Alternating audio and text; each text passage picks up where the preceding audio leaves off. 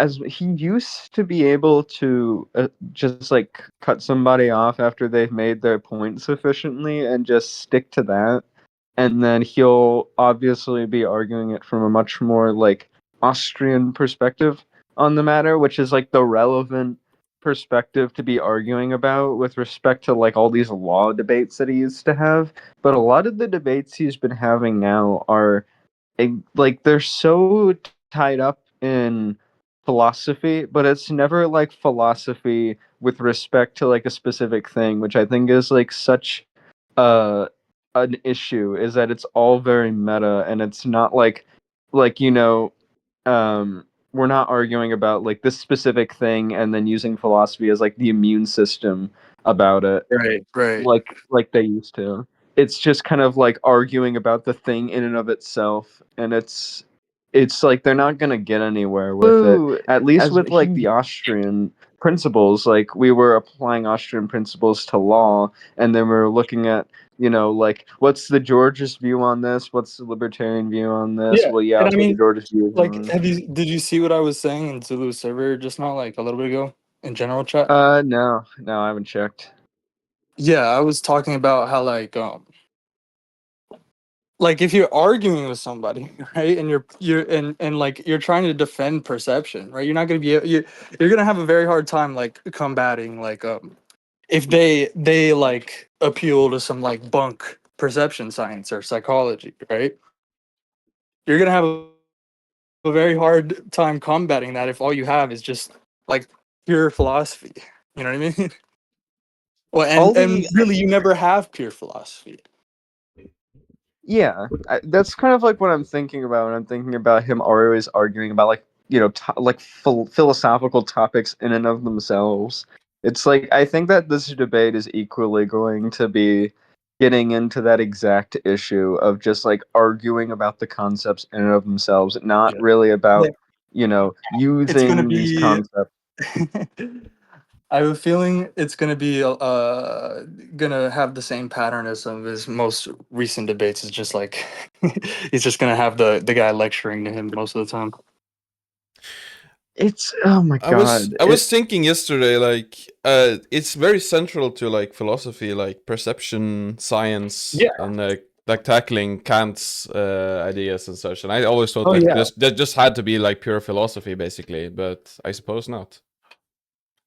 Oh yeah. I Definitely mean, not. Like, I mean, just you see it like when you look into the history of thought in perception science, right? And how much philosophy was like informed by all this stuff, and like you kind of miss that in your ordinary like history philosophy course, and vice mhm. versa, right? How uh, philosophy informs perception science, and that's really in any field too. It's like even in physics, if you look into the history of thought in physics, you would see it's not so like degraded off like from philosophy, right?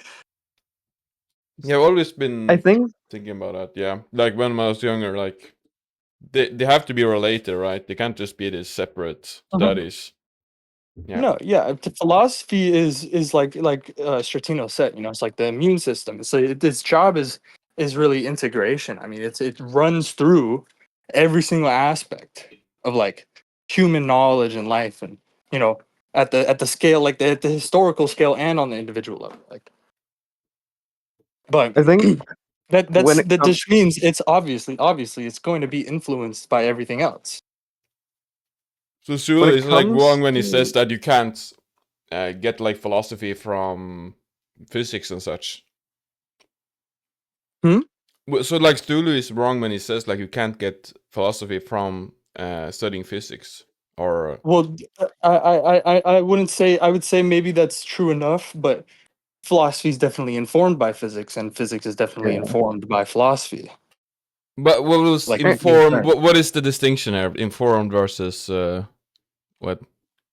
Like what's the best way to difference? put it best way to put it is like you can't take like a cutting of physics and then philosophy Mhm. is just gonna like sprout out of it. It's that like philosophy is what is going to be informing, aka it's going to be like pervading every aspect of physics. If Yeah, you I mean don't it's have it's how any basically, you know, more specialized area is just like informed by the broader context. Like it's just how it's Yeah.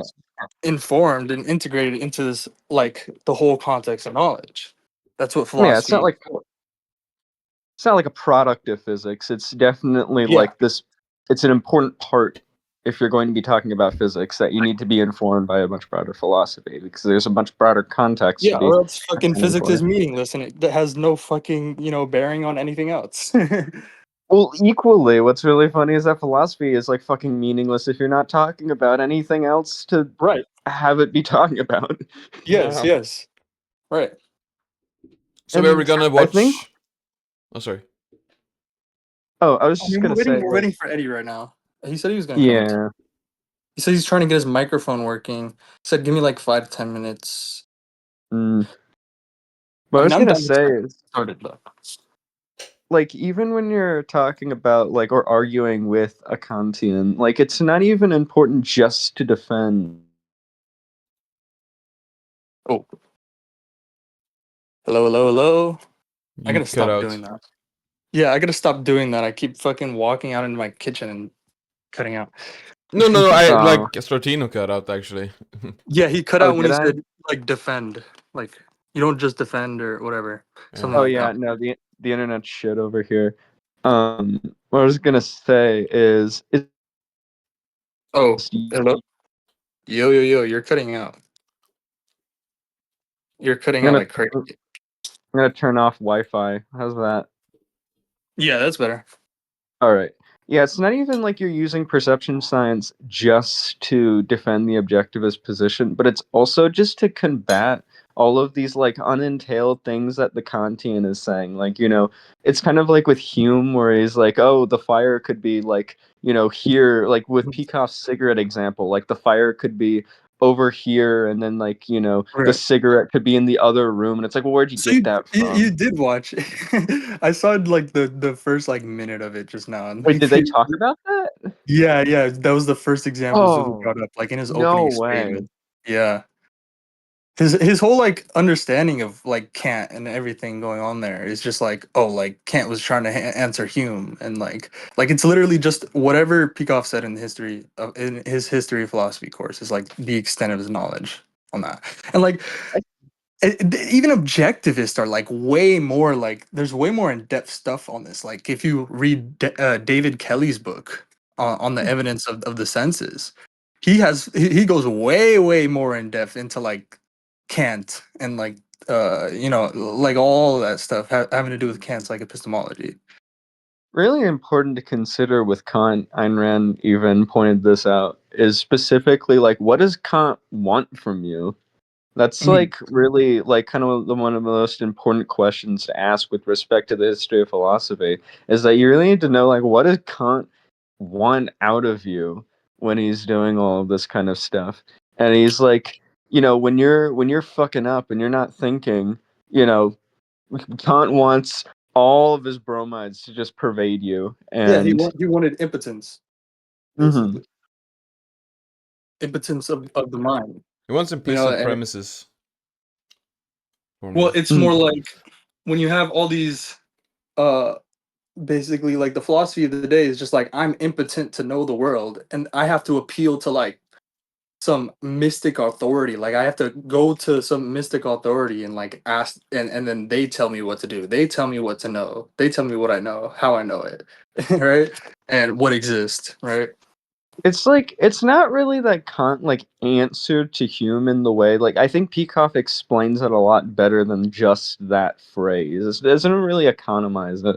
I think what like really kind of puts it into perspective is that Kant conceded to Hume and essentially Yeah. just built like a whole new epistemology out of conceding to Hume. Yeah, yeah. Because Hume was equally saying that man is impotent. Like Hume was impotent. He approached his own life with impotence. Like I had said to G before that Hume like had these journals and he just talked Oh, about how his I just life was remembered what I was gonna say. meaningless. I just And remembered what I was gonna say. Like, yeah, yeah, yeah. It was reminding me, like, remember that discussion we were having about evidentiary reasoning, right? yes, So like Yeah, it's just like that, right? When you're defending perception, right, and your opponent brings some, like, they're pointing to some facts, right? Even though they're just saying something wrong about it, they're disintegrating. They're pointing to something, right? And you also have to point to those same facts and be like, well, the evidence actually says this. You know what I mean? You're wrong. But like that's not what Zulu does, right? And especially if you're just sticking in like pure philosophy where you just have no grounds at all in perception science, right? Even bunk perception science, then how are you going to combat that? You know what I mean? There's no combating that. I think it's because he takes a lot more of a deductivist approach to debating, where he's just kind of trying to like he's kind of using like the flow as a thing to hide behind. I've noticed where I don't think he's actually like providing evidence on the flow. Like the flow is it's Yeah. a But you understand perfectly the point fine. I was just making, right? Yeah, no, I don't want to lose that point because I think it'll be important. I was gonna build on it. I was gonna say mainly that I think that Zulu is hiding behind that, like the flow here of like evidentiary basis, where somebody's pointing to the evidence and we're Yeah, pointing to it's that evidence. evidence must answer to evidence, right? Exactly. You can't even like touch evidence. You can't even like somebody brings some evidence. You can't even touch it unless you have your own evidence. You know what I mean? And You can't even talk about it. I think what Zulu is going down is instead of evidence responding to evidence, I think he's using like proof responds to proof. And he's like, what do you mean? On the flow, I proved it. I proved it on the flow. And it reminds me of what Peikoff was saying in his like Yeah, rationalist lecture in Understanding Objectivism, where he's talking about the rationalist. It's like, what do you mean? I proved it. there's no such thing as a deductive proof, guys. like even Peikoff would say this. This is from Peikoff. There's no such thing as a deductive proof. Yeah, like I think Zulu is trying to hide behind the flow and he's trying to pervert the flow as not referring to evidence but to proofs. And he's like, yeah, well, Ayn Rand proved it. Or like I proved it. It's on the flow. And it's like, yeah, but that's not what the flow really is referring to. yeah. uh God, where is Eddie? yeah, he said he was fixing his mic, remember? Hmm. But I That's guess we not can really start without him. I don't think it'll be Yeah. I don't think he'll miss too much. Yeah. Usually he's the one that streams though. Does Zetetic, are you able to stream and record at the same Oh yeah, time? you're right. Yep. He is Well, usually streaming. I am, but now I'm just recording. No, I mean Mm. he means stream the YouTube video in the Discord chat. Mm-hmm. Oh yeah, I can do that. Oh, okay. Let's see. Mm, but if you share your screen, it'll be yeah, be like echoing and stuff. I don't know if like also like No. It will not. I don't think it will be echoing because I'm yeah. recording specifically just YouTube. Well, we won't Um. hear okay, but we won't hear the audio if you're sharing your screen. You gotta just yeah, like we won't hear your audio. Like Um. we won't hear the video audio. Mm. Well, let me just. I think we'll be fine. Let just test. Just use the YouTube app Mm, okay. on Well, I Discord. guess that works too, but I think this is gonna work. But okay, I can do that because I I guess mean, guess this is like that's. we've tried it so many times, bro, and it every Zetetic time. But just try one time. Just run one time. Okay. Okay. Zetetic's a fucking computer whiz. I think I kind of trust him. Let me just hear Okay, him out. but like, do I'm you not have certain, audio? but it You might have work. share audio turned on? Let's see. Um. Well, maybe share audio is when you're sharing your whole screen. Just see if the audio like we can hear it. Yeah. And for the thumbnail. Oh, I can have to hear it. agree. Yeah, I Yep. can hear it too. It was echoing in somebody's mic though. Oh, Let's I see. don't know who's. Do you want the comments, live comments, or do you not want that? I can have like full screen. The live comments show up this early? Well, they come in say later, but do you want them or do you not want them? Yeah. Keep the comments, but they come up on the stream too. Yeah. Oh yeah. That's Yep. true. That's true. Mhm. I'll just take it full But screen. no, but they come up faster on the right side. Oh wait, so. I am steering specifically this application, so it won't work. Never mind. Okay, I'll just do this. I don't know how to hide. Oh yeah, I can actually hide it there. Okay, so I guess we're starting. Yeah, we're Okay. supposed to start. Play. All right, so we're starting now or waiting for Eddie? Starting. Starting, yeah. Let me just check if it records in OBS properly. Well, how long can you VC Hopefully this is all stream? good. Is this all good, I could everybody probably on It use the it works. for stream? the whole we duration lagging of at the all? thing, maybe for a couple hours. Not a Very huge cool. issue, but I just can't see your camera. I don't know if that's just the way the stream works or what. But, Yeah, no. So for me to have my camera on Discord and on OBS at the same time, I'd have to like set it up differently, and I just haven't done that. You're gonna see how gotcha. I mean, Yeah, no, it looked like like See what I'll- how outmatched Sorry? Zulu's gonna be in this debate just in the first couple of seconds, based on like this guy's description of like like what he gets into, you know. Okay.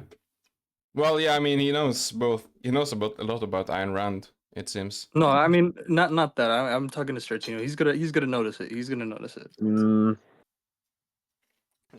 Sorry. No, go ahead. Yeah, it looks like we should be good to go. If you want to, I suppose, introduce yourself for anybody who hasn't seen. I think we had a different debate before on free will. Yeah, that was a couple years ago now, I think, actually. Yeah, so I guess just to introduce myself, you know, I call myself a philosopher in training. I'm working on my PhD, but you know, it's a whole process. My studies are primarily in Kant and philosophy of mind, along with AI. There's a whole discussion I could go into about why I see philosophy of AI as just an extension of the philosophy of mind, plus the philosophy of computation, but that's like a totally separate debate that we could maybe have someday. Very much computationalist. And yeah, so I am here because I'm also a Okay, libertarian anarcho-capitalist. yeah. Pause it. So did you notice it, Stretchino? yeah, no, he said philosophy of the mind is also philosophy of computation. Oh, Or AI. yeah, Yeah, like but AI is also like an also just but also just he is familiar with these like with these terms, philosophy of mind, philosophy of computation and stuff. So you know, like I mean, he's trying to get his PhD. You know where he's coming from, right? Yeah, And I was just thinking about that. he's on a whole nother level than Zulu when it comes to this stuff. It's Right, kind so- of like with Haz as well. Like I can tell that Haz knows a lot about Marxism. So I can tell like he's gonna probably run circles around Zulu on this stuff. On philosophy of mind. I mean, Zulu doesn't even know what the fuck philosophy of mind is. Has zero clue. Like It's I was because watching it. I was watching it earlier, but I wasn't like fully paying attention. It seemed actually like Sulu like was cornering him in at some points, or I guess this guy just is just cool. I guess he's not too aggressive with it. You know, he's trying to like understand Sulu. It seems I mean, like yeah, he almost. was probably trying to be good faith with Zulu and like let him get out his argument and like engage, you know? That's cool. Yeah. yeah, I think that it's because there's a pretty big stigma with a lot of objectivists around understanding or grasping a lot of like these terms like philosophy of mind. They're yeah. like, oh, that's just irrelevant. I mean, there's It's like there's a big stigma of objectivists just not fucking even like learning anything. You know? Yeah, it's really bad with the philosophy of history because they just It's do just not want rationalism. to.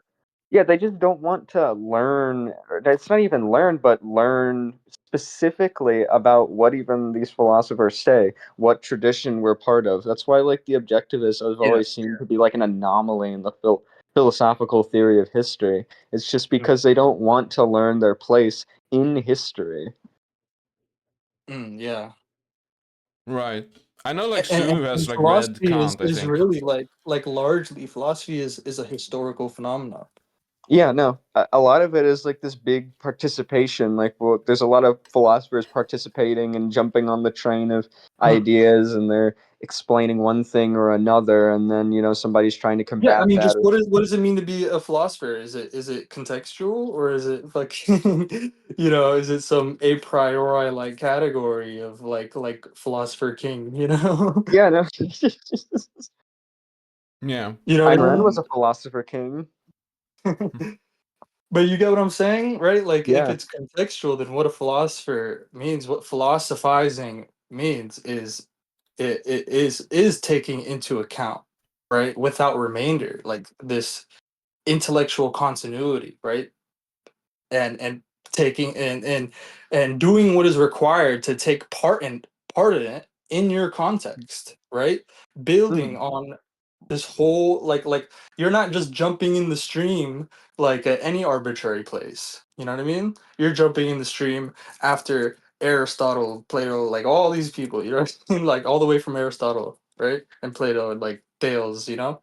And we can understand that, as time goes on, there's going to be people in the Aristotelian tradition who are far more integrated than us and who are able Mhm. to produce far crazier, ideas in this like long tradition, but only because they know the history. It's like we need to preserve the history. We're not an Yeah, anomaly but like in the how is field. it you see what we're doing, right? Hmm. Yeah. We're doing the integration with all these like semi-disparate like Aristotelian like branches, you know, that Hmm. that all like went into different places, right? The job of the philosopher is to bring that all back together, tie it all back together, and like then we can progress forward. You know what I mean? In philosophy. Yeah, I think it's ironic because, I mean, still, Zulu was the one who was arguing about, Ayn Rand as being not like an anomaly in the philosophical theory of history, and Like that was otherwise one of the. philosophy just can't even bear on anything else, right? If it's severed from everything else, like, you know what Peikoff talks about in understanding objectivism, like severing of philosophy versus life, you know, Mhm. philosophy versus life. Like philosophy stands just like outside like a life, like it can't even bear on life, like it has nothing to do with it. And also, it's like philosophy versus science. It's like they're two Right. separate histories. You have to create like a history Yeah. dualism. No, you don't want to do that. I mean, philosophy is science. You Yeah, know? it's the. I think we should probably keep going. Yeah. And so we swing in the same circles a lot online. And the Kantian faction and the Randian faction like to butt heads, of course, as all libertarians do about all things. And so I'm here for us to have the debate. Oh man, I mean, and one could this is say. like honestly, this is like I don't know. I thought we were like winning. You know what I mean? I thought we were winning in this whole like Kantian versus objectivist like sort of like battle of the minds in the Austrian economics sphere or like libertarian sphere. You know what I mean? Mhm. I thought we were winning, but it's like this is the best we have, and then this is the best they have. You know what I mean? I guess they Like leveled up not too, I probably not guess. even. I The, mean, I doubt this is even the best that they have. I think this is maybe right. just the average that they have. And I think that what is the issue with Zulu is that Zulu, he was the big popular libertarian. And I think that what happened is he had a choice. He had a choice of who to inform him. Like, who are the people that I want to associate around and who I want to build ideas with. And he cut a lot of the good people out and kept a lot of like the rationalist Yeah, I mind. mean, just like I really feel like I don't know. I keep saying this. I feel like I really saved like the whole community just from like total collapse, bro, and fragmentation. You know, Maybe it did. Maybe the I whole could have helped movement. you with that had I Yeah, not been like completely secluded out of the whole community for a long time because I was pointing it out before maybe around the same time that you were, but I kind of just got like devoured afterward. yeah, but it's just like I was the only one who took epistemology even a little bit serious. Like I was the only one like I just like went into epistemology and then I just like I wasn't even focused on Discord at all. Like I wouldn't go to Discord often and I would come back and be like, bro, what the fuck is going on here? Like it's like an alien planet, you know? Like I'm just reading epistemology, like, oh yeah, all this shit's nice. Like I hope everybody's having fun with their integrations, you know. Now we're integrating objectivism, right? You know? And I It's just like come back and like, what the fuck is going on? Mhm. it's like coming into Starnesville. It's like, what the fuck is going on here? Nobody's doing anything. It's like bumfuck nowhere. Timbuktu. And I Right, and think what then was I just had to start being a radical about epistemology. Like even before I started talking about like ecopsych stuff, you know, I was just like a rat. Like the only one, the only one being a radical on epistemology is telling everybody like, bro, read how we know, you know, watch Binswanger's lectures. I fucking spent like over $100 on like Binswanger lectures and like gave them to everybody. Yeah, it's a shame. I remember I was a radical optimist about Zulu for a while, even after, we fell out, because I was just saying, you know what, I still agree with a lot of the things that Zulu are saying. And then slowly over time, I felt myself just being like, what is this? I Zulu, mean, what I are don't you know. I don't doing even know here? if it was that, bro. I don't think it was you. Just like I don't think it was me. I think it was Zulu. Like he just like degraded. Like you know what I mean? He just like uh I don't know what Became an happened to him. alcoholic. You know what I mean? Again, I think it was who he chose to be informed by, who like he chose in his, options to pick from to, integrate philosophy with. Because he could have chosen us, but no, he chose like fucking Monhop, who was Yeah. like I think we had talked about Monhop before, how he can adopt a bit of like a social metaphysics where he's just Yeah, I kind don't of know. like That's your thing. That's what you said about Monhop. I don't know Mhm. much about Monhop. I don't have much experience with him, so I don't want to like uh characterize him or like try and psychoanalyze him or like you know what I mean. Yeah, but to be fair, you did argue with Monhop before. I think you can see the tendencies. I mean, I argue with a lot of people. I Yeah. think he's just like mediocre at I don't philosophy. psychoanalyze them because that's like fallacious. Mhm. I Don't don't do feel that. like he brings too much to like the discussions we had on the Remnant. I don't know. He's just there, Yeah, you know. but Well, yeah, like, I think I just like. I mean, bro, who watches the fucking Remnant, bro? I'm joining every one of them. I've been on every one of them. I'm probably the and only that's one. my point. He set a precedent. He set up like these are the people who he's choosing to integrate philosophy with, and he's not interested in like I the mean, I ecological. came on there and I was like, guys, we're the like Remnant. Shouldn't we like be talking all about like Rothbard's theory of like how to analyze intervention, right? And like Mhm. be like, and we should not be like contradicting that and just be like throwing our whims out there, just going by our whims about everything, just like, oh yeah, I think this about whatever the British government is fucking doing, you know, like this. We need a libertarian government to abolish the NHS. And Yeah, I it's mean, like, it's just like when you start You need talking to like conquer that, like the Falkland Islands to make them more libertarian. what is the remnant? The remnant is supposed to be. I mean, I thought it was supposed to refer to like an intellectual movement, bro. You know, yeah, where's the intellectualism? You know, like fine, I'll start my own remnant with hookers and blackjack. and that's all I'm. Yeah. That's what I was like. I don't know, bro. But like, where's the intellectualism, right? Mhm. Right. You know what I mean? He's, I mean, now he's just sitting over playing video games. Let's keep Yeah. going. Yeah. Keep going. Keep going. Absolutely. So I suppose kind of what could be useful as like just a jumping off point is I suppose see if like because I've been accused and You're gonna love obviously this. objectivists in general get accused of misrepresenting Kant. So I just want to sort of like walk through like what I see I as like wonder the why. position that Kant takes in like the history of philosophy, and then like I suppose we can see if I'm wrong on something if you would interpret it differently. Does that work with you? Remember, Yeah, the I think there's history of actually going to be a philosophy lot of to good stuff Zulu that comes out of this. So I'm is totally happy. Peacock's course on the history of philosophy. That's Oh the my extent. god, I'm excited. That's the extent of his history of philosophy. And he wants to write a course about it. I mean, That's bro.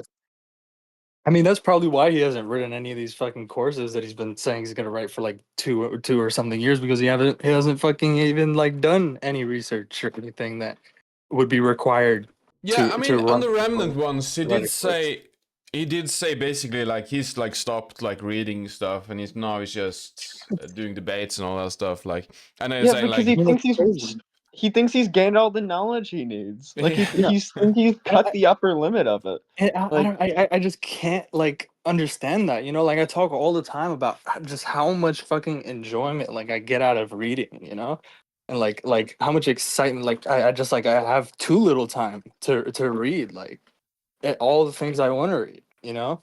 And I still has not yet read all we know. And Zulu has been like a Like that's couple of years. crazy. That's crazy. It's crazy, bro. I don't get it, bro. I can pick up a book and just like boom boom. I get what I need out of it like lightning fast, bro. You know? And but like I keep spiraling back to it, like the way I read, you know, like it's on Sakura's channel. I talked about this, my whole like method and stuff, you know? yeah, Mhm. he was. It harkens back, I think, to a time where I remember Zulu talking about how all the big integrations happened early in a lot of people's lives. Like he referred to Einstein, how he invented the theory of relativity at like 22. But it's like, what happened after for Einstein? Like, dude, he looked rough. Like he Yeah. was not like he was just working for the U.S. government, and he was Well, like Marrying his doing. cousin, Became marrying his socialist. cousin. Yeah, marrying his cousin, dooming about Relativity. the atomic bomb. And like, you know who is making massive integrations like way later in their life? Rothbard, Gibson, Ayn Yeah, Rand. yeah, Like yeah. these people have been integrating their whole lives. Whole They never life. Yeah. stopped. I mean, like, look at even Peikoff, right? I mean, he corrects him like in understanding objectively. He's like you know, this is a problem I've dealt with for like decades. You know, just like rationalism. Like I was like a rationalist, like in so many ways. You know, and he's like an old dude. You know, and he's Yeah. still integrating. You know, talking about integration, like learning about integration. You know. All our heroes are like old wrinkly raisins at this point because they were like they graduated from fucking life. Like I mean, they like, essentially they bro, they came what year was the ecological approach to visual perception even published? 1979. And what year did Gibson die? 1979. That's what I'm saying, bro. It's like like Rothbard wrote like his biggest like fucking treatise. Like I think the year he died, wasn't it like Economic Controversies? It was called something else when it got released. Bro, But he made yeah, this massive treatise on human action. Like the year that he died, Ayn Rand was like writing that's shit underrated though. until she died. That's definitely underrated.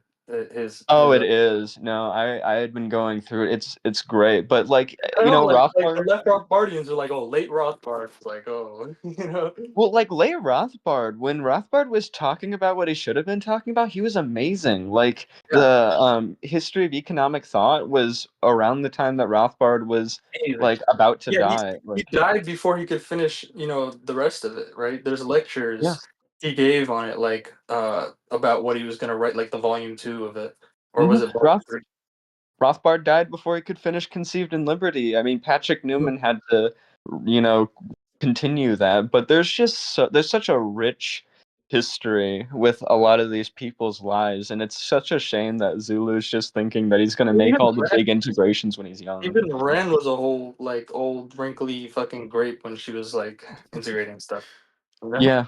I mean, Binswanger and Peikoff, like Binswanger's, I mean, he wrote How We Know in his like 50s Yeah, or 60s or whatever.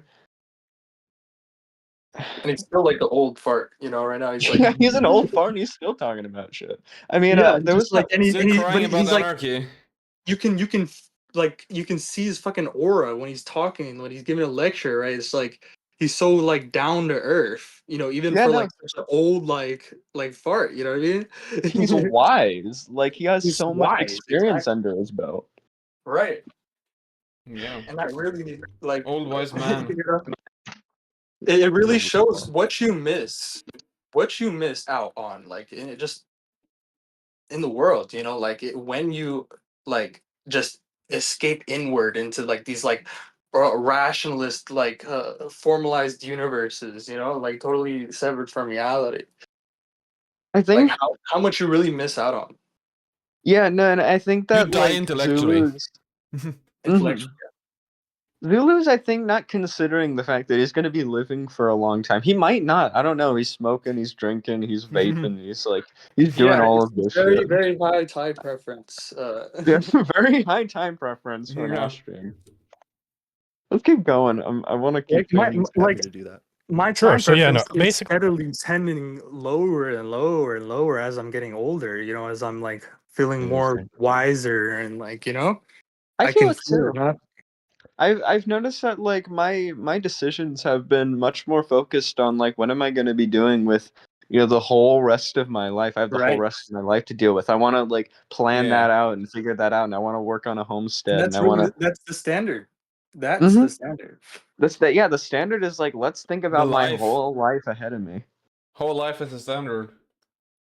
Yeah. Mm-hmm. Let's continue. Did I miss much? the way I see, Oh, Eddie, nice. Yeah. No, you Yeah, didn't miss bro. much. We've been just fucking yapping, bro.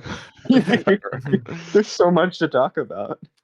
Right, getting a fucking But no, we work had in to the get all of Discord this session stuff was a out of the struggle. way at Yeah. first. I think it's important that we got all this stuff out of the way, and now Eddie's here, so like we're gonna fly forward. You know, let's go. Like Mhm. maybe put it on like 1 point like something speed. You know, Mhm. maybe a little bit less than that, like 1.2. Yeah.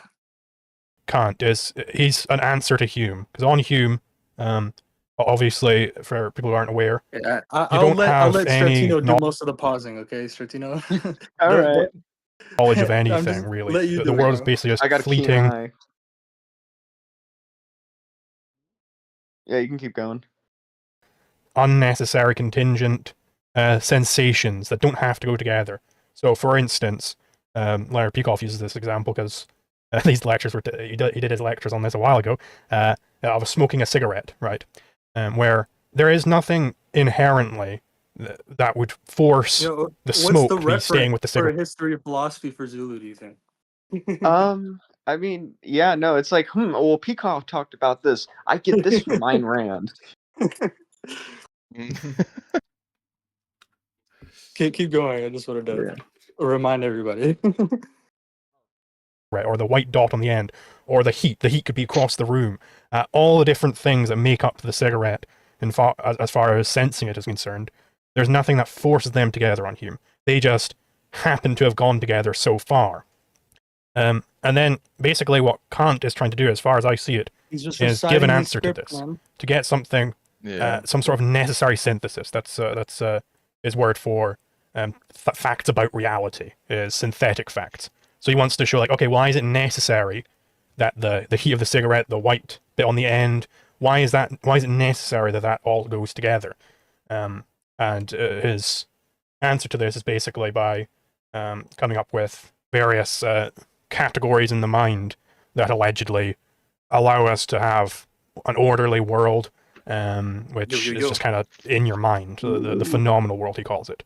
Would you say that's an accurate assessment thus far? Yeah, so I'd say that's like one fork of it is definitely so. Yeah. In the beginning of the first critique, You know in the what's wrong preface, with that Kant's, you know, whole famous.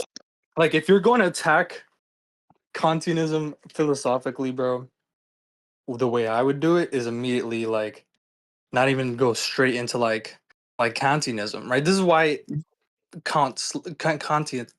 Kantians, you know, they like to say that like, oh, objectivists they misrepresent Kant, right? Mhm. Because the way they argue is they go they go like this, like, oh, Kant said this, Kant did this, you know, this is what Kant thought, right? But If I Instead of seeing like what the whole philosophy is, like the essence of it, you know. right, instead of being like, here's why dualism is wrong. Right. Here's why Right. dualism fails. Like it can't even get off the ground, right? It's already, you know, an error, right? But that would require you to think about it instead of just saying, well, Peacock said this. Yeah, that would require you to think. Yeah, Well, the other thing about it is that, like, if we're gonna be doing this thing of like Zulu, clearly he's admitting that he does not have too much knowledge on the Kantian philosophy. If he's going to go down this route, he should be talking about like what's the evidence for this? What is the evidence Yeah. for the a priori categories in the mind? Can you provide that? yeah, right. Like I said, I mean, I've said this sometimes. I mean, yeah, I probably wouldn't start with, oh yeah, here's why dualism is wrong. But I mean, like in a formal debate setting where you have to have an Yeah. opening statement, maybe I would say that, right? But I've said before that maybe I would just like totally rescind the the opening statement, like rescind my time completely, because I'm more like I like, you know, to take a Socratic approach. You know what I mean? Well, so the And great thing with a yeah. lot of like Kantians and people who take a predicative approach to like science, perception Oh science, yeah. I think the thing that you should be doing is you should be asking them, well, what's the proof for this? Because they're like little buildermen. They're going to be trying to build all Yeah. these like little Yeah. castles with Like like Peikoff talks building about like the fucking the like he talks about exactly this in understanding. I keep referencing understanding objectivism because it's so great. Like I know, when like you just ask them one question, they'll just like construct a castle yeah. out of thin air. And you're Just like, yeah. you're just knocking the castle down. You're like, this has no structural support. You just move the land from under the castle, and then Like they a build flick. another one. Yeah. All And right, all it takes is to ask them the question and just be like, and then just ask them another question which shows like, well, what's the basis of this? You know? exactly. It's just you just ask that question, Because and their foundation falls apart. the whole rationalist is basically using the rationalist method to try and get to the basis. They haven't got there yet. You know what I Mhm. mean? And they won't ever get there, right? And that's why I mean Peikoff talks about like the cycle of like like rationalism and skepticism, right? Because the rationalist realizes method just doesn't work, and he's like, "Oh, I can't ever reach true reality. Oh no, you know, I It's guess I'll like become a skeptic." Yeah, it's like for the engineer or the architect, it's like let's build a house. How do we build the house? It's like they're approaching it like it's Minecraft. Like they start with the roof and then get down to the foundation. it's like, bro, we have to figure out how to get this Minecraft house in the computer in the world. Like it needs to hop out of the computer. And you know what? It's funny about like with Minecraft, most people are building shit that they see out in the world in Minecraft first. And this is really good. This is a really good analogy to like, I mean, like Yeah. dualism. I mean, because Mhm. it's like we'll try to construct a bridge from Minecraft into into the real world. You know, It's just let's take like the Minecraft engineering. We're gonna apply it into the real world, and like there's try to exponential. construct a bridge like starting in Minecraft in a Minecraft world, and then it ends up in the real world. Exactly. Like, and I think what's great is like you see people in Minecraft, they're building all sorts of cool computers, and it's like, oh, that's so cool. You can build computers in Minecraft. You know why? Because it's a computer. Yeah. Yeah, Let's but keep like going. the point is, right? I mean, Mm. in a dualism, right? It's you have basically some a priori division of like, you know, mutually exclusive, like basically, you know, like sets of facts. You know what I mean? Mm. Right? And it's just like mind does not matter. Matter is not mind. Mind is defined without any spatial temporal extent, and so matter is defined with spatial temporal extent, right? Mm. And then basically, you know, it's just pure extension, like a pure extension, like of like I forget what it is. I'm thinking about like fucking like Euclidean like algebra or something, right? But Well, a lot of it is abstraction by negation. So yes, they're yes. just trying to Like get to the the point, pure. Subtract right? abstraction and How subtraction. can the mind interact with matter, right? It would have to take on the properties of matter. It'd have to meet it at some like point in space and time, right? Mm. And so it would take on the properties of matter to interact with matter, but then it would cease to exist as mind. It wouldn't be mind. Right? So it's like, Yeah. how do you construct a bridge from like out of material descriptors, right, to get into a purely like where material descriptors are purely like excluded, you know?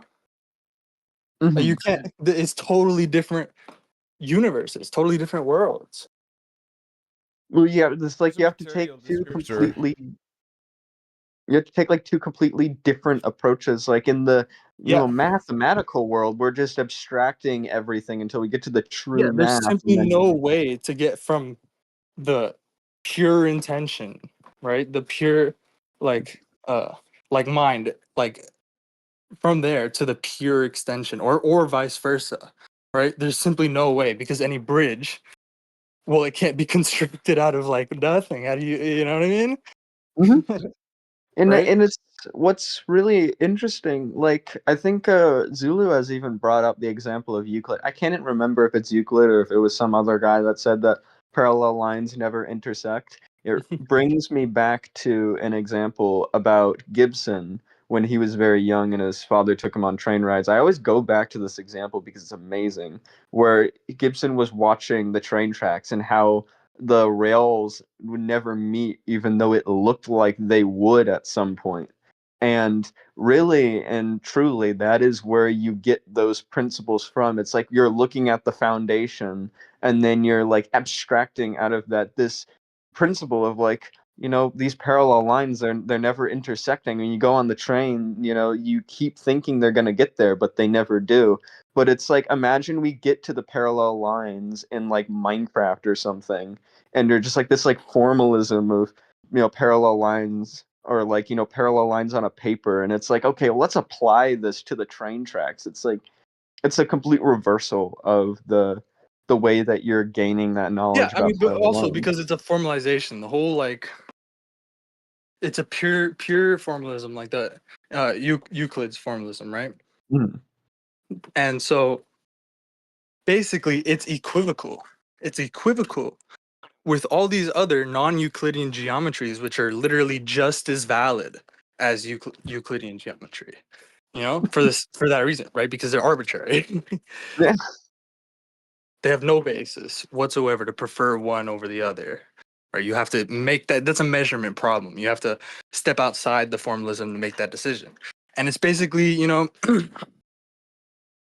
I like what Patsy's view. Patsy's view is basically like he likes to incorporate like Bohr's complementarity principle, and he's really thinking like quantum mechanics formalism, like classical mechanics formalism, or quantum field theory and general relativity, right? Mhm. They're incompatible formalisms. They contradict, right? But there's no contradiction in reality, right?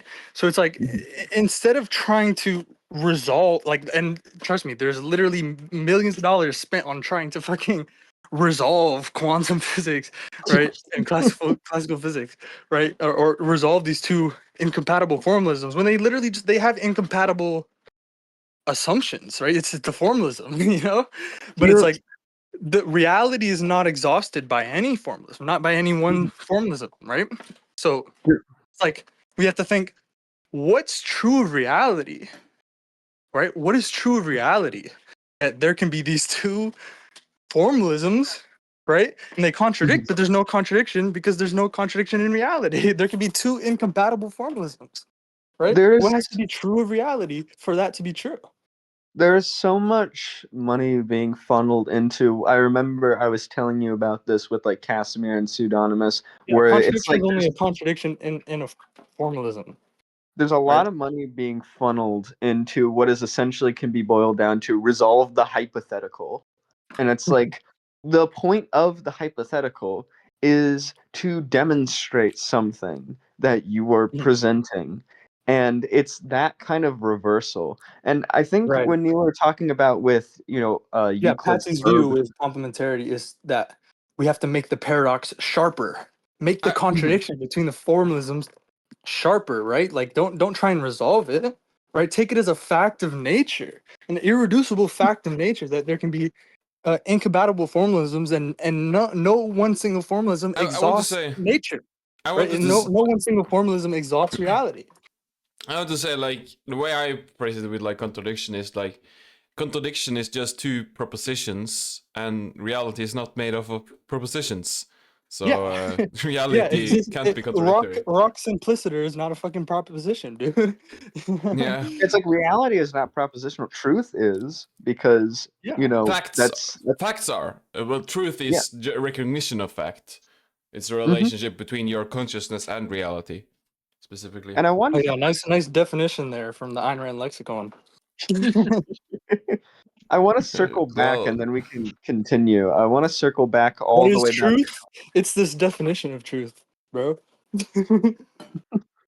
I want to spiral all the way back to Kant and then we continue because G was talking about with do you Kant. disagree with that though?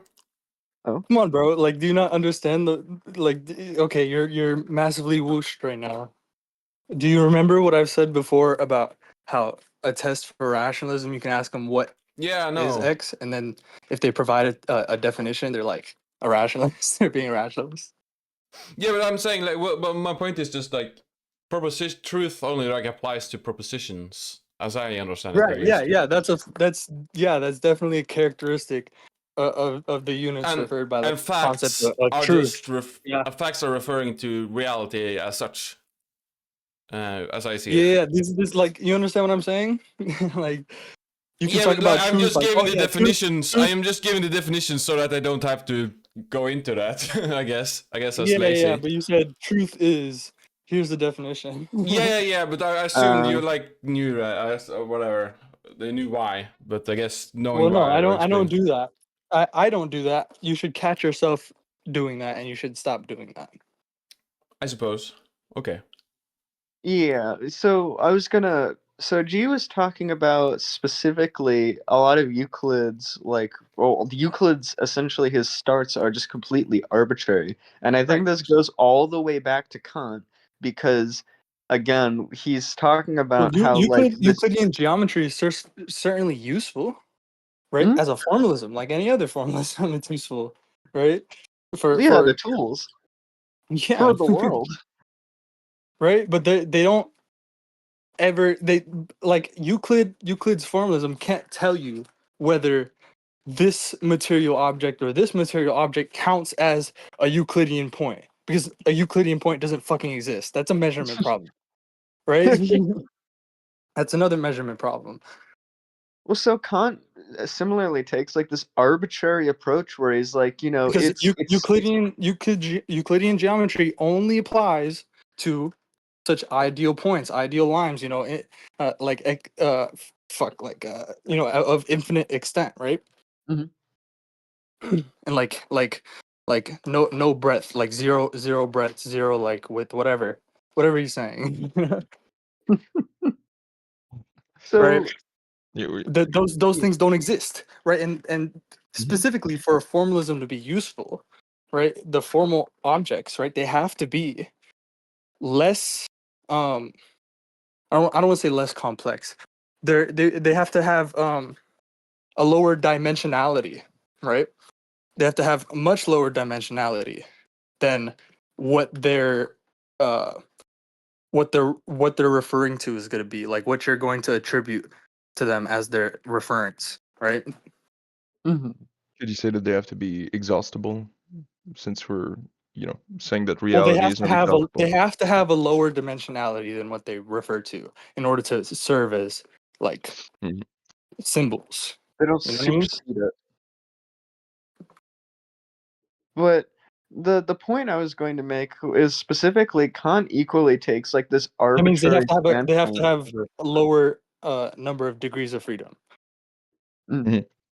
Kant takes like a arbitrary approach to like the thoughts start in the mind, or like this whole analysis starts in the mind. It's similar to like how the Greeks talked about like how feelings start in the heart or something like that. Like that you take like a Yeah. arbitrary approach to it. And then I think that the thing that I would throw back at them, the first of all, is just like, okay, well, what's the evidence that it starts in the brain? It's like you have to stack your arbitrary approach against everybody else's arbitrary Yeah. approach. Like, what about Yeah, the Greeks? exactly. They What's think the it started with basis? heart. How about you And take it up with the Greeks? this is why I generalize it. Like, what's the basis like for preferring this impoverished ontology versus this impoverished ontology is the basis of perception, right? Like this Mhm. impoverished informational basis versus this impoverished informational basis. What's the basis for preferring one over another? Because there's an infinite number of such the arbitrary claims that are incompatible with another that can be made on the same non-basis, right? It's because Like, none of them are necessary specificity. None of them give you necessary specificity. It's like he's just kind of like jumping on the train of like, whatever like shitty neural science was going on during like the what is it, this like the 19th century, and he's just like, yep, that's where it starts. That's what, like, we were measuring the bumps on his skull, and as that's where we know that like the blackness is stored in his brain. So it's like, but we should keep going. Yeah. Sorry. Very famously, and Tell me without to a shut up, shred bro. of what's the word I'm Too looking for? nice. Bashfulness, I guess, whatsoever, calls his philosophy the Copernican revolution in philosophy. And what he's distinguishing himself as, I think you do a pretty good job of distinguishing him from the I just want to skeptical know empiricist, but he's that also trying to.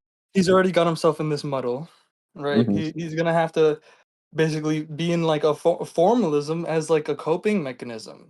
You know what I mean? In order to ignore half of what, like most of what this guy's saying, and just just only take in like the square hole fits in the square hole. You know what I mean? And Yeah, then well, just he's like repeat his script. Repeat his he, script like a machine.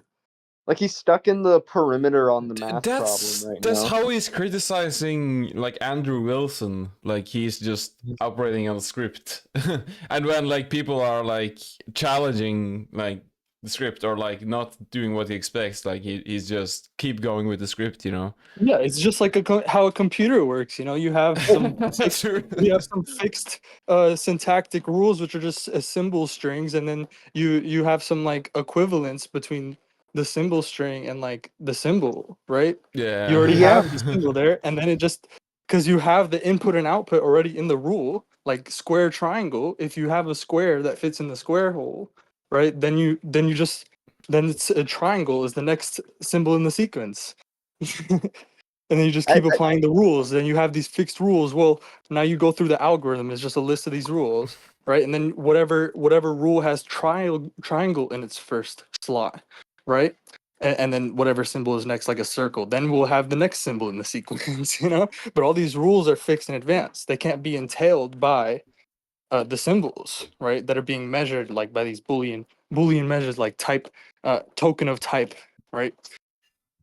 You're well, going. I'd like to incorporate some context for everybody to keep in mind as we go into the debate. Zulu, the way that Zulu keeps his knowledge and he responds to arguments is that, he has like this whole GitHub repository, and he has all of his like notes and all of these like, little like flows from past debates. And what he's able to do is he's able to just like, he's able to pick up just like from his repository like a little tidbit, like a little economized point that he can just kind of throw out there. Like he's not picking up information from the debate. Is it economized? Right? What does Yeah, economized mean? Right? well, it's Economized exactly means integrated, right? In a I heard sense, it just right? economized. means not having to think. A unit, right? Unit economy, right? The unit perspective, right? Mm. The reason we even get economy in epistemology, we even talk about that, is because of the unit perspective, because we're integrating, shit into units. Yeah, You well, know what I like mean? you can see with his like brain, most of the shit in his brain is just like Ayn Rand and Peacock quotes, like Opar quotes. Like you'll click on a note and it's just like a quote from Opar. I'm like, oh my god, this is the kind of shit that he's using in the debate. And I also It's hate the fucking, like, I just noticed there's a huge like contradiction, it seems like having on the one hand emphasizing integration as like an activity. You know what I mean? That's like really like a difficult activity. It's not easy, you know? Right? it's It it's one of requires the hardest focus, lots of parts. focus, and also just, well, we have automatic brain integrating stuff, going on. Yeah, well, it's like Yeah. in a debate, one of the hardest things to do is to be able to listen to what the person is saying and then pick up the relevant information that you can bounce off back from them. But that's an essential part of debating that Zulu has not become too refined in like he used to, because he was like in the whole world of reading Rothbard and I guess Hoppe as well. Right. Like he was looking real hard in these books. And Sorry, I when mean, like, you probably should clarify that this is like not really connected to the point I just made. Yeah, yeah. Well, I want to connect it back to like he used to be able to do this information picking up activity because he was like super big into reading all of this stuff, and he constantly had new points in his mind to, you know, come and bounce across during Right. debate. What I said, I think hopefully we can go right back into the debate, Yeah. right? And like let's focus on the debate with this one because I think it's going to come up a lot. All Yeah. about the automatic integration that the brain is doing, right? That's going to be Zulu's like he's going to fall Oh yeah, back on, the right? percepts. Yeah, let's go back. I Right. wonder if he's going to talk So about what do you There what do percepts. was you so there what do you was think about that? What I just something. said, like how there's like sort of like a disjunction, bro. Like, you know, like between how we talk about integration is like an activity that requires effort, you know what I mean? It has requirements, right? And like it needs it. There's no such thing as like Binswanger has this, like I love this quote in Binswanger's book. He's like, to know by unconsciousness is a contradiction in terms. Hmm. I think what Binswanger gets at that's super important is his conception of the subconscious that I think Zulu will definitely differ in, because I think that what Zulu's trying to do is that he'll think that like percepts are entering into the mind, and maybe like the subconscious is starting to like integrate this Yeah. stuff. Something No, passive yeah, is yeah, trying yeah. to. Yeah, he's saying like Binswanger's the view is he sensations talks are about this with like integrated into he talks percepts. about with this he talks about it in terms of like he calls it the raven, right? Oh. Where it's like uh where it's like the Raven epistemology, right? Where it's basically any Oh yeah, unit of knowledge. Can you hear me? Am I cutting out? Mhm. No, I can yeah. hear Yeah, We so can hear it's you. like he takes it like, well, it's like this big net, right? Instead of just talking about like maybe he probably will try to say like, oh, it's in the brain and whatever, because Binswanger's, you know, he's not really integrated well with like Gibsonian like you. psychology, Yeah. you know. But like, anyways, right? He'll talk about it how it's like you basically you're focusing, it's like a UFO kind of like you're hovering over like all these units, right? This mesh, right? And it's like you pick up one unit, right? Like you focus on one unit, and it basically it's like a net, like you pick it up and it like you see like the net is like, you know, all these other related units are like more or less like there's going to be a sort of difference, right? Like so I can like travel to this unit more, or it's like going to take more effort to travel to this other unit that's a little bit farther, you know? Hmm. Right? Yes. I I think that he's just gonna try to like, because Binswanger has this amazing theory of the subconscious. Like it's one of my favorite Yeah, innovations. it just needs And to be ecologized, you know? yeah, and Just I think like, ecologize it, man. Just have the informational basis. You know, the order is right here. It's like the mhm, environment, the ambient structure, these patterned low energy distributions, right? mhm. Are is is rich, right? So rich that it guides, you know, the perception action of all fucking life. You know? Yeah, I All think these crazy things that living things do, you know? yeah, I think that Zulu is just going to try to treat it how it's always like, he's gonna fall into the Kantian trap himself, Yeah. where There's or no maybe there's no what. platonic ordering mind, right? There's no need for processing information. There's no need for, you know, integrating sense data, right? When like you have the ecological information hypothesis, right? It's just like there is specifying information, right? There Mhm, is, right? It's right there. It's directly like accessible, right? Through a specific process, right?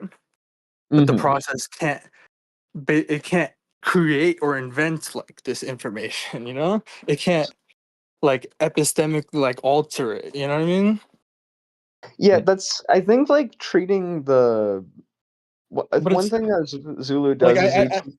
I want to be clear, you know, I'm using people might not be familiar with the way I'm using the term information, but like there's a very like specific like physical grounding. I'm not talking about Shannon information. I'm talking about Gibson's sense of information. And there is a physical, you know, completely physical account of Gibson's information that's been developed for, you know, methods of, you know, just studying this stuff and like and quantifying like these information variables, right?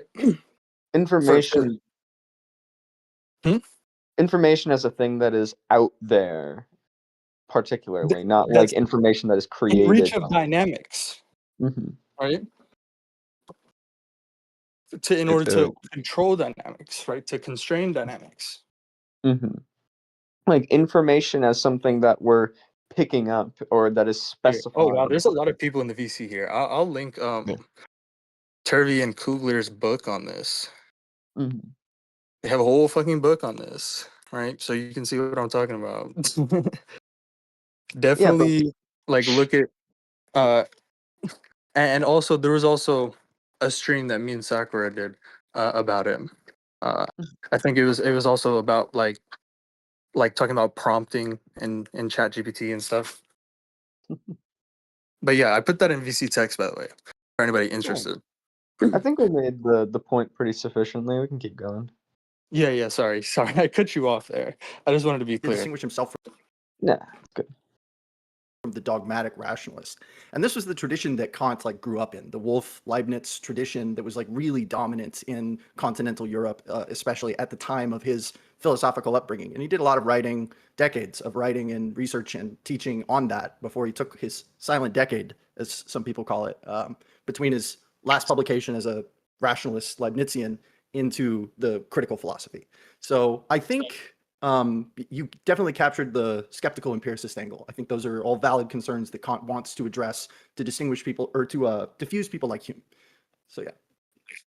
Sure. So I mean, obviously, my issue with how specifically he goes about this is that it seems to me that this is kind of divorcing us from reality. If we accept this to be true, that everything we experience is in fact, there's no better word for it than an illusion. It's not corresponding to things as they really are, or it might correspond to things as they really are, but we have no way of knowing if it's corresponding to things as they really are. So this is sort of an epistemology of a fantasy world.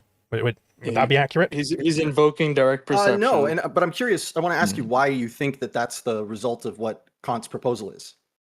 Sure, because I mean, if things as they, because I mean, correct me if I'm wrong, but is his claim not that because you have certain means of perceiving, that those means are going to impart upon whatever it is that comes from things as they really are, and so that's not seeing it as it really is, sort of like a two tables type of thing, where you're seeing the table as like brown, as you feel it and it's smooth, but it's not really in reality that that only corresponds to your means of perceiving the table. It doesn't correspond to the table as it actually is. Yeah. So okay. I think what is he saying there? He's saying the means of perceiving, like he's saying the objectivist attack against Kant's like reversal, right? The Kantian reversal, where it's like where identity is the disqualifying character, right? It's the disqualifying criteria, right? Mhm. Of consciousness, right? If consciousness has an identity, if the means of knowledge has some identity, right, then it's it can't know things, right? Mhm. It serves as a distorter or whatever, right? Mhm. But I mean, fucking Zulu, I don't know what the fuck Zulu is saying. That the means is now like correlating. Corresponding was the word that he used. Corresponding. I think he said correlating too, or No. corresponding. So okay, now here's what he's saying, is that he's saying that perception is a proposition making activity, Mhm. and that perception can be true or false. Well, I think that what's even worse is that like that's even like a correspondence theory of truth. Like he's leagues. He's like 5 steps behind what But we're he's talking in about. the here. He's kind of just trying to characterize Kant's position, right? I didn't take it for him like making a No, positive he case just for his. presented the objectivist attack against Kant's view. Well, he Yeah, kind of I think did it's both. kind of to me it doesn't answer why, it's kind of, Kant said this, but why did he say this? And I guess that's I would suppose that's where the other Well, it's guy is going to definitely go. yeah. It's definitely like if you just say that, the fucking Kantian's just like, like so fucking what, bro? You know what I mean? You know what I And mean? Yeah, If you just say that, well, no. You're saying that identity is the disqualifying characteristic. Yeah, so what? You know? yeah, because it's You're like not gonna get anywhere unless you have something else to go to take somewhere else to take that, right? because here you should the Kantian should just go into why and the dualism and essentially talking about how if you're trying to reduce it to this stimuli, you're not gonna find the information that you Yeah. need. And But Zulu, now I doubt Zulu Zulu's knows this. Zulu is stuck in this muddle where he's now in an argument over Kant said this, Kant said that, you know, Kant's theory is this, you know?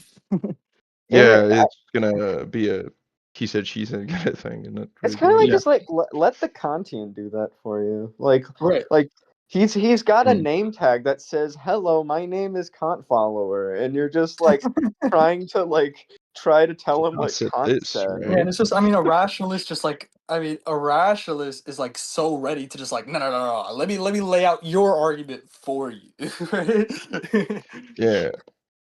And It, it's it like, literally just sound like, okay, this is going to be a battle of definitions, right? So Kant define it this way, but if we define it this way, then it's like that's kind of what it sounds like it's going to be.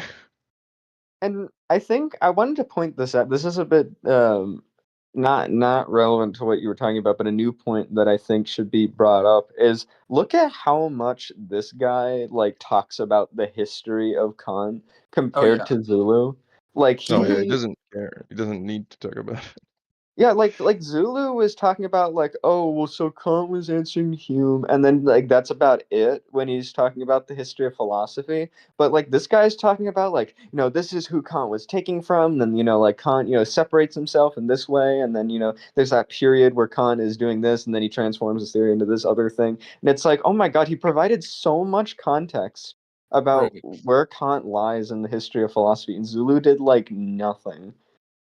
Because again, Mm. the reference for history of philosophy for Zulu is It's is Peikoff. is just Peikoff's course on the history of philosophy and whatever Peikoff has said tangentially about like the history of philosophy.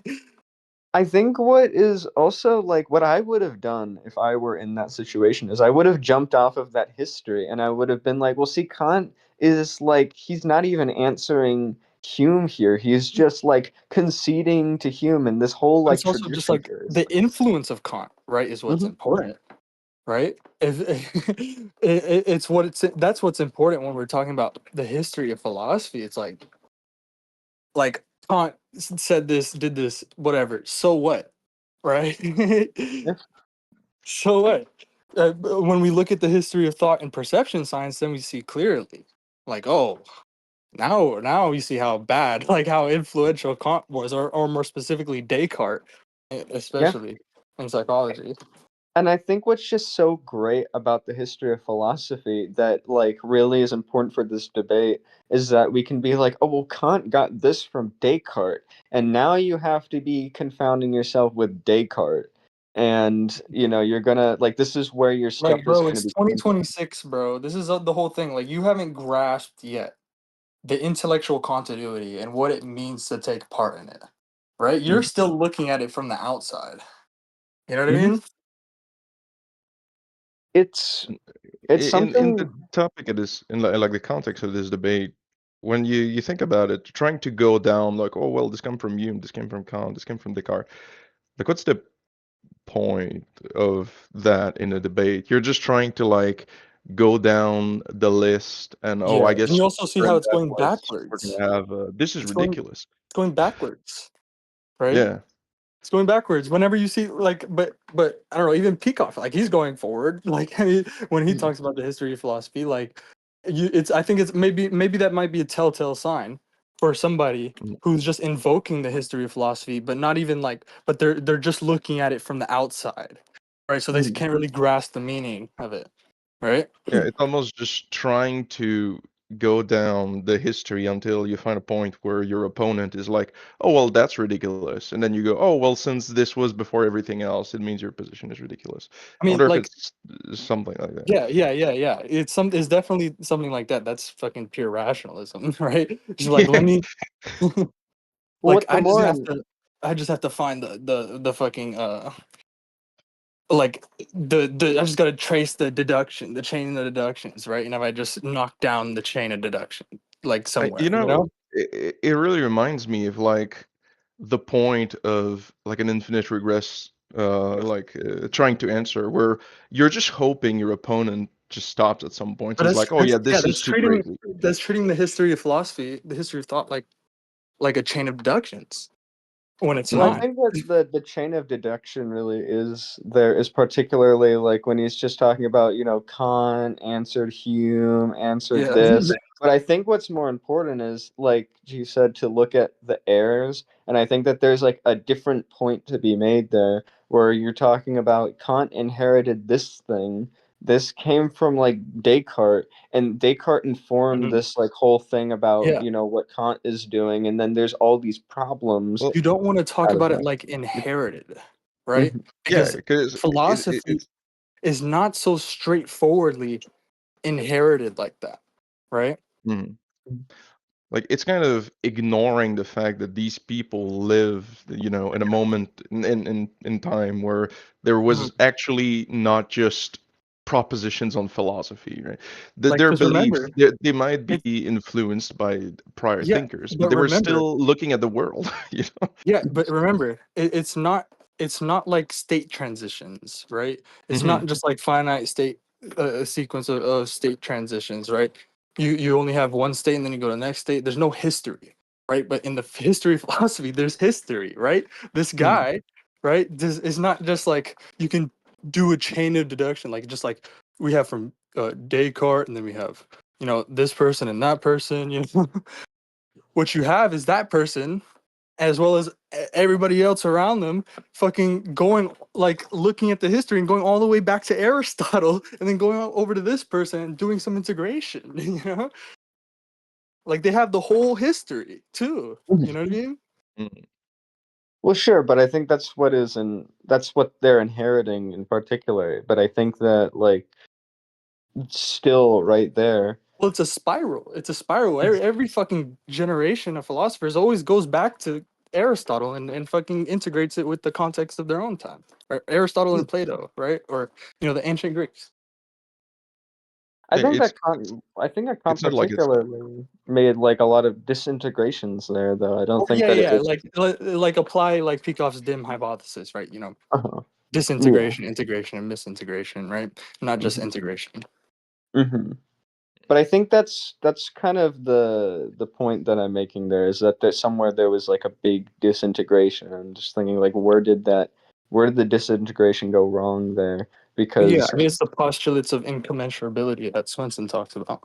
Yeah. that's Those mainly are my. major disintegrations.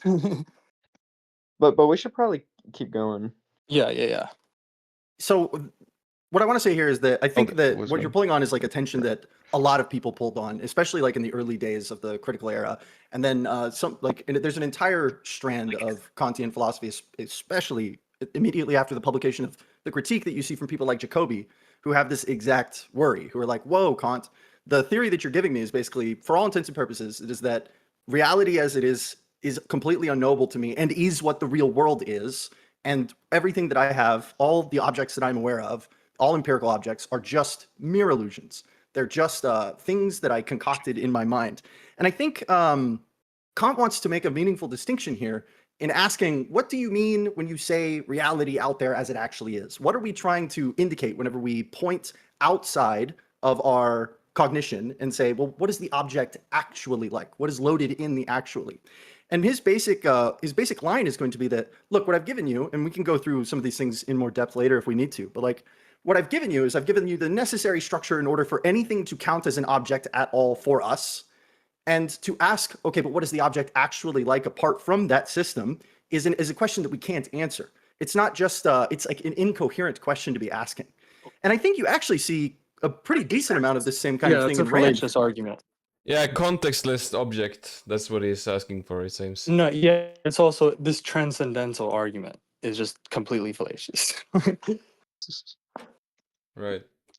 For what it's I You mean, worth. want it's to literally I think it's like chapter 4. saying like it's already assuming, you know, yeah, our theory can obviously. account. We're gonna set up our theory such that it can account for something, right? And then we're gonna say we're gonna appeal to like, oh, now like there's just I mean it's necessary, right? So we're gonna have some like we're gonna invoke some other theory. We can't even talk about it. We don't know about it, right? But like we don't know anything It's about it. But it's just like we just have this necessary like thing, right? that comes in and fixes everything, right? But what that's doing is literally saying like admitting the fault in their theory, that their theory is like, yeah, our theory Mhm. is wrong, right? Some other theory has the answer, right? And then that's our Isn't it argument. just isn't it just a reformulation of the syllogism you usually use, you know? We Yeah, know yeah, yeah. why empiricism is too impoverished to imply to entail why, so we need an extra thing. And he's just essentially saying that and then saying, well, we have that extra thing, and that extra thing is necessary. That's essentially what he Yeah. just did. Yeah, but I What's mean, search in Zulu server for what I've said about the transcendental argument and like why it's fucking stupid. Like any form of transcendental argument. the For anyone. transcendental argument is also used very commonly for God, and it's the same error Yeah, where it's just like it's we the same keep thing. going back and back and back, and oh, we just need this God to stop it here arbitrarily. Right. Yeah. I mean, it's Yeah. and it generalizes when you just understand Rosen's argument for like the alternatives to like an infinite regress, how you can either stop an infinite regress by fiat with some unentailed, you know, entailer, some unexplained explainer, right? Or you can have some impredicativity, right? Hmm. And it's because most people approach it with predicativity in mind, like they're trying to formalize Right. this problem, and then they're not able to do it because they keep getting into this vicious cycle that predicativity has when you An approach infinite or regress. apply it to reality. Yeah, I mean, because it relies on it's impotent completely without impredicativity. You have to have impredicativity in order to like break it. You break open the fucking impredicativity, you destroy it, right? And that's how you get a linear chain. And I think You there stop was it from something. closing. You stop the loop from closing. Yeah, there was something that Dagny was telling me about that, like the term chain. There is a such thing as like she had perceived it more as like there are people who are trying to link the chains all the way back to negative infinity, and then there are certain people who are linking the chains together to form this complete loop. And there's not like a Did you cut singular out? chain that I starts cut it out? or anything like that, huh? You cut, I think, because Yeah, I I think Oh. we should continue. Let's try and like I don't know, Zetetic or whoever's you know Yeah. streaming like Continue. don't pause whenever we talk, right? Pause when we tell you to pause. Just like Okay. keep it going. No If we problem. say some remark or something. So because one of us is gonna say something and then we're just gonna go into a huge tangent. You know? Mhm. Right. Actually see a pretty decent amount of this same kind of thing in Rand for what it's worth. I think it's like chapter 4 in the ITOE, where she's talking about how Oh, actually Peikoff is the better case here, but I can't remember which here we chapter go. this was from. But Uh-oh. Peikoff is talking Yeah, about how he was the realizing distinction that between the metaphysical and the you can pause. Yeah, epistemological you can isn't pause it. in his view, it isn't a Well, I guess no, don't pause it. Maybe I'm getting something wrong. I thought he was gonna bring up Peikoff's definition of perception. Mm. yeah, I thought too. I guess we might be able to put it back a couple of seconds, because No, no, that would actually be, huh? you can keep going. You can keep going. the distinction between the metaphysical and the epistemological isn't in his view, it isn't a philosophical distinction. And what I take him to be getting at when he's saying that is that we're leaving the domain of philosophical truth seeking whenever we try to ask what things are actually like apart from our capacity to represent them as objects. And that I think is the exact distinction that Kant is trying to draw. Kant is There's just saying that definitely a half truth there. we cannot have objective Yeah. knowledge of things as they are apart from how we cognize them. Sure, but then, like, I think he's taking it in a bit of a different direction to what someone like Peikoff might take it. I'm not sure what exactly you're referring to there. Maybe I need to read more Peikoff. But it would seem to me that the Oh my God, I'm objectivist never approach would going be, to. well, the object is what it is, independent of you. and your means of perceiving it are valid because, well, that is some interaction between your sensory organs and that object. So it is telling you facts about that object, Oh that it's, man, that it's bright, that it's interaction. smooth, and now you can investigate what those sensations actually like existentially. What Go back a causes little them bit. if you engage in some Go back a science. little. It's like, Oh oh, it's wow, look at him. your Look at sensory him. organs Look at and him. that. Wow, pause it, bro. Wow. Oh my Oh god, man, he's so slow it down. confused. He just went into fucking straight into abduction, bro. You heard that? Oh I think my I missed God. that because you were He was freaking literally out on like, it. "Oh, we infer the fucking cause from the effect." Basically, like he's Oh. Oh shit, yeah. Go back like 15 like our seconds to experience it is an again. effect. Like it's an interaction, and then it's like I went like 15 seconds. our perception is an effect, and we just infer like the cause out there. All right, let's listen to it again, and then we can comment on it more Object. So precisely. it is telling you facts about that object, that it's bright, that it's smooth, and now you can investigate what those sensations actually like existentially. What causes them if you engage in some science. It's like, oh, it's bright, and because it's got Oh, electrons moving through this wire in no. it, and those electrons end up heating up the metal enough to where like literally, Well, I it gives think off there's all like a this chapter. radiation, which we can What's the see. chapter Now you on can do that, perception? but it seems to me Bro, that pause it. Sorry. Can you pause it? Pause it. Yeah, sorry. What's Uh, the chapter on perception in Binswinger's book? Chapter 3, chapter 2? Chapter but 2. I think Zulu. I think, I think Zulu one or said Chapter two. like. 2. Chapter Yeah. 2, guys. You know what he says in chapter 2? Mhm. Go he, ahead. says this exact view is fucking like nonsense. You know that it's literally it's literally the paradigmatic like instance of primacy of consciousness, right? Where But consciousness uh, is like perceiving Zulu. sensations.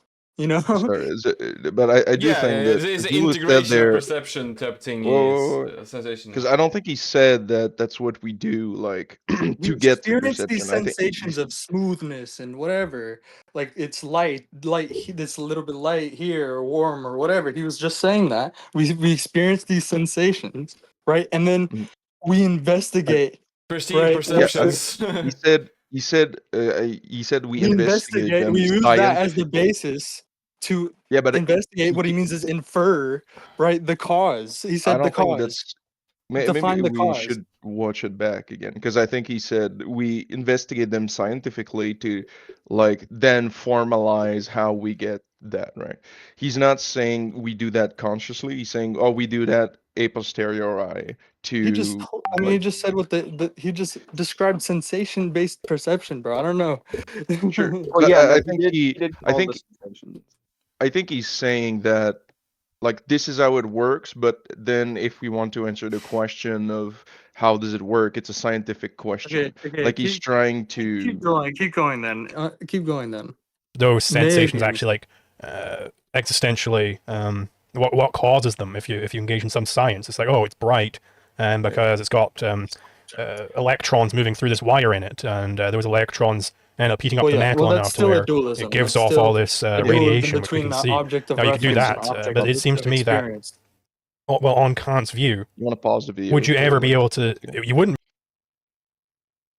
Yeah, like Zulu doesn't understand the problem with that explanation on how, yeah, you're not gonna get from these photons to actually the content of perception. No, So no. the Kantian Definitely should not. absolutely say, "Oh yeah, that's absolutely true. Yeah. What you're saying, that's exactly how it is," and then move it to the further topic of psychology, where it's like, but scientifically, we can't find these things. That's why we need those categories. Like those are like almost, well, they're preconditions of science. Even he can absolutely just agree with Zulu here. I don't know if that's what he's gonna do, but Yeah. But here, control F for a descriptor in Turvey's papers, and you'll see the dualism. Like he'll explain the dualism that fucking that like the dualism between the object of experience and the object of reference, right? You'll see Turvey talk all about that if you control F for descriptor here up in VC text. Yeah, that's a really important one. All right, keep going. I don't want to hold it very long Be it because truly we're being really be slow. able to dig down to what it actually is. That, well, the object itself, what it means for it to be an object, as you were putting it, well, that actually is purely based upon, what's happening in here rather than what's happening out there.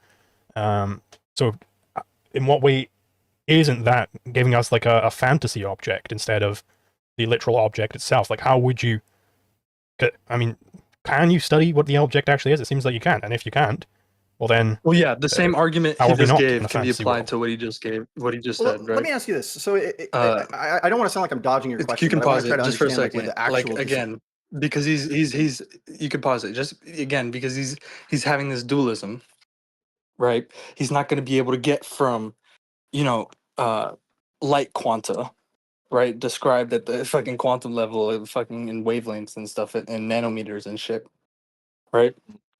You're not going to get from that to the thing you perceive right now, like in front of you, right? You're never going to get to that, right? Mhm. So you're only going to get fantasy objects, right? You're going to fucking have some fantasy, like you're going to have to import some magic to get you from, right, across the dualism. You know what I mean? So for a lot of people, it's sensations or like percept things. Like they're these like magical sensation things that enter into there. It's kind of like all I think of it as like the word sensation bouncing off the walls and into your eyes or your ears or mouth or nose. Right. And That's also so Turkey, I forget which paper it is, but they talk about how like I think it was in Primacy of Perceiving, in that's in the Turvey collection of Turvey's papers I posted. Primacy of Perceiving. They talk about I remember Binswanger talking about that later in How We Know. but talking about basically the distinction between primary and secondary qualities, like in the history of thought, and like how basically like these empiricists, right, had to like they were just totally like defenseless against, like once they adopted this view of this arbitrary distinction, right? Once they adopted this view, I did a whole lecture on this. Like when we were doing the book club, I talked all about this, right? But basically, they were just defenseless against like being like forced into like straight up like phenomenalism instead of realism, right? And yeah, I mean, just look at primacy of perceiving for that whole argument. I don't want to give the whole argument here, right? But also, there's also a quote in one of the footnotes in Lectures on Perception, in Turvey's book, Lectures on Perception, where a Hume quote, where he talks about just how difficult making that distinction actually was. Is that related to like the primacy of perception that Binswanger talks about, like perception over conception? And maybe, but like primacy of perceiving is just the name of the paper. If you look in the collection of Turvey's papers that I posted, right here in VC Text.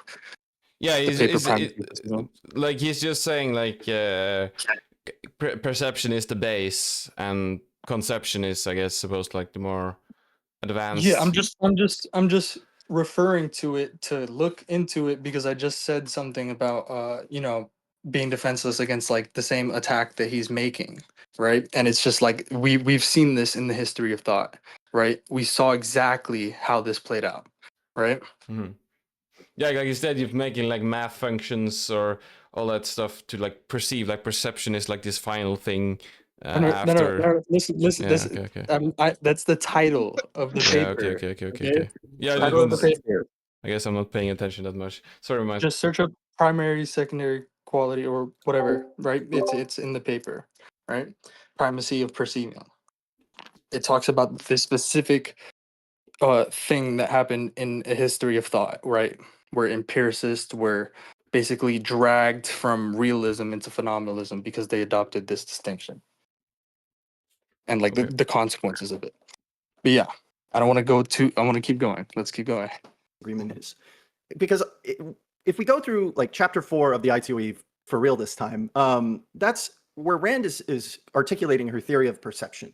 Like she begins at the level of sensation, but she immediately wants to separate herself from the sense data theorists like Russell, who were fairly popular at the time.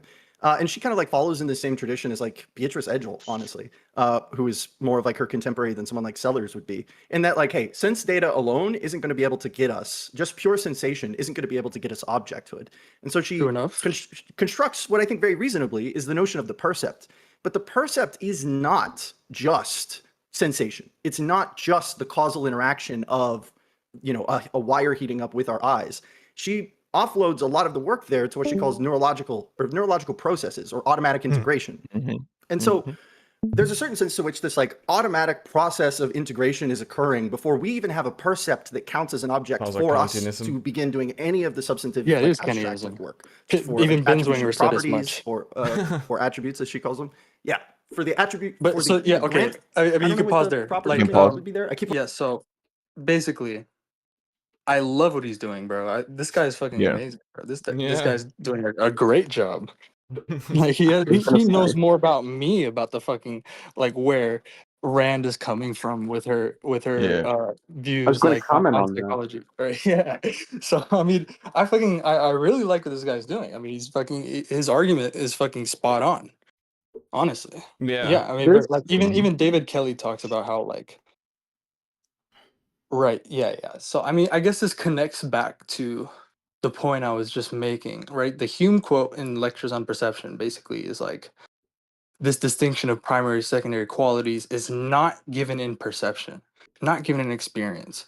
It's given in what it's also in Lectures on Perception, what he calls Descartes' third grade of sense, which is like Kant's like version, like Kant's version is like pure reason, right? Or like Plato also has his own version, right?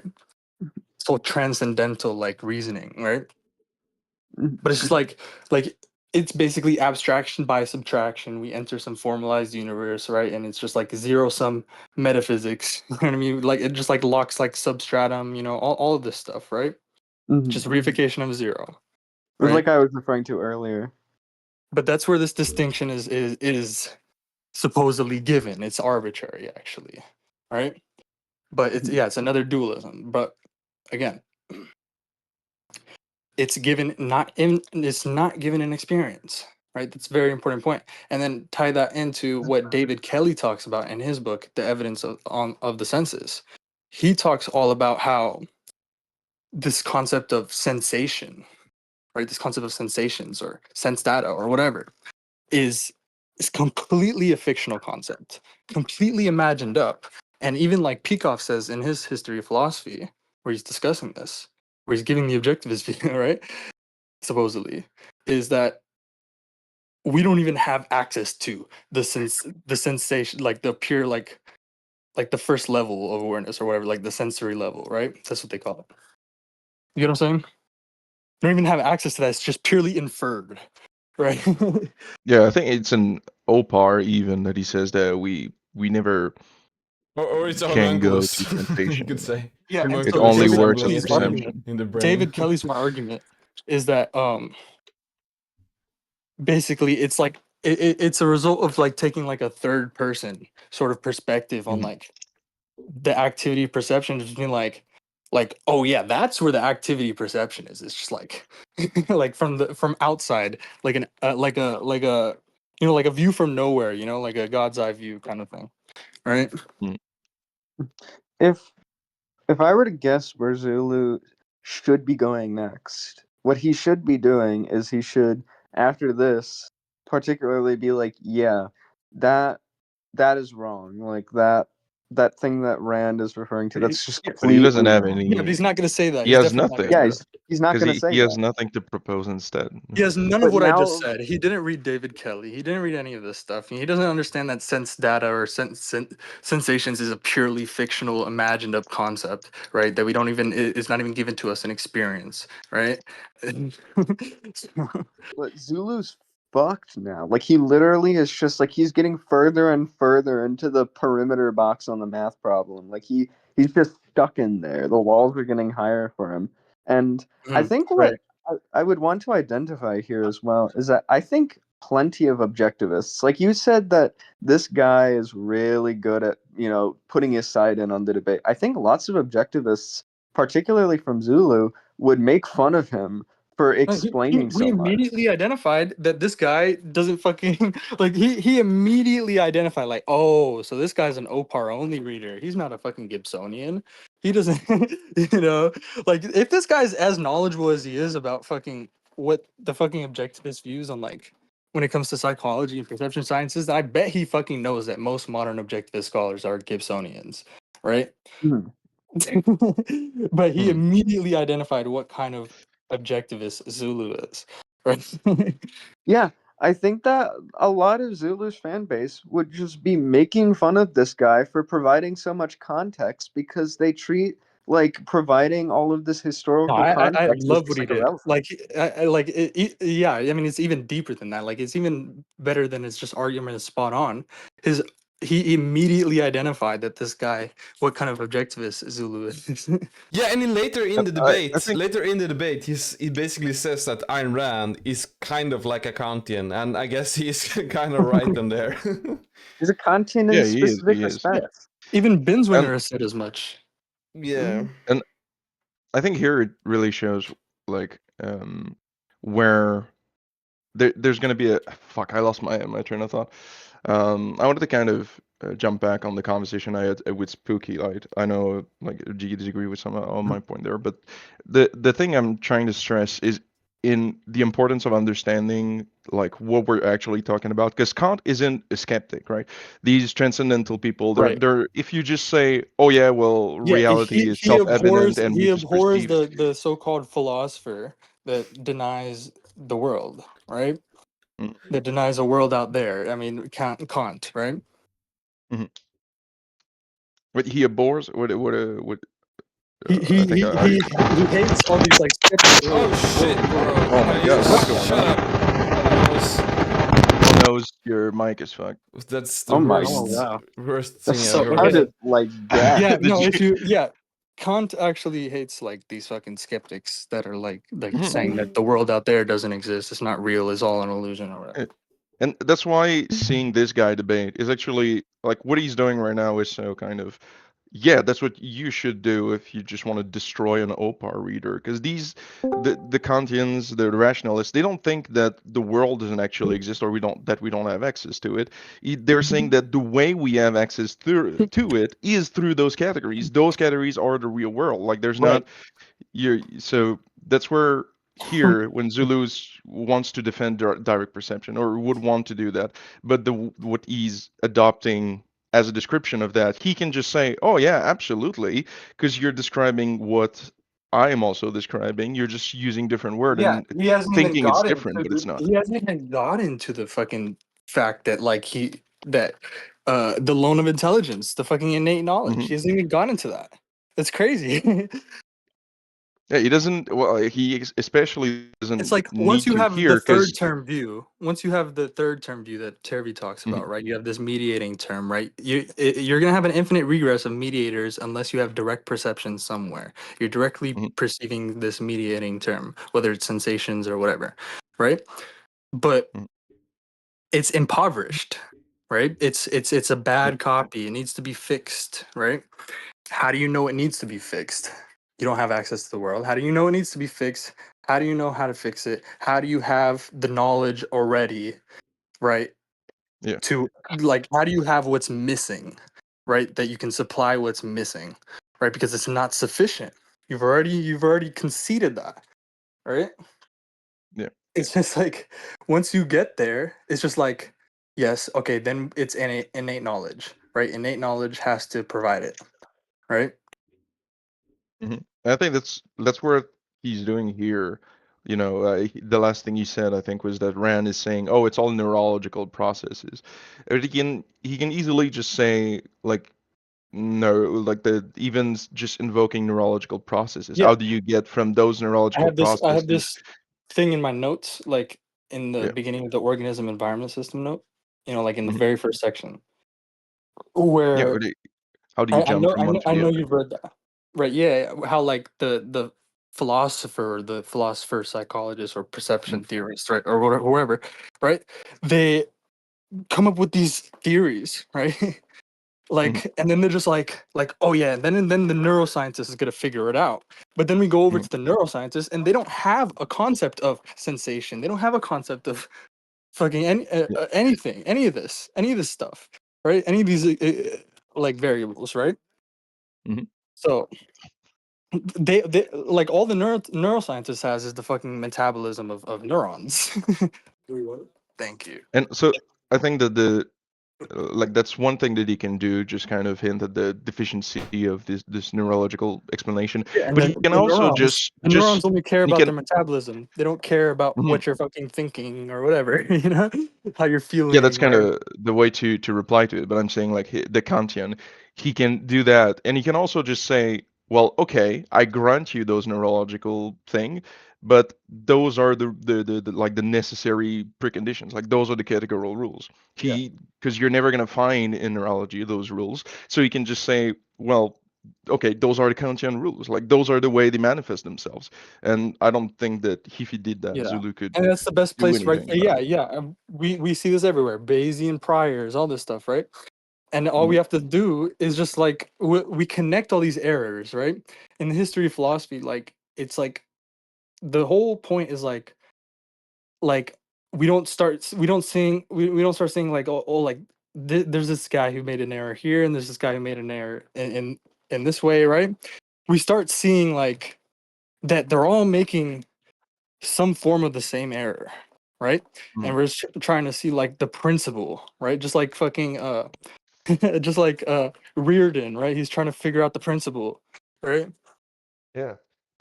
I think we should. I think we should probably get out of the weeds because like G will yap Yeah, and yeah. yap and yap, and then Eddie Yeah, will sorry. entertain it. So I think we should. Yeah, that's the last point I wanted But to make. But I was like gonna right say, now he's yeah, on the a non-repayable super. loan, the problem of non-repayable loans of intelligence. That's what I was gonna say. Mhm. That's what's important here. That's what's key here. We can just bring that in, and we can Mm-hmm. we can automatically just like destroy all of these similar claims, right?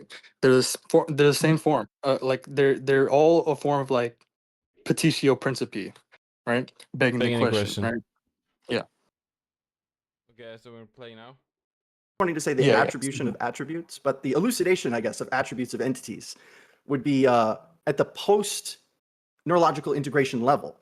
And what I want to say is that, like, well, that sounds a lot like what the kind of theory that Kant is giving, except for Kant is just filling in what's going on at that neurological level.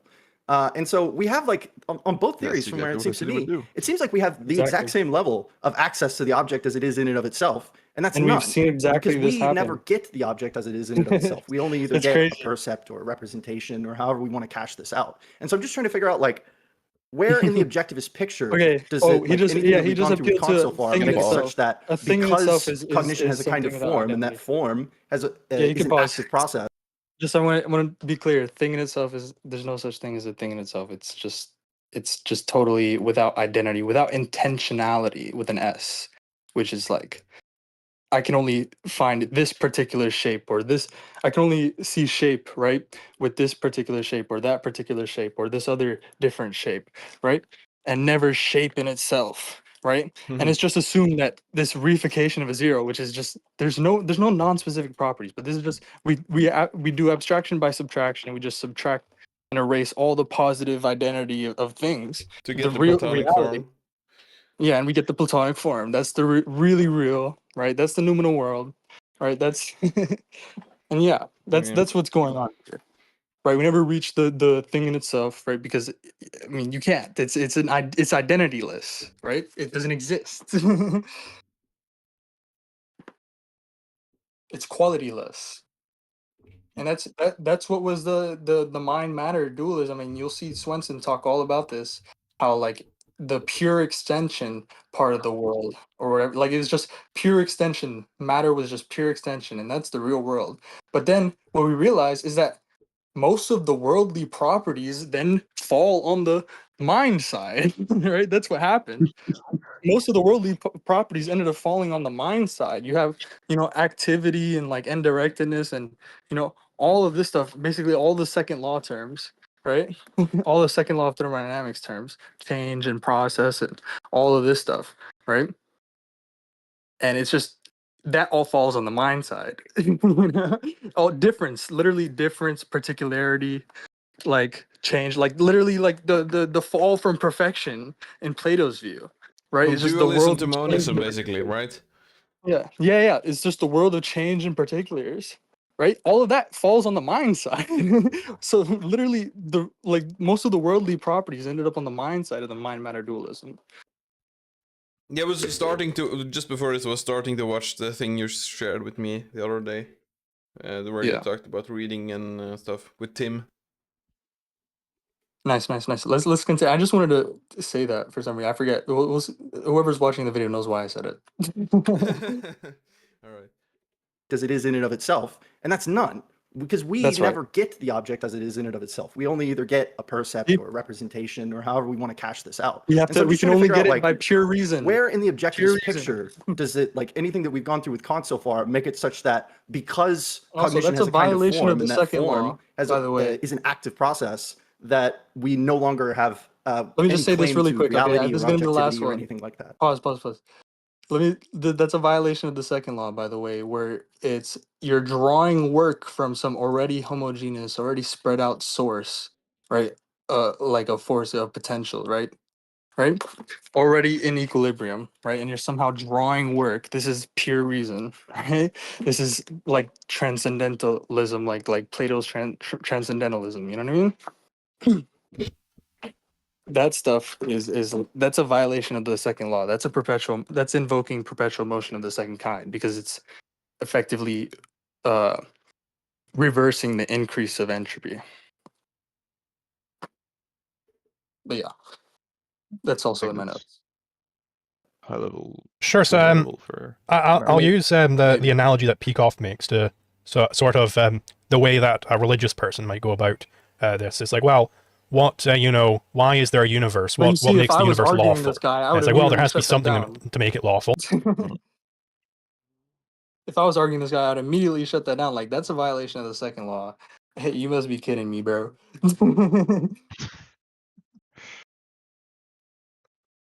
And that something is called God. And now, why is God lawful? Well, we gotta have some starting point, guys. Come on, we can't just go back in an infinite regress. We're just saying that the starting point is God. It's like, well, that's kind of completely arbitrary. Why are we digging down beyond what we can observe, namely that the universe is lawful? Okay, he's getting Why aren't we somewhere. starting there as far as philosophy is concerned? Now, you can investigate why it's lawful, and that would be some particular science. Remember, what the what unexplained causes the planets. explainer is itself unentailed. Yeah, it still was cooking there, right? Yes, the Yeah, that was a unexplained good explainer way is to itself bring it up. unentailed, so it's equivocal with the arbitrary. It's equivocal with any other arbitrary and incompatible claim. Yes. It's He's unentailed. not cooking. He's starting the oven up. Yeah. Right. But I'm just clarifying his argument in much better, like Mhm. in a much better Yeah. understanding. He's probably just reciting some script, like he doesn't understand his argument. So I understand the I think argument. he understands that. I think that's quite basic. I don't know. Well, he doesn't understand that it's like the unentailed entailer is it's unentailed. It's itself unentailed. It's come in to solve because there's an unentailed component. There's something unentailed, right? Like say like motion or whatever, right? We leave motion unentailed, right? So we have to trace it back to first mover or whatever. The way we describe motion is impoverished, right? We have some unentailed thing about it, right? Then we just go to some unentailed entailer. That too is also unentailed by the motion, the impoverished motion, right? So it's again it's the same form of the transcendental argument, right? We're appealing to some we have some we're already admitting that our theory is wrong, and then we're appealing to some ineffable just theory out there that just somehow like provides the answer that we already bracketed out, right? Because in reality the answer is there. There's no missing pieces, you know what I mean? There's no external positing, right? To orbit and so on and so forth.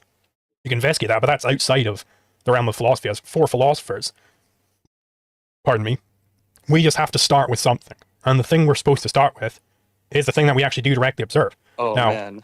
On the epistemology side, Good. what do we definitely observe? Like, everybody would agree that we observe this, is that humans can integrate sensory data into percepts. That is true, wow. right? Okay, Oh, that time he said it. no. That time he said it. That's crazy, bro. We just arbitrarily say start there.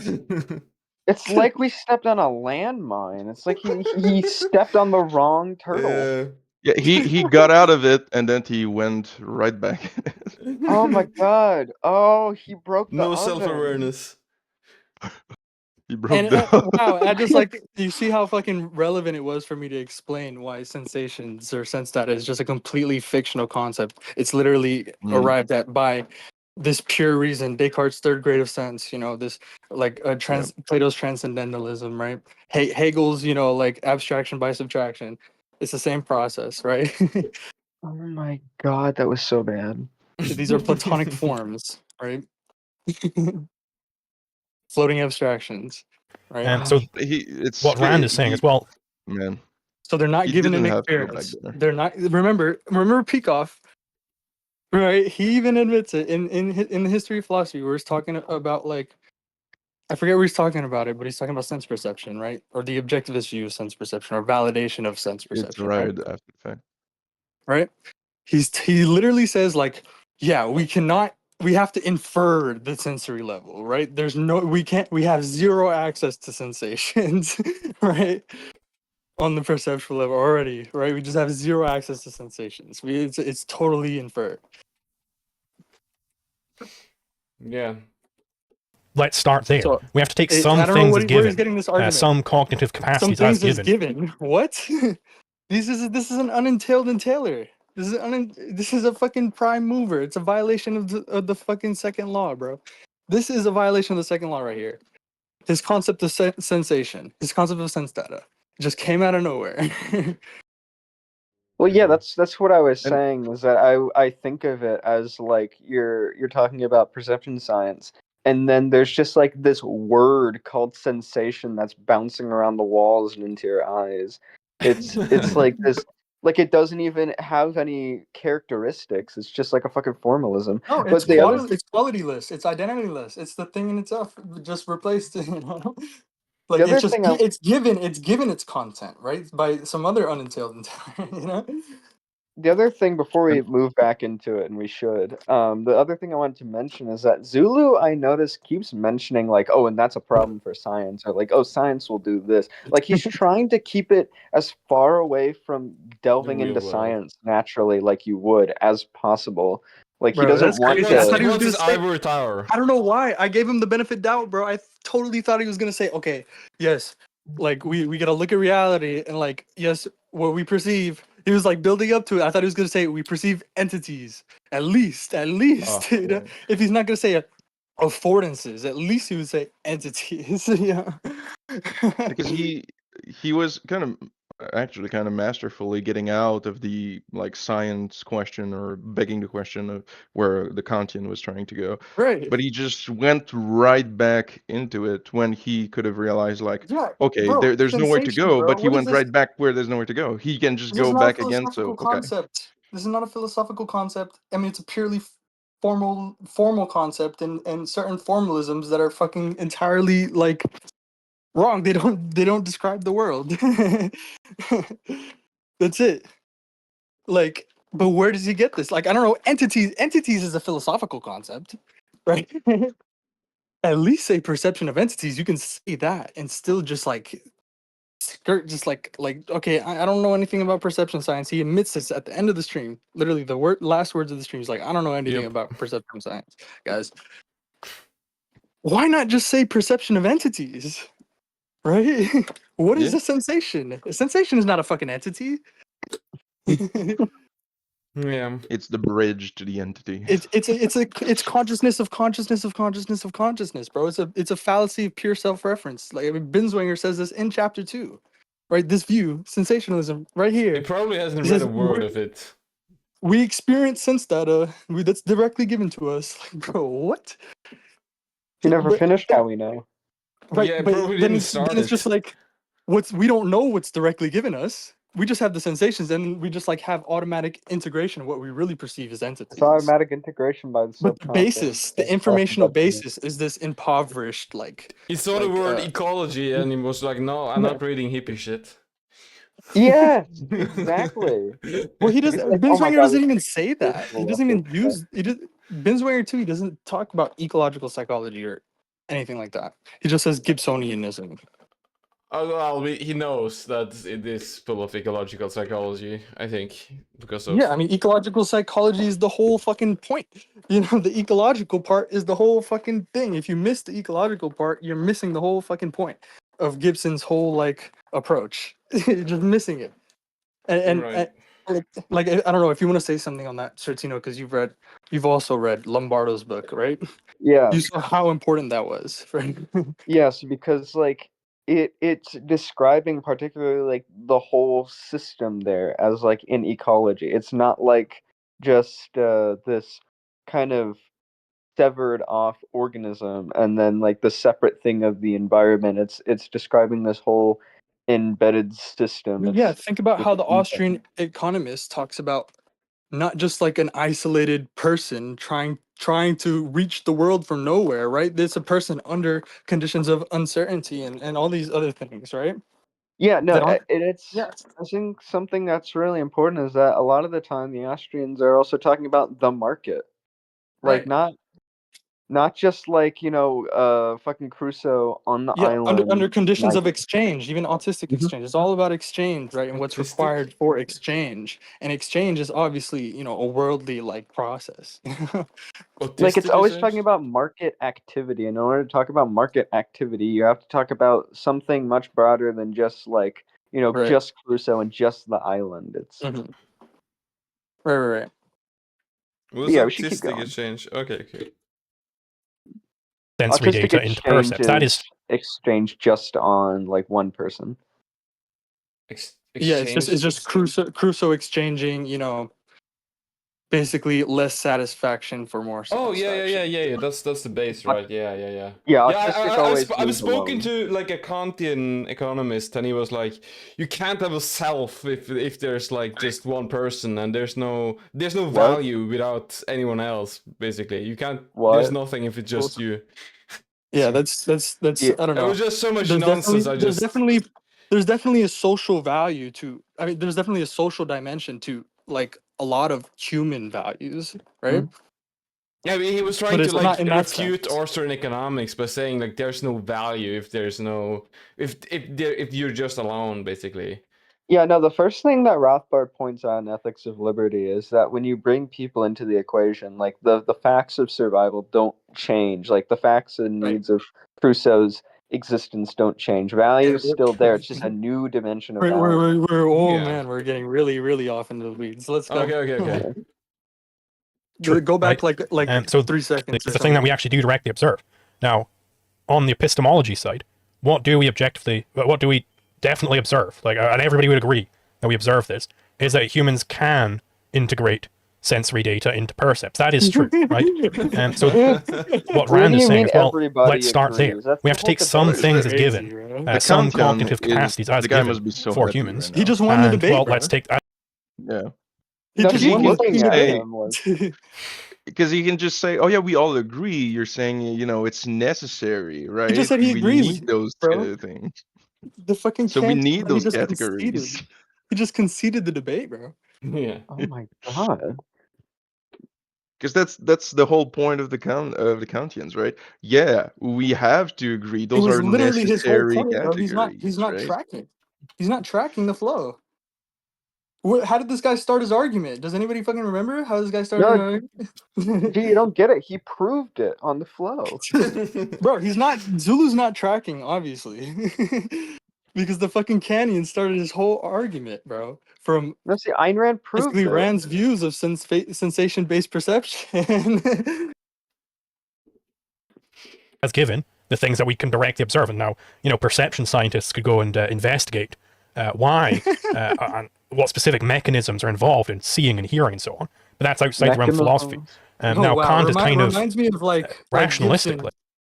Gibson. In Intro to Ecopsych, where it's all about like Gibson had to like figure out the right questions to ask. Like we were asking these wrong questions. Like, oh, how does this is the wrong question? And again, harkening back to what I said about the dualism between the object of experience and the object of reference, right? Mhm. Harkening back to that, right? It's like, okay, oh, I lost myself a bit there. Okay. It's alright. We Fuck, I totally just forgot what I was saying. Oh, What was I just saying? What was I just saying? Come on, tell me. you were talking about harkening back to the dualism and how oh fuck. Right? Yeah, no. I'm trying to Okay, remember okay. what you said before that.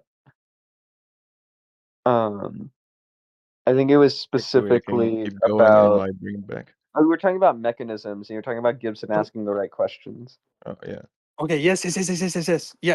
Right, yes. The question, how do we bridge the dualism? Well, we have this dualism now. Well, how do we bridge it? You know?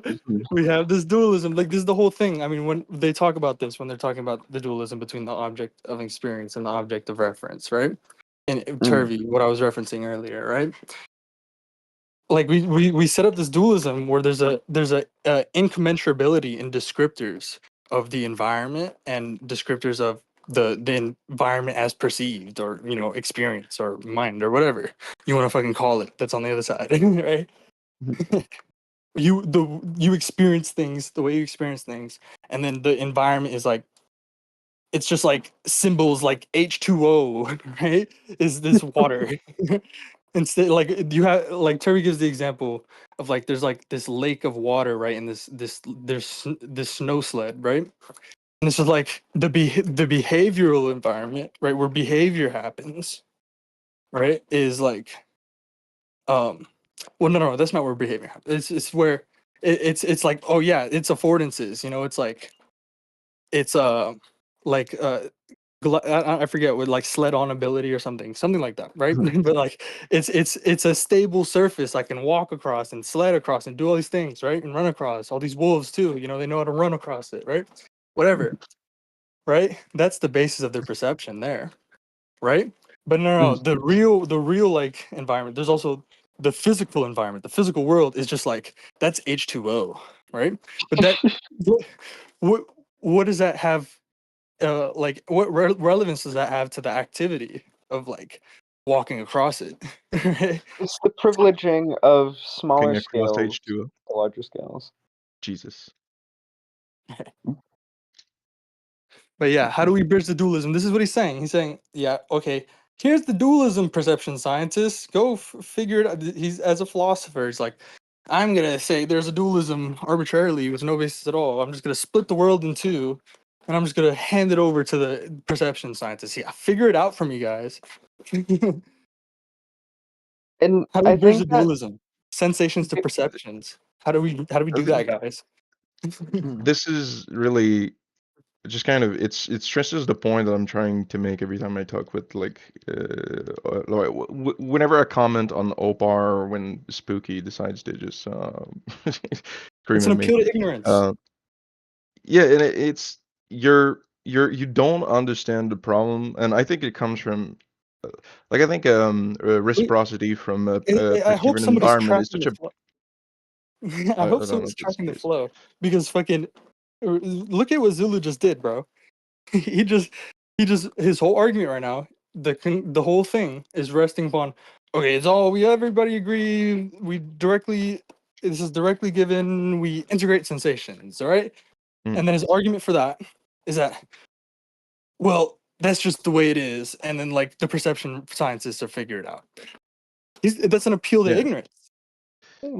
I think That's just an appeal to ignorance. it's also a very big ignorance on the actual philosophical problem.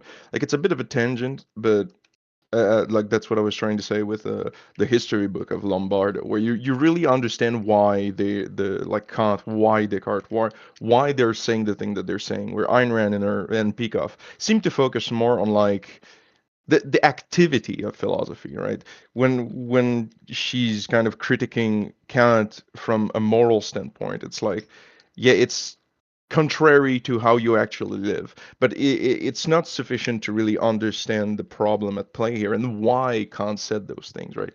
It's not, Kant might have been like a guy who never slept with anyone and was afraid when he had an erection, but that doesn't really mean that what he's saying is just because he wanted people to suffer, right? That's not that's not sufficient to understand the issue here. And when you're No, yeah, he was finding a someone very like the fucking Kantian here, tortured person, like tortured mind himself, right? He was Mhm. like he was like poisoned with like social metaphysics, like to his core, you know, how he was raised and everything.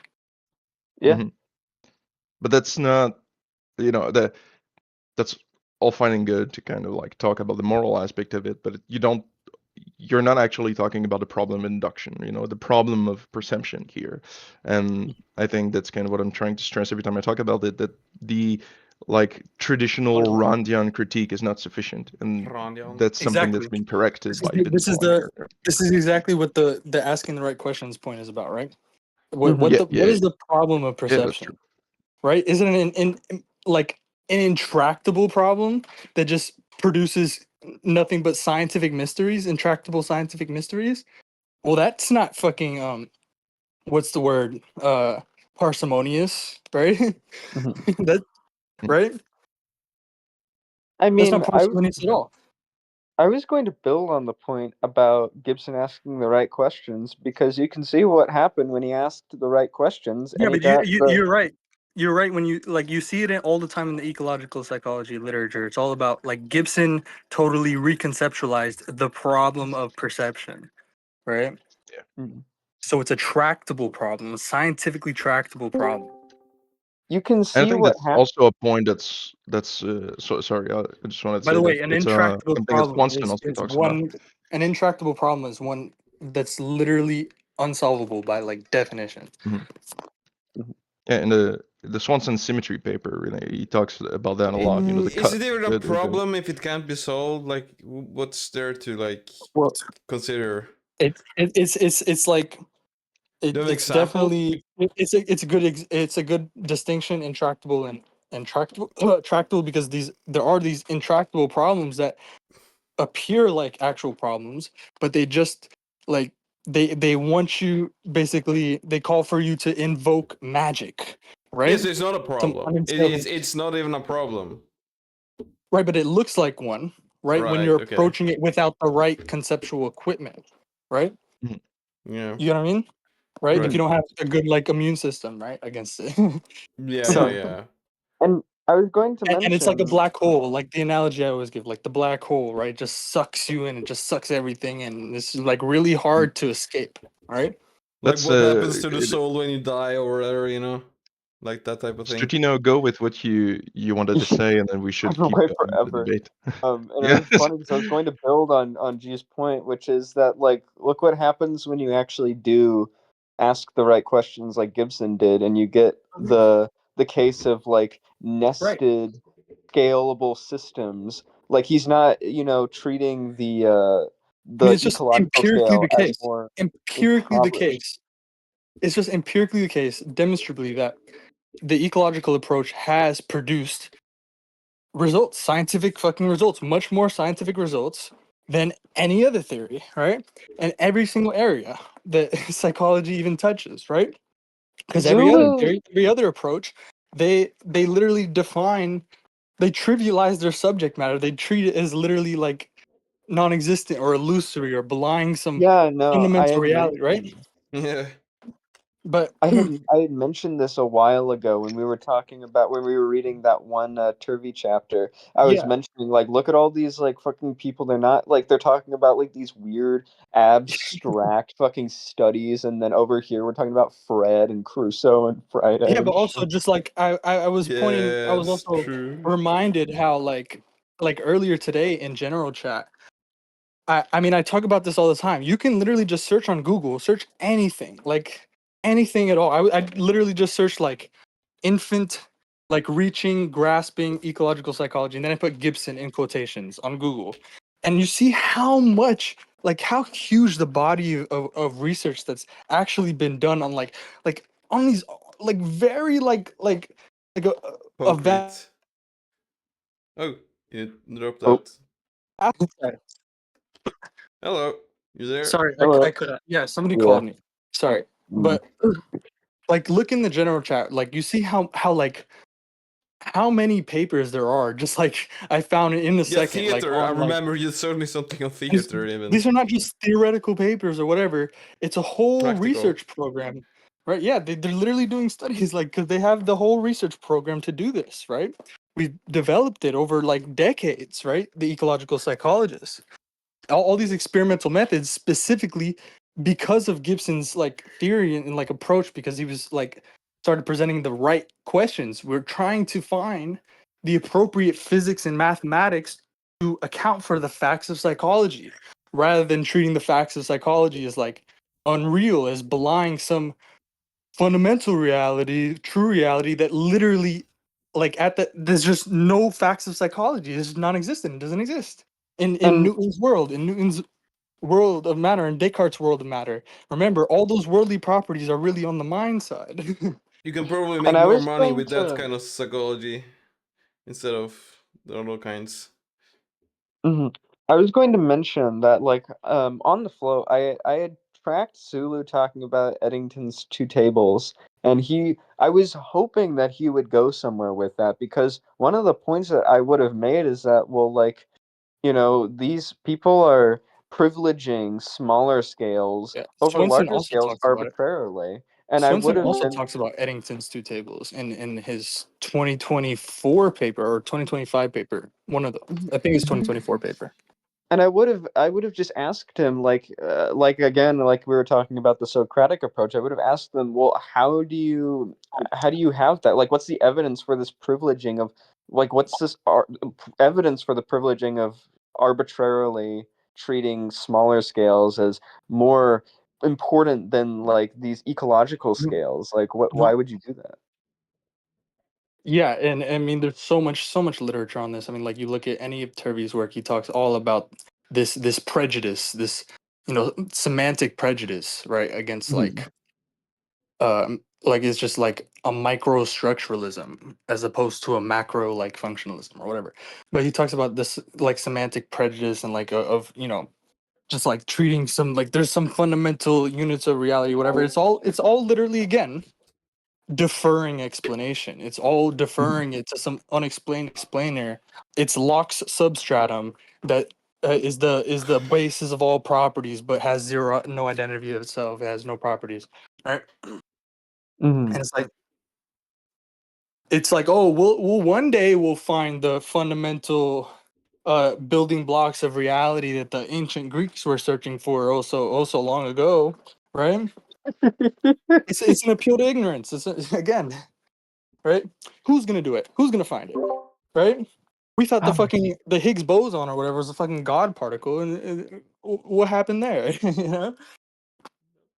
Yeah, like it's so interesting, just the sheer difference to be made there, and it's really disappointing that I feel like this guy only took on this debate because he was like, "Oh, Zulu is not, he's not caught up on this stuff. This is an easy slam dunk."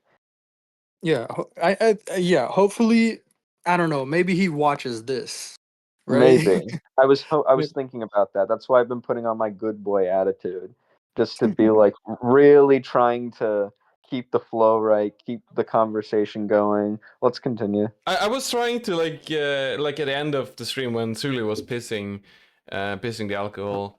I was trying to chat with him and like trying to get his like Discord, but it says like you can contact me on Twitter. He said, but Oh he my didn't give his god. Twitter.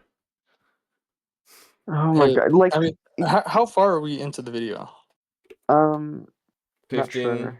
15:47. Okay, let's Yeah, like. let's. Are you gonna start talking about Zulu Twitter stuff? Like it doesn't even No, matter. no, I Let's mean go. his Twitter. This guy's Twitter. Like was trying to Mm, find whatever.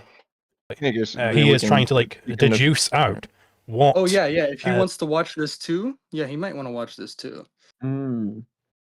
Yeah. I don't know if I'm right about him knowing about modern Gi- objectivist scholars being a Gibsonians, but I think he might. He's definitely not like indicating it because like I mean he doesn't have to. He doesn't have to bring that up, but like I don't know. He might. It might not be, but like I would assume so, right? Since he even knows more about me, more than me Yeah. about fucking Rand's influences in that area. I am We're just trying going. to find the other debates. I'll do it afterwards. the particular means of perception indeed are. He's not just taking it as given that man can integrate these things automatically. He's going, like, how is he able to do that? And he's and that's where his categories come in, right? Now this strikes me as entirely What does this arbitrary in the mean? same way, Take it as because given, though. even then, Is it entailed? Have you entailed it? It's self-evident. Is it? Yeah, no, it's just self-evident, bro. It's not given in experience. Even Peikoff says this. Remember, he's straying away Go from play. the grain here. Make your He's main totally just making it up as he goes. I just want to remind everybody about that. He's just totally making it up as he goes. This is not self-evident. Peikoff says this is not self-evident. It is inferred. No, you don't get it, bro. It's just self-evident, man. Like It's that's the not. kind of thing that he's doing. It's crazy, bro. Like Peikoff said, he emphasizes, he stresses that it's not self-evident, it's inferred. So Well, remember the script he's going off of. He's going off of that it's self-evident because Ayn Rand said it's self-evident. no, she didn't say that's self-evident. Well, She said I that. think what he's getting at, because I know that the self-evident term is thrown around in the objectivist circles. I don't know if it came from Peikoff or Rand All or she said that's whoever. self-evident is that perception is valid, right? Or she Mhm. calls sense perception, but perception is valid. Perception gives us what's self-evident, and what's in what do we get from perception? Definitely not that fucking sensations fucking exist. I think it's the way that the ideas kind of like interbreed. Like it's kind of this like interbreeding where communication just kind of like strips off, and then you just Okay, start saying all this yeah, I just bullshit. wanted to note it, right? So let's continue, but let's see here. Let's see how everybody should recognize that Zulu is literally just making it up as he goes right now. Like he still is that's where taking this is certain at. things as given. You know, that man has the capacity of memory, that he has the capacity for synthesis, that What? he has various a priori concepts, and so Kant is still What is taking some memory? things as What? given. He's just kind What of is memory? arbitrary. Okay. Did I miss Okay, something? yes, Kant is taking things as given. Yes, bro, you're supposed to be different, like distinguishing your view from his view. Some basis for your view, and that his view has no basis. But you're just saying your view is equivocal with his view. Like, Uh, what? That's Oh my crazy, bro. god. I'm not sure he's saying that. Whatever. I think he's just summarizing his position because he don't He have anything literally else to just say. justified him taking the integration of sensations, right, as given by appealing to mhm. Kant takes the What? category as Did he? given. Did he? Yeah. Yes, he did. Yeah, go back like 15 seconds just to be sure. At 20. Come in, right? That was Now literally his argument for this taking it as strikes me given. as entirely arbitrary in the same way, because even then he still is taking certain things as given. You know, that man has the capacity of memory, that he has the capacity for synthesis, that he has various a priori concepts, and so Kant is still taking some things as given. He's just kind of arbitrarily going that step deeper, like the religious person would for the answer question. Oh, he just I see the arbitrarily issue. more. Yeah. He just arbitrarily takes more steps than the sensation arbitrary Yeah, step. no. I was going to say, like, what prevents Zulu from taking all these extra arbitrary steps when he's already gotten to this like arbitrary given axiom? Yeah, because he's Well, like saying, okay, you're going one he arbitrary already step said further. he already said that. Oh, like I mean, like the Kant is just describing like what's going. Was that the other guy who said it? Oh, Kant is just describing what Rand was saying is going on. Was Yes. like appealing to Yeah. ignorance. Yeah, but he's falling right into that trap, bro. That's crazy. He's falling right into that trap Mhm. because he's literally doing it. He's literally saying, "Here's the dualism." Right? Then the perception scientist is gonna figure out. What do you think they're gonna do with that, bro? They're gonna do exactly what Kant did. What? Mhm. If you're going to be bullshitting yourself in a debate, you do not want to bullshit yourself in a debate with a Kantian, because that is precisely the domain by which they congregate and succeed so well in, because what they're going to be able to bounce Yeah, off it's of crazy how is he the fact fell that you're right not into it. thinking. Yeah, he's not thinking. He fell right into it. He's not tracking. Oh my god. Let's keep going. Yes. Of why is the universe lawful? I think so. I want to grant, like, Kant himself, again, in the preface, is like, hey, like, I am totally taking for granted the fact that there is some empirical experience. Like this thing, when you're holding my book in your hand and you're reading it, that's real. We have to figure out how to explain that. And so that's like the given for Kant is just like nothing I say can ever contravene the fact that what is occurring to you right now is actually happening. And so Yes, I again, the think transcendental the problem argument, is we're that appealing to some already, we were appealing to some true theory that's unentailed, some unentailed explainer, right? Because our theory is wrong and we admit it. But you know what? I think what's crazy is that even he has a bit of a more consistent understanding of what is self-evident here, which is the fact that Yeah. the perception right now, like, is self-evident here, like you were talking about. I Well, think what he's that saying is that, well, it's self-evident. Yeah, yeah. Well, he's saying there's no missing pieces in reality, but our theory says there's missing pieces. exactly, but I think it's crazy that Zulu still has the worst starting point than That's him the right whole now. transcendental argument, right? But the Yeah, theory, like it runs from saying there's no missing pieces in reality, but you know the basis, the theory, or whatever, what's true is just like it's just like uh We made shit up. well, there's no missing pieces in what we see. They'll say, right? There's no missing Mhm. pieces in the phenomenal world or whatever, right? There's no missing pieces there, right? But what we know through pure reason, what the real world is, well, right? We know that there's missing pieces there, so we need this transcendental, unexplained explainer, right? Which is Mhm. also unentailed, just as unentailed, right? As these unentailed, missing pieces, right? This all that stuff, right? Mhm. And this is like just further proof in some sense of what I was saying earlier that yeah, if you're just taking what Ron said that oh Kant wants you to doubt reality and never know anything, you're gonna get into a debate with the Kantian and he's gonna roll over you because that's Right. not why Kant said what he You said. just have And to here, say why make the inference? Why say why go and you have to identify they're doing it like the world in front of me is not the real world. The world arrived at by pure reason is the real world, right? And then that's impoverished, right?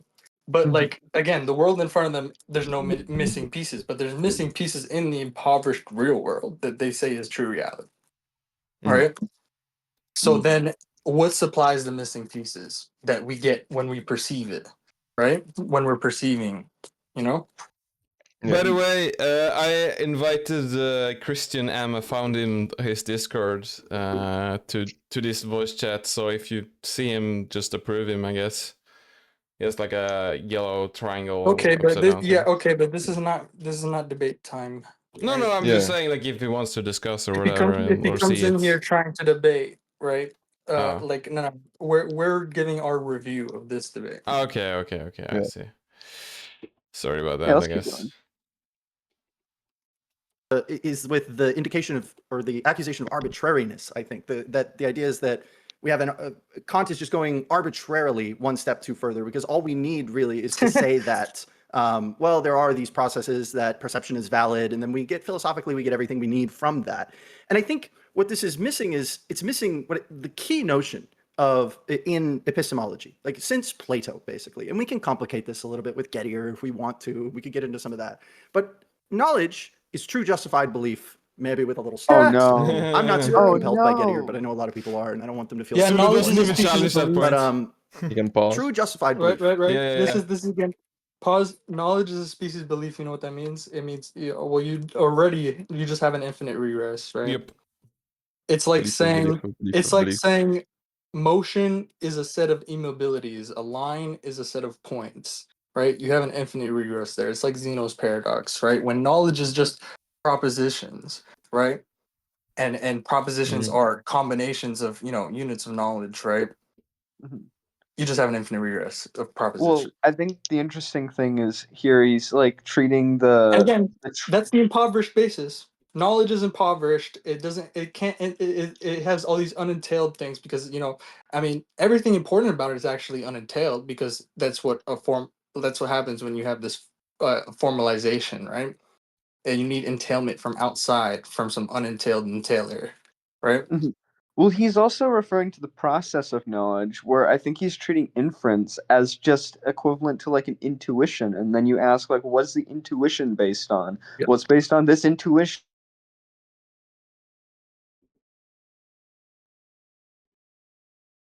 Whoops.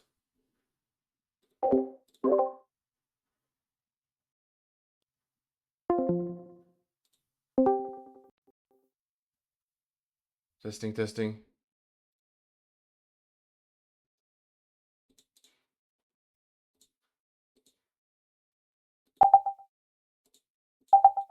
Test, test, test.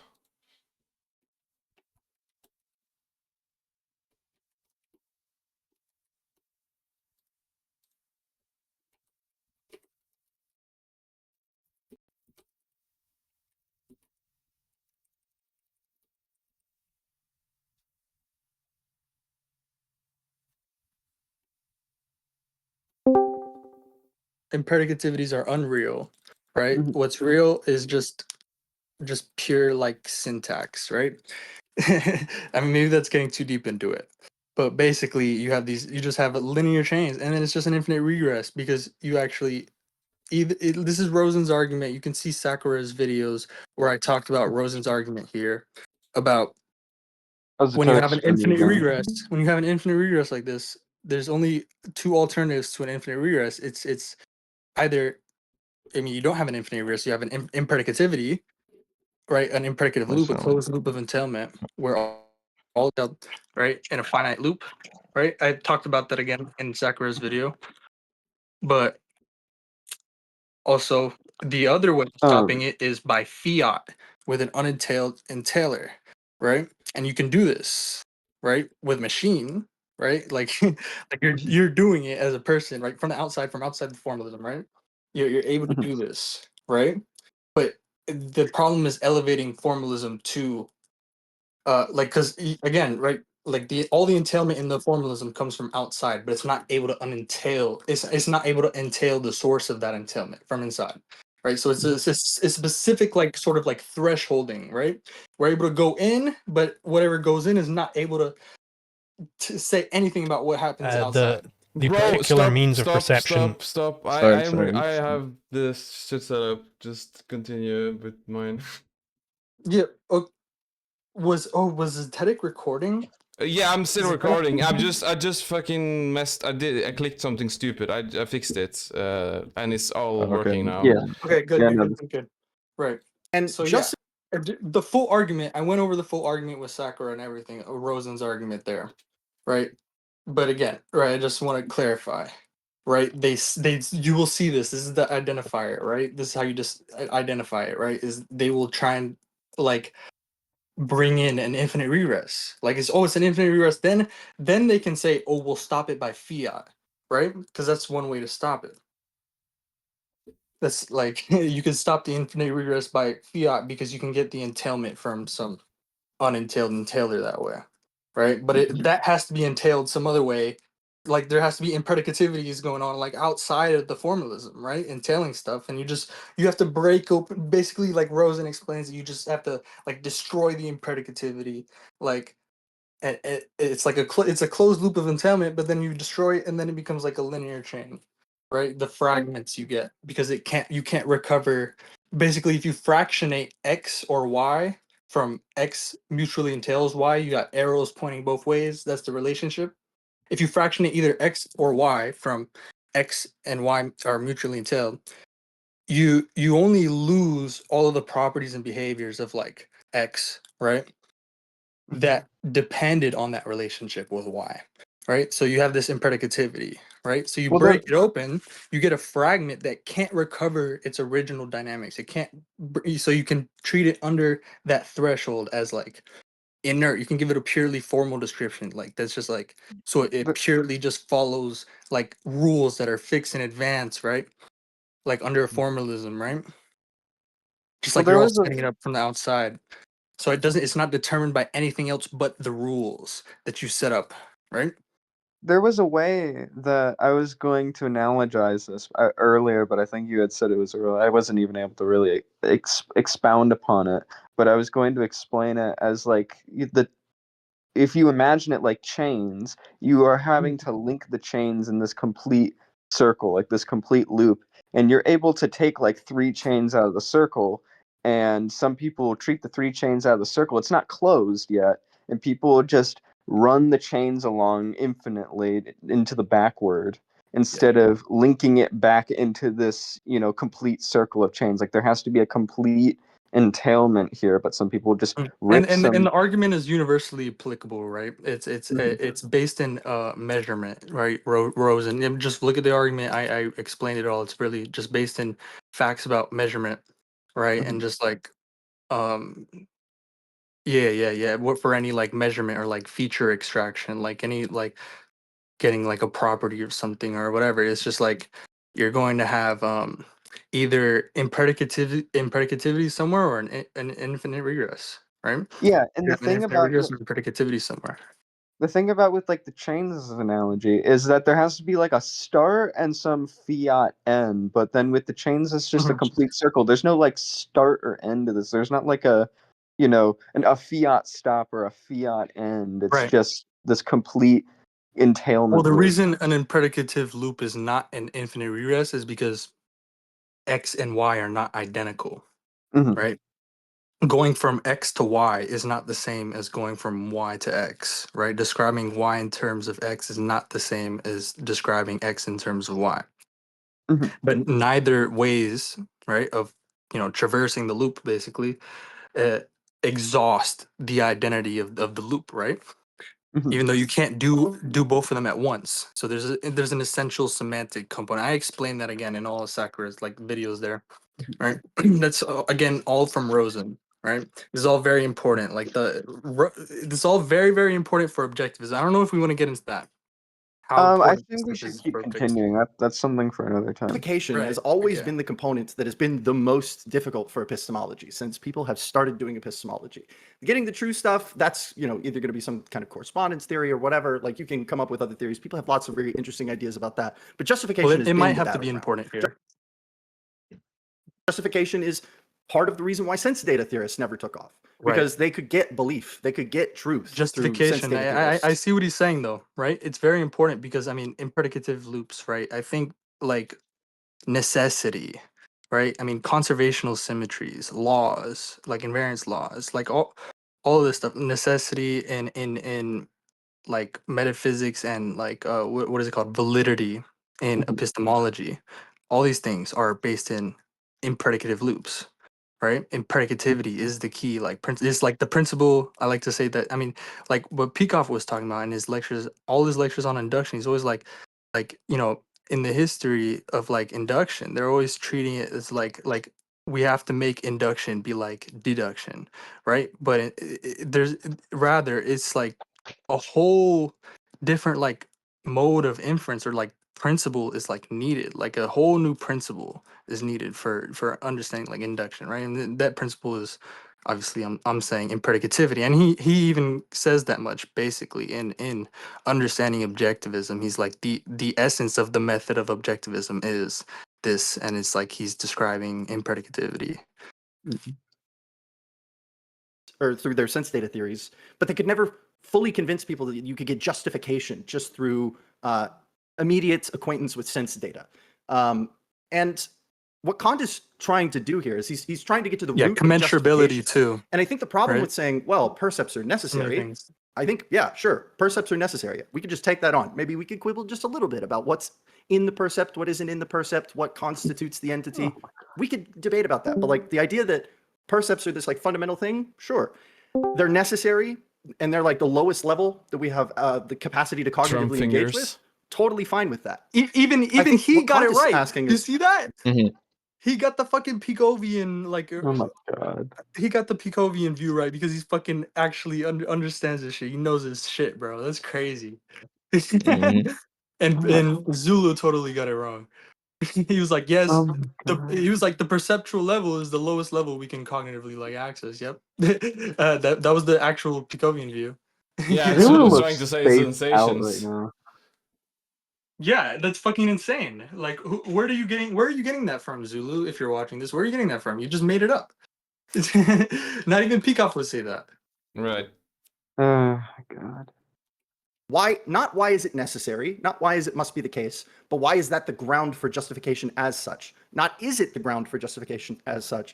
But why is it the ground of justification? And it seems like you have two options. And you have one is that you have one option that says that, well, actually there is no justification there, but that seems like we have a problem for epistemology then, because we're no he set longer up the dealing infinite with regress. we're no longer dealing with the normative element that's supposed to be a key component of knowledge.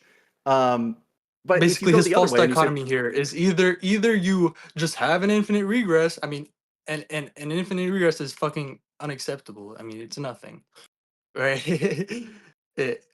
You can't have an infinite regress, right? You're basically just conceding at that point if you admit an infinite regress, right? So it's literally he's setting up a false dichotomy here. He set up, okay, you have this infinite regress, so either you just stay with an infinite regress, or you have some fiat, right? Like you stop it by fiat with some unentailed entailer, right? And that's what he did by defining knowledge as justified true belief.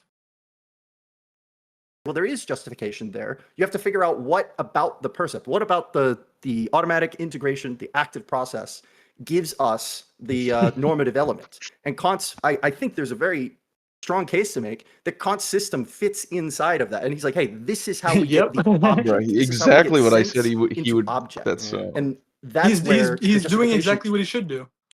yeah. component for That's knowledge comes in. exactly That's what I lets said earlier. What happened? All right. into object. And that's where the justification component for knowledge comes in. That's what lets you abstract out from these objects or entities into a full system of knowledge. Yeah, and it's So, actually true that, I mean, like, his view is more parsimonious than Zulu's view, because Zulu's view is just an appeal to ignorance. And I wonder what Zulu will go. Well, where will he go from here? Because So it's literally just, I mean, we can right There he now the goes. standard is just who has the most hidden entities that explain things, right? That are just unexplained explainers. Who has the most unexplained explainers? The Kantian does, so he wins, right? Because that's the standard. Oh man, yeah, I see. let's say that this is the case, that this is like a real problem that we've got to ground. Like, okay, well, how do you justify that? How do you justify that it'll keep being the case, so on and so forth? Let's take that as given here. It seems to me that Kant's answer is really no answer at all. Kant's Because answer, eventually, if you keep going Not down tracking. what Kant is saying, well, he's Not gesturing at what our noumenal minds in some noumenal world, which we don't know anything about, and it's this unknowable thing, which is wow. keeping this all in order and so on. Now, I would submit that gesturing at something unknowable, in fact, does.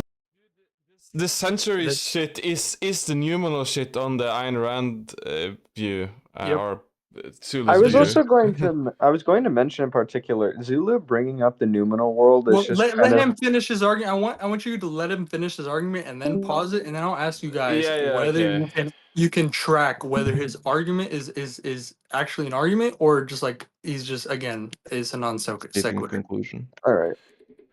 Minds in some noumenal world, which we don't know anything about, and it's this unknowable thing, which is keeping this all in order and so on. Now, I would submit that gesturing at something unknowable, in fact, doesn't solve the problem at hand. It doesn't answer the problem at hand, because you're just saying, well, in effect, why are we able to perceive things? Why will this be a necessary synthesis? So on and so forth. Well, something unknowable happens, and That's happens what you is even said. not even the right You word. don't You can't know say it. anything about this new. You appealed to ignorance. Remember, With That's what he's sensation. doing here again, right? you said the perception scientists will figure it out. You appealed to ignorance. True. In the world, of course. Oof. Which I wonder how the hell he's able to talk so much about it if he doesn't know anything about it. But it's in effect he's saying, well, something unknowable happens, and You that's don't know why we're able to anything about perceive it. guys. Now he says it in quite a lot more words than that, but You admitted as is much. that not? You did the same thing Kent did. Remember, he's like, his argument is like, yeah, oh, Kent admitted Gee, you that wanted he us. doesn't know it. You wanted His us to argument just right now. listen to. His argument right What- now is that Kent admitted he doesn't know the noumenal world. He can't know them. He can't even talk about the noumenal world. That's his argument right now. Okay, what did he say Mm-hmm. about? He was like, I don't know. The perception scientists will figure it out. He said the exact same thing, like basically the same form of what Kant. He right now what he's attacking Kant for. He's doing it. Yeah, he already did it. He was like, I don't know it. He said he doesn't know it. Sure, play. The essence of the Kantian approach here. I think it might just be useful. You know, I pulled Wow. it up because I The knew this essence was of the gonna come. Kantian approach, huh? The the essence of the Kantian approach, huh? Now that Zulu's argument is completed, I was going to just say that, like, the fact that he mentioned, like, the noumenal world or whatever, this guy has not mentioned that once. Right. It really goes to show Mhm. that he's just reading off of some sort of The script. Like, he's script. just Yeah. He's not tracking. He's not tracking. He literally just gave the same form. Like he just attacked the same form of argument that he already made. Right. like what he's doing is he's attacking what maybe Ayn Rand was attacking, not what this guy is saying, because Right. all he's He's able to not do tracking. is look at him as Ayn Rand, like pray or whatever. But did you guys? Am I saying this like am I describing this so you guys are grasping like what he just Yes. did? Hmm. I don't know. Like, can you articulate like? Yeah, well, he's accusing Kant of saying that we can't know anything about it, but he's appealing to the fact that we don't know anything about it to just say, well, that's not my burden, right? And my Right. my position is stronger because I'm just saying we can't know anything about it, but that's the same thing. The arguments are the same from one side to the other. I don't know. It's like his argument is just like, oh, my position is stronger because I don't like I just don't say anything about it. Like Mhm. I just don't like I just leave it up to the perception scientists. Like that's It's why my position is stronger. appealing to ignorance as evidence. Right. I think there is an aspect where he's also saying that, But again, well, that I don't argument have one more. completely turns back on him because Mhm. what are the perception scientists going to do? They're just going to be doing the same thing Kant is doing and creating all these hidden Mhm. entities. And what are you saying to these hidden entities? You know? Yeah, if I could like steelman his position, the position Jilu's saying, he's saying, well, we don't know anything about it, and unlike you, I'm not creating another entity, but that's also arbitrary because if you don't know But anything about again, it, you don't know if he's maybe there is a need for another he's entity. attacking his own basis because the Yeah. perception scientist that runs with what he's saying is just going to do the same thing Kant's doing, is creating all these hidden entities, these categories, these unexplained explainers, right? Mm. And that's like he's arguing against the whole basis for his argument. It's fucking insane. All right. So we'll continue. Did you But grasp it's that? Did you grasp that, Amy Stratino? Like you could probably Yes. articulate it better, right? I'm not like explaining it well. I don't think. I No, need someone no, else to articulate it better. I think you did. Come on, Well, articulate. Try and articulate it. try to no, I'm not doing that. He We was. we're already tried to I'm the only articulate one what you were saying. explaining stuff, bro. I need somebody else to bounce it What? off. Didn't What? I? We've I been thought doing it. Yeah, I think you've been just talking more than you should. I don't know, man. I feel If we like I want to just get made a further. very important point, you know, and I wanted to hear it back again to me. I was drifting, so sorry about that. Yeah, he was like everybody's drifting, you know, when I'm just talking. Like, come on, Sertino. I said, remember No. his argument is that Kant is saying the noumenal world is unknowable, right? Mhm. Right, but that's Mhm. exactly what he did, right? Well, yeah, no, like I had said, he's pointing to nothing and saying that it's evidence. He's pointing to his own ignorance and just presenting that as the evidence of anything that's going on. Like that was my way of putting it. Yeah, I guess. All right. Keep going. Sorry. 307 in the Critique of Pure Reason, where Kant first lays out the phenomenal noumenal distinction. And what he says, this is exact, almost, well, I could read it if we wanted to. It's a paragraph, but I could just translated as there are two conceptions of the noumenal. One is the noumenal in the negative sense, which is the object as it is apart from our sensible intuition. That is the negative sense of the noumenal. And the thought of the idea as it is apart from our sensible intuition. Because under Kant's system, it can't be an object Mind for us if it's is apart not from our sensible matter. intuition. Matter is not mind. Oh my god. So to say that like there is an object is itself undermining, or not undermining, but it just doesn't make any, there's nothing for us to cognize at all once we remove it from sensible intuition. And sensible intuition is just, you can think of it as just like the foundational rules for the immediate synthesis of objects. So space, time, stuff like this, as forms. And the positive conception is, he goes, well, okay, what if it was the object Zulu's as just letting him go on and on and on. Dude, he's looking at chats right now. You see his eyes? Bro, Zulu doesn't know what to fucking think. Like, Well, that implies that he's trying to think of something. I don't think he is. I think he's kind of drifting and then waiting to repeat another Ayn Rand. yeah, he's gotten to the point where he's just gonna let this guy Definitely. lecture. Okay, keep going. By something other than a sensible intuition, a finite sensible intuition. And Kant's like, well, I have no fucking idea what like an infinite intellect would cognize bunch of like, because I don't nonsense. cognize like that. Because what it is for an object to be an object is to be a product of finite sensible intuition for me. And so in both of these cases, what he's doing is he isn't actually saying, and so the cause of this whole system, the thing, the thing, if you could just reach far enough and grab it in the background, is this noumenal thing, this noumenal fabric behind all of reality. He's talking about the idea that insofar as an object is an object of sensible intuition, we must necessarily be able to think about the object. No, but he's as doing a apart great from job. that. He's But doing that a great thought job. doesn't have any objective content. He's doing That's exactly the what whole he's point supposed of to. the noumenal Look how distinction in confidently Kant. he's It explaining can't it, have bro. any objective content for us.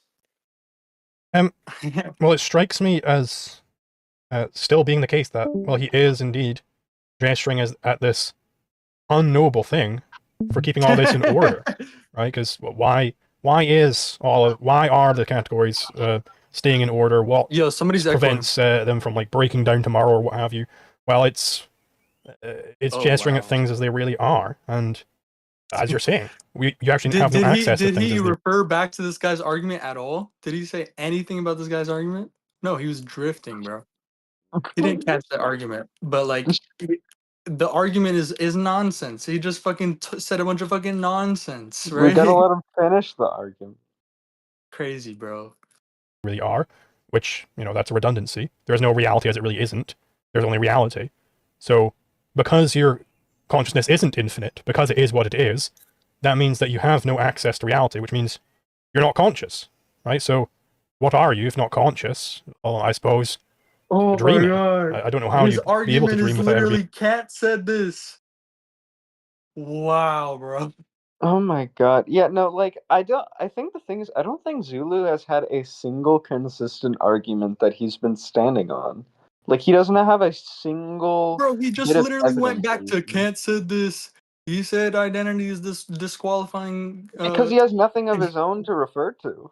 There's no Crazy, bro. There's no pizzazz in these newer debates. I remember how He can't Zulu's debates identify ended earlier. what he's saying is nonsense. Like, why can't he identify what he's saying is nonsense? Be like, oh, what you just said, that's nonsense. This is why. It used to be so obvious when Zulu like won debates back in the day. Or back. Like, Yeah, a few because he years was ago. locked the fuck in. You see Yeah, his, like, now- fucking eyes? Zulu is just like, oh, I won. Like, but what he means by that is just like I just yapped a kept bit. going. I just kept reciting the script, and I recited it well. You know. Yeah, and he's like projecting when he's criticizing Andrew, or he's just saying the same thing about himself, really. I won on the flow. I proved it. All right. Conscious, but Yeah. it seems to me that that's what's going on here. Oh man, I it think just the thing seems to to be keep this. in It mind just here is, seems again, to be this it's is what's going on here, man. Yeah, it's so weak, man. It's so weak. not whenever Kant talks about noumenal, and I will go ahead and concede that there are parts of this book where Kant gets sloppy. There's parts of, especially like I think in the second critique is where he gets the worst about it. Yeah. There's a couple parts Kant- of the second critique Kant is- where I'm like, I mean, why bro, did you say it that way? I mean, But, Zulu is not thinking, bro. Zulu, like this is why he's letting his opponent fucking lecture, bro. Bro, what? Why are you fucking again letting him go to fucking quote Kant and fucking quote the critique of pure reason, bro? What the fuck? Like, why is he allowed to do this? Why is he not Because you right went and now laughed trying at to? him. Why is he not right now trying to resolve some contradiction that you presented to him? Some, you know, why is he not right now trying to like tackle some argument that you've like presented? Well, exactly. It's what I said at the very beginning of what I would do is I'd just be asking, what is the evidence for this? And Right. just let them build castles, and then I can take the floor under them. Bro. If we just break down exactly what Kant is trying to get at whenever he's making the phenomenal noumenal distinction, if you conceive of the noumenal as reality as it actually is, then Kant's entire project is fundamentally incoherent in a way that it doesn't have to be so. There's no reason that you have to conceive of Kant's project that way. It's easy. Oh, It's a bit like when people say that like Rand is a He naive admitted it. realist or something like that. He admitted the noumenal is a fiction, impoverished fiction. Oh But my god. That's a really easy way to blow off Rand, but that's like not what she's actually getting at. She wants to have objective knowledge of objects as they are in the world without being a naive realist. Kant wants to have objective knowledge of objects as they really are without being like a pure Berkeleyan idealist. And the point that I really wanted to make sure I the pushed infinite on is this regress idea that the infinite regress, Rosen's argument, the infinite regress, right? He's getting it because it's just like, I don't know, it's just taking it as a given. Like we're gonna try and like account for these impredicativities in purely predicative terms, and Rosen talks about that every time you try and account for an impredicativity in purely predicative terms, all you get is an infinite regress. It's like the chasm between fucking like the finite and infinity, right? Like you're not like by any like rote operation like add one, you're never gonna get to infinity, right? What are you chewing, Yo, Just let's like, Angie? just like you're like predicativity is not just big impredicativity is not just big predicativity, right? Not just big predicative, right? This is from Rosen. But I just want to be clear. This is like exactly what he's doing. It's just like I'm just taking it as like and Zulu's accepting that we're gonna try and account for impredicativities in purely predicative terms, and then that's going to we have an infinite regress, and then his false dichotomy is set up already because we've already What are you chewing, disavowed Angie? What are you impredicativity. chewing on? We've already prohibited impredicativity. Sorry, my mouth is dry. Is that what you hear? Like Sorry. I heard like I'm not sure that went through, but I heard like a lot of. I needed to take a sip of water. Sorry. All right. But yeah, they're trying to get to impredicativity, right? They've already prohibited impredicativities, right? They've already said, yeah, impredicativities, that's like nonsense, man. We're gonna try and reduce it to predicative stuff, you know? You know, let's observe the rope loop by cutting the rope loop and laying it out straight. Yeah, and but then his argument perfectly just follows, well, you right? have to It's have just this like notion. the false dichotomy is set up. I mean, the dichotomy is set up perfectly in the sense that Zulu agrees with it already. He's Well, yeah, already agreeing with the dichotomy that it's either an infinite regress or you stop it by fiat. well, see, right? that's the thing. Like, all he needs Zulu to agree on is just to lay the rope out straight. All he needs him to Right. do is just lay the chain out straight. Don't make it a loop. Just keep it straight, and then we can argue over when the rope ends or when it starts or whatever. Right. Yeah, this is why Rosen's logic of like complexity, or yeah, it is so important for objectivism, really. So Oh my god, important. I can't wait to see Zulu's response to this because everything he's talking about has nothing that I think Zulu knows about. Yeah, and remember, I already said this earlier, right? If he accepts that the dichotomy that it's either an infinite regress or you stop it by fiat, guess what the unentailer is, right? It's equivocal with the arbitrary. like your position then becomes equivocal with his position. There's no basis for preferring your position over his position. Literally none. The point that I really wanted to make sure I pushed on is this idea that, oh, well, you have to have this notion of the noumenal in order to make, you know, the categories always work or something like that. That's giving And this Kant is the like a benefit modal of the claim. doubt. Actually, you know, Remember? Kant does say Speaking that of- they're necessary. They Yes. necessarily always occur. But they're norm-governed faculties. These are functional descriptions of norm-governed faculties. We don't literally expect to cut open people's brains and find like, oh, look, there's like there's necessity and there's causality and all of that stuff. They're functional descriptions in the sense that Yep. these faculties see what are he just did designed to- there. I just want to point out. Can you see what he just did there? Before I say it, can you see what he just did there, Strixino? Because I've been saying. Well, so the main thing is that he's talking about that like we can't find it locally in the brain. It has to Yeah. be part of a much Right. larger loop. No, but but do you see what he did there?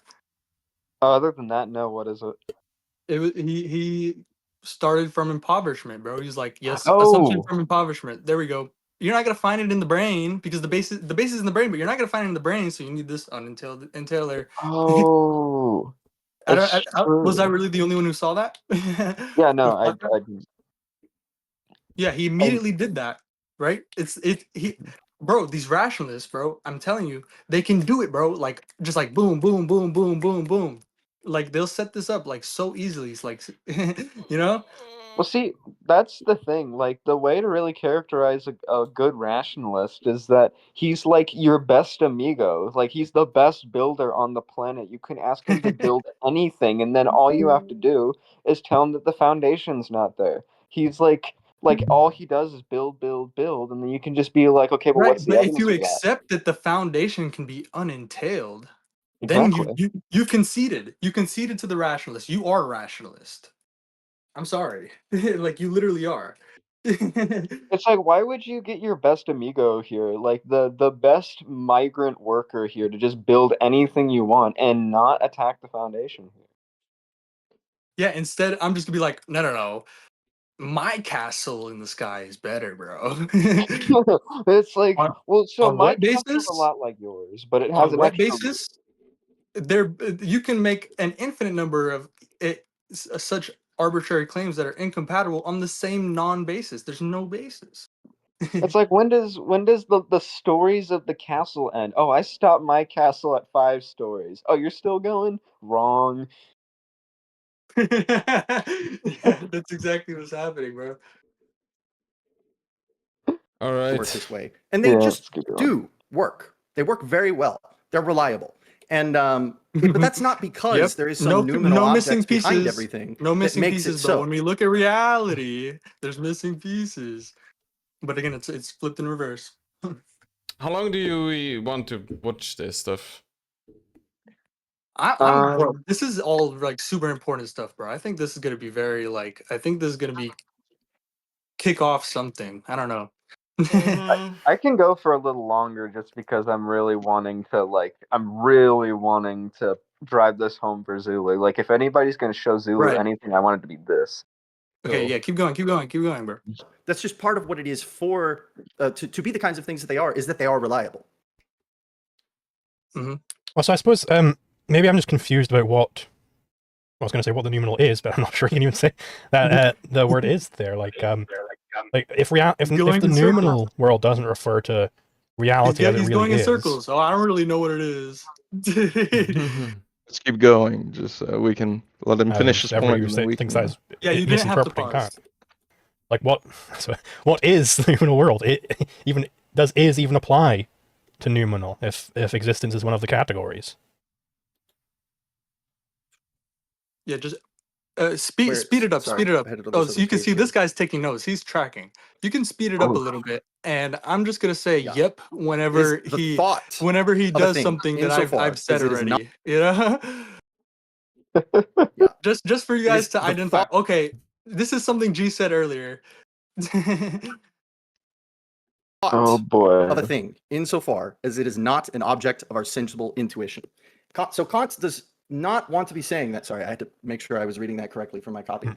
Kant does not want to be seen as saying that like there is actually some object that must necessarily be so. Now he talks about, I'm immediately going to complicate this because I don't want it to feel like I'm like pulling the wool over your head or something like that. He complicates this when he talks about affectation, right? When he talks about how sensation at all is possible. And he talks about, yeah, well, look, we're finite sensible beings. There has to be something that's affecting us because of that. And so we have this notion of affectation. And he goes like, yeah, maybe it's that noumenal thing. Maybe that's what's doing the affectation. But Assumption never of is impoverishment. Again.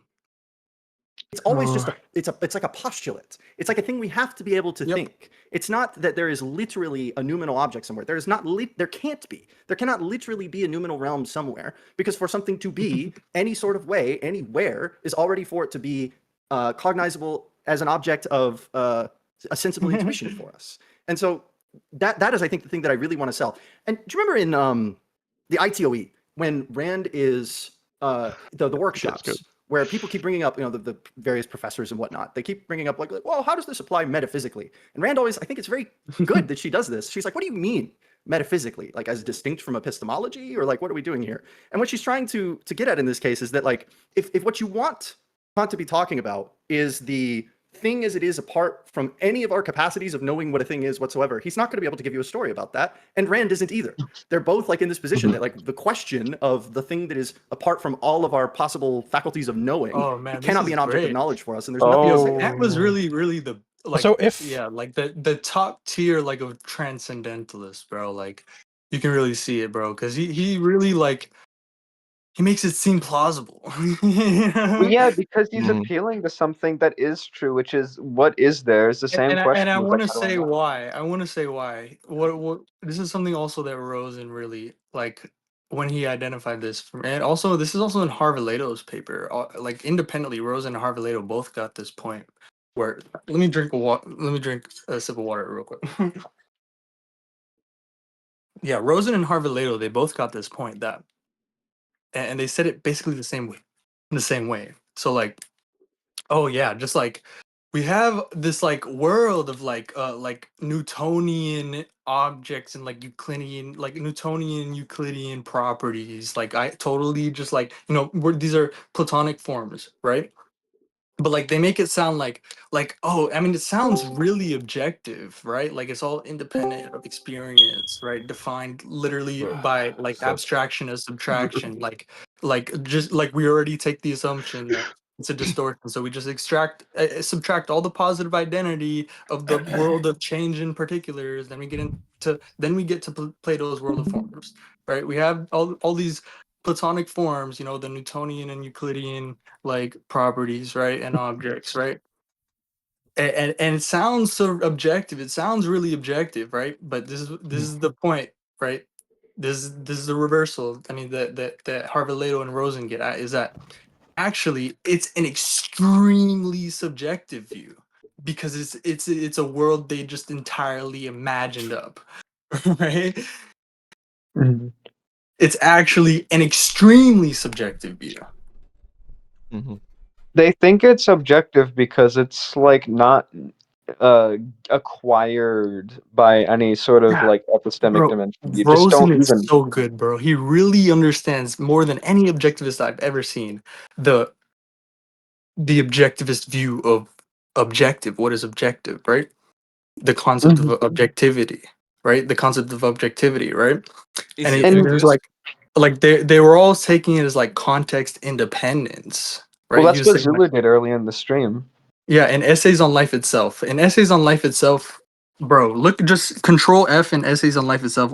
Anything Rosen talks about objectivity, you can see he's like right on the spot of the objectivist view of objectivity. That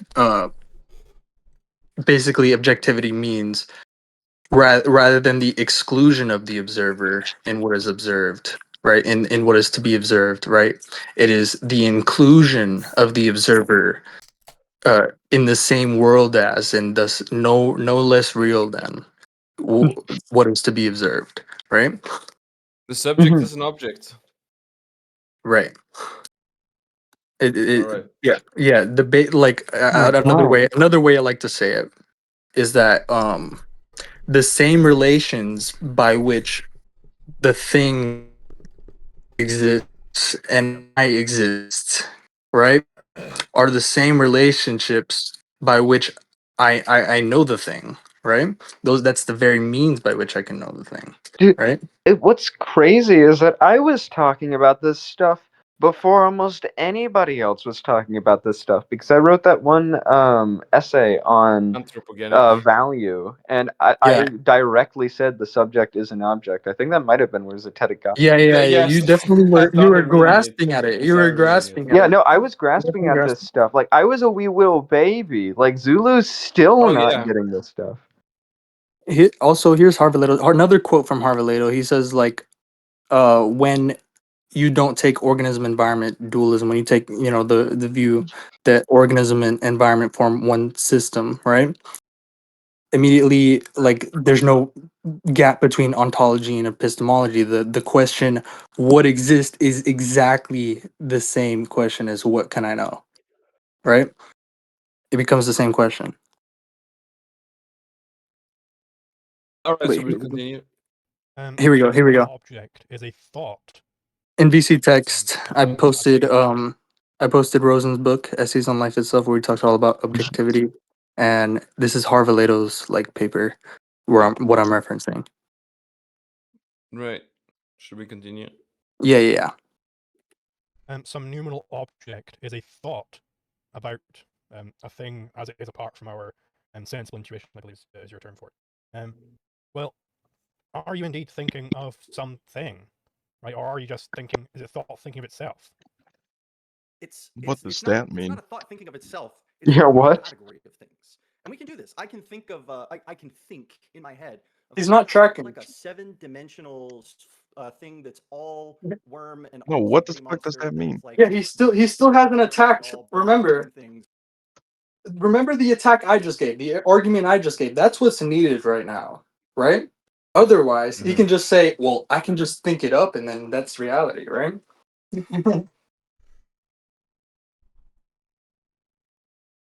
Right. What would that be like? I can form that in my head. I can string all of those concepts together and I can make them look like a No, you can't. question that should have some kind of an answer to it, right? Or at least like a definitive answer one way or another, right? And the point is to say that just because you can string those things together in your head doesn't mean that there's anything that it corresponds to. This is like a product of what it is to how we think is that we can do this stringing together. And as soon as we like I said earlier, as soon as we have the idea that like, oh, we have a form of perception, as soon as we know that we have a form of perception that allows us to have objective knowledge of objects, objective knowledge of entities, we could say, then as soon as we can say that, we could say, what if we just pluck that out? Wow. Pluck that condition out. What does that? I like how he understands the objectivist view better than fucking like the traditional objectivist view better than fucking Zulu does, bro. It's crazy. And Kant says there's nothing to say there. And I think Rand also would say there's nothing to say there. There's nothing that it is like for Yep. us to think about an object as it is apart from the form of perception. Right, indeed, you can't perceive apart from your perception. But at least Rand would say, well, there is actually a thing there. Like, the thing literally does exist, whether you're perceiving it or not. But it seems to me that on the Kantian view, we've got, you know, like turtles all the way down. It's thought all the way down. Because, well, but that's we're your not talking view. about a realm You of haven't thought. entailed the thing. The thing is unentailed. Bro. I can imagine that the phenomenal would be the realm of reality as it actually is. Well, now also the noumenal is in fact thoughts themselves as well. So the noumenal is also thoughts about whatever it would be, because it can't even be a thought about a thing, because thing applies only to the phenomenal. If it is thought all the way down, well, then in what way aren't we in this world of illusion? In which way is it not the case that everything Wow. is just thought? And this is exactly, remember what I said earlier about the empiricist, pause it. Remember what I said about earlier about the empiricist, like the old empiricist being like forced, like dragged into phenomenology. He just did it. He literally just like, yes. And why wouldn't it be turtles all? I mean, yes, it's all an illusion. Wow. Then he's a fucking idealist, bro. Literally. He just admitted, bro, like he's attacking his own view, bro. Like, again, he's saying what follows from his own view, but he's not recognizing that that's what he's saying, right? It's crazy, bro. So yeah, go back to fucking primacy of perceiving from Turvey and their argument there, right? It's you'll see exactly what's happening here. Thing is just self thought. I guess I want to bring back again. Don't want to feel like dodging, just trying to dig down here because I feel like I could just like repeat some stuff I've said before. But maybe it would be just good to loop back just a little bit and be like, hey, so like we've already agreed that Rand has this notion of percept that is distinct from mere sensation, that is an active process. And I just want to Wait, this guy's tracking. He's literally trying to bring Zulu back to the fucking flow, bro. It's crazy. Yeah. if content just instead of doing the whole first third of the critique and was just like, hey, I'm just going to do my theory of empirical concepts, right? And what I'm going to say is that so he did agree with the orthodox level of the percept that we can then way of objectivists epistemology. Yeah, he's I mean, bro, it's Kantian. I will Fucking, Oh, agree yeah. with it when he agreed to it. Yeah. Oh What do you yeah, mean? I mean he's the one who like basically said, "Oh, in Oh, is that ITO Sakura? here." That's where she said. Yeah, bro, I just fucking crawled out of bed, man. Oh, Sakura just got here. Oh yeah, you're gonna have to watch the recording, bro. Oh yeah, who do I have Yeah, to it's harass for that? It's been over 3 hours, I think, to now. Yeah, let's keep Who going, do keep going. Okay. concepts out of is like all of this neurological stuff in science will solve that one day, but he did all of the rest the same. Would any of his conclusions be like necessary? He's tracking. Oh, this is thought all the way down. Oh, this is going to be like a massive problem because it seems like Go back go back a little bit right before you started again. Go back a little bit because he's pointing out exactly what I was pointing out. already agreed that Rand has this notion of percept that is distinct from mere sensation, that is an active process. And I just want to ask, what fundamentally, what is the real distinction? If Kant had just instead of doing the whole first third of the critique and was just like, hey, I'm just going to do my theory of empirical concepts, right? And what I'm going to say is that everything that comes before that gets us to the level of the percept that we can then abstract empirical concepts out of is like all of this neurological stuff in science will solve that one day. But There's like reversing like perception and conception, and like conception is being the base for perception. No, you can Like- see he's pointing out exactly what I was pointing out earlier, that he was doing the same thing that he was doing. Okay. He's just did all of the like, rest the same. Would any of his conclusions be like necessarily like, oh, this is thought all the way down? Oh, this is going to be like a massive problem? Because it seems like we're in the same fundamental decision point where the percept is not the object in the world. Rand is very clear about this. She's not a naive realist. It's not a window to the external world where you just like look out of your head and you just see the object as it is. The percept is an integration of sensation. Yeah. It is made Representationalism, bro. You know, instead of like this is again like Gibson, he comes in and saves the day. He's like, no, perception is an activity, bros. Perception is an activity. Right. And that's consciousness is awareness, the form by which it's aware of existence would be the better way of putting that. And so I just feel like I could go through this series of answering that question again, but like, how could I not just reflect that same criticism back onto Rand? The fundamental thing that we are aware of is not of the world, it is of us. Well, so the percept on Rand's view would be an integration of the sensory data, which is strictly referring to the things out there. Bro, he just gave a definition. It's the intermediary. This is M. This is It's M. crazy. What supplies the missing information, bro? Jesus. Yeah. Okay, you just Brain. admitted M is not Numbers. E. The third term, the tertium quid, is not the object of perception, right? The tertium quid is not the object of perception. It's not what we perceive, right? So what supplies the missing pieces? Right. Right. Now, I would have thought previously on Kant's philosophy that, well, the way he's grounding it is he's grounding it in these noumenal things. So I wouldn't have said initially that it's all thought thinking of itself. But then you were saying that the noumenal actually means thoughts of things apart from our perception of them. So, but then it seems to me that, well, Again, this is Kant is just saying that the categories are what supplies the missing pieces. That's all he's saying. and literally, like, Zulu has to say something similar too. Like, he has to appeal to innate knowledge. It's a loan of intelligence, bro. Or else he just has a fucking an infinite regress of A mediating. priori. He just has an infinite regress of M terms, third terms. Like, you know, I'm talking about the O and M and E in lecture 3 on lectures on perception from Turvey's book, and Turvey talks all about that, right? But it's just like you have this third term that sits between the organism and the environmental fact, the fact that you perceive, right? And it's just this M is impoverished, right? But it's supposedly the basis of getting to. It's supposed to bridge the gap to E, right? But immediately you posit some M, you immediately sever the organism and environment. You sever them. You have the dualism again of object of experience and object of reference, right? And you won't be able to bridge the dualism, bro. It's again like trying to bridge fucking going from these are they're incommensurable, right? You've already made them incommensurable. They're incommensurable in their descriptors, right? They're not the same thing. The object of experience and the object of reference are apparently not the same thing. So you made them incommensurable in their descriptors and in the descriptors grain size and their number and their kind. All of this I stuff, think you're like, going a bit yeah. very far here, where a lot of people are gonna not But know no, I'm exactly. referring exactly to what I was like. Yeah, yeah. Again, Control F in Turvey's papers for descriptor, right? Mm, This is a absolutely. very Like important point.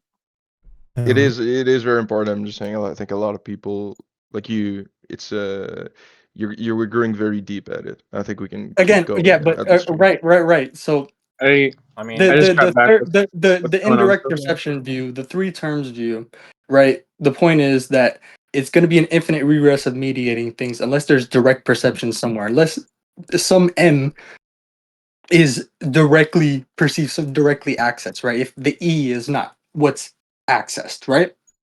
But the M is not E. M is not E. They're incommensurable in their descriptors, right? Well, how do you get from M to E? What supplies the missing terms, right? I bet Zulu is gonna say that we get from M to E because we have a human nature. We're like the rational animal. I guess Yeah, yeah. it's For just like it's just the kicking the can down the road. It's still begging the question again. Entail, I bro. mean, yeah. Entailment. This is why If understanding entailment is so important, bro. and Or I guess like if he did that, to ask uh, like to put it in words that maybe like the young objectivists might understand, you know, like just like ask a question of like, why do we need the third variable in the first place? Like really ask yourself that question. Right. And like if you literally can't come up with an answer, well then why do we need that third term? Yeah, it's right? equivocal. It's equivocal. Remember, the impoverished Yeah. whatever is totally imagined up. Completely. It's privileged, but like what basis? What's the basis for that privileging, right? It's privileged among it's privileged, right? Against other like scales of descriptors, right? Other scales of levels of description or levels of analysis, right? Or differentiation, right? It's privileged, like the very smallest like scale, right? It's just privileged above, and we know there's different scales, right? I mean, the literally without multi-scale like processes, scale to scale transformations, you don't have the second law, and the second law is universal. So again, whatever. There's no. but It's not a if flat land physics. Not a flat land. I mean, yeah, I have yeah, What basis are you privileging some scale over any other, right? And it's like there's another great paper from Turvey where he talks about the basically like there's a couple of papers where he talks about this, where just search like appropriateness or description, like appropriateness of description, right? He basically says it's determined by appropriateness, like it has to be commensurate with the behavior you're trying to explain, right? That's the mean, level of description you're supposed to choose, right? The one where there's no unentailed terms, when there's no room for any smuggling in of any unentailed terms, right? Because everything's entailed. That's why external positing makes no sense, right? When you're I talking have a about request. I will request if we can just use activity as you said earlier, so I can be able to do other things at the same time, because everyone can pause and play as they want now if you just join the activity. Okay.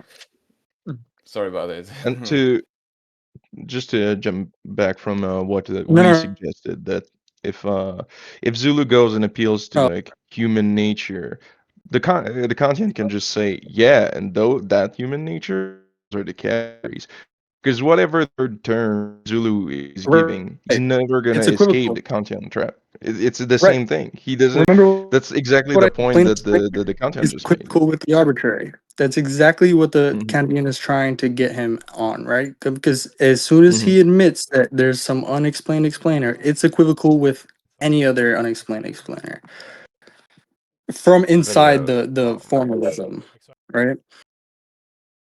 Do not The pause and streaming. play just arbitrarily. Just have some self-control, okay? I have it on where we're at last. So if you I thought we gotta join the. maybe I can make it so that just G or whatever can pause and play. No, Let's listen, see. guys. I don't know if you guys can hear me, bro, but you guys all get muted, bro. Everybody gets muted when we're doing this. Stop it, bro. Stop it. What's going on? Everybody just got muted, bro. You can't talk. I can't. I'm on the phone, bro. I'm on my phone. I can't talk while I'm doing a watch together like that. Oh, so there's neither for stream. Yes, bro. I don't know why Zedek's trying to change it. Change what? So He what? Bro, wanted to. just He keep wanted. streaming the video like you were streaming it, bro. Yeah, I'm He just streaming it. wanted. I'm just making it so that I can go away and you can pause and play. But yeah, no, you. No, but There's a. he can't watch it now. Yeah, there's the Why? watch together, but there's not the live stream. Yeah, the live stream got shut down. Oh, okay, but Like, can't you? listen. I just opened Okay. when I opened the watch together. I can't hear anybody. I can't hear Okay, anybody for some I'm reason, and sorry. He's on Okay, I mobile. can't I'll speak. just sacrifice myself then. I guess then we go back Yeah, I here. don't know if the same thing is My happening for bad. everybody. Like they just fucking went into the watch together, and now I everything's guess silent for them I or guess it something. No, doesn't he's work on on mobile. phone or whatever. How do I exit leave activity? Okay, there. All I can. right. Yeah. You know, I already had the video open. I can stream it if. Yeah, I'm No, streaming it now. It's fine. just keep it going. We're good. All Oh right. I've yeah, said yeah. I what guess I've you want said to. pretty much Okay, sorry. everything. Everything can be like I don't know. Oh yeah. What I've said can be applied to basically everything that follows. So I don't have to repeat myself. Okay, sorry. I got what you I'll let. meant. Yeah, you I can want end other if you people. I want. want other people to talk. Like I don't know. Is My Discord Stratino still started. there? Stratino, are you Well, there? I had said that I was that I got back and I was asking like what had gone on in the past 10 minutes because I went to go get some lunch.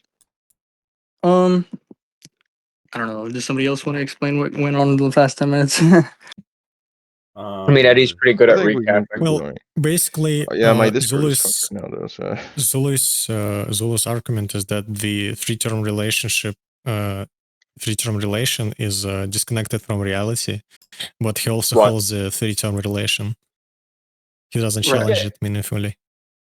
Oh God. One thing. I just want to make clear. I'm always recording. But Eddie proposed something to me that I would like to accept, is that he could share the screen so I can do something else. But I will record in the background always. So I will record his. Oh yeah, so screen. he can mean- control the video, I guess. Yeah. Sure. You don't Okay. have to keep recording if you want either, Zetetic. Oh the yeah, only but thing that I doesn't need is cost your me anything. recording. And It doesn't Yeah, cost yeah. me. upload it later. Okay. How are we doing on time, Stratino? I can go for like another hour. Okay, man. Try to tough it out. I'm gonna hand the reins over to you, bro. I'm gonna stop talking and be like, okay, I've said everything. Like, I've said a lot of things, right, Meaningful. that can be applied, right, and I don't need Mhm. to repeat myself. So I want and if you see something that like you want to apply something I've said to it, Mhm. like I would mean it would better be coming from your mouth also, just like for integration, you know, further Yeah. articulation and all that, right? Mhm. So All right. I'm gonna hand the reins over to you. All right. Perfect. Let me see how this works. How do we watch it? Is it Yeah, I Eddie thought needs it, to like live Eddie. stream it. Eddie should.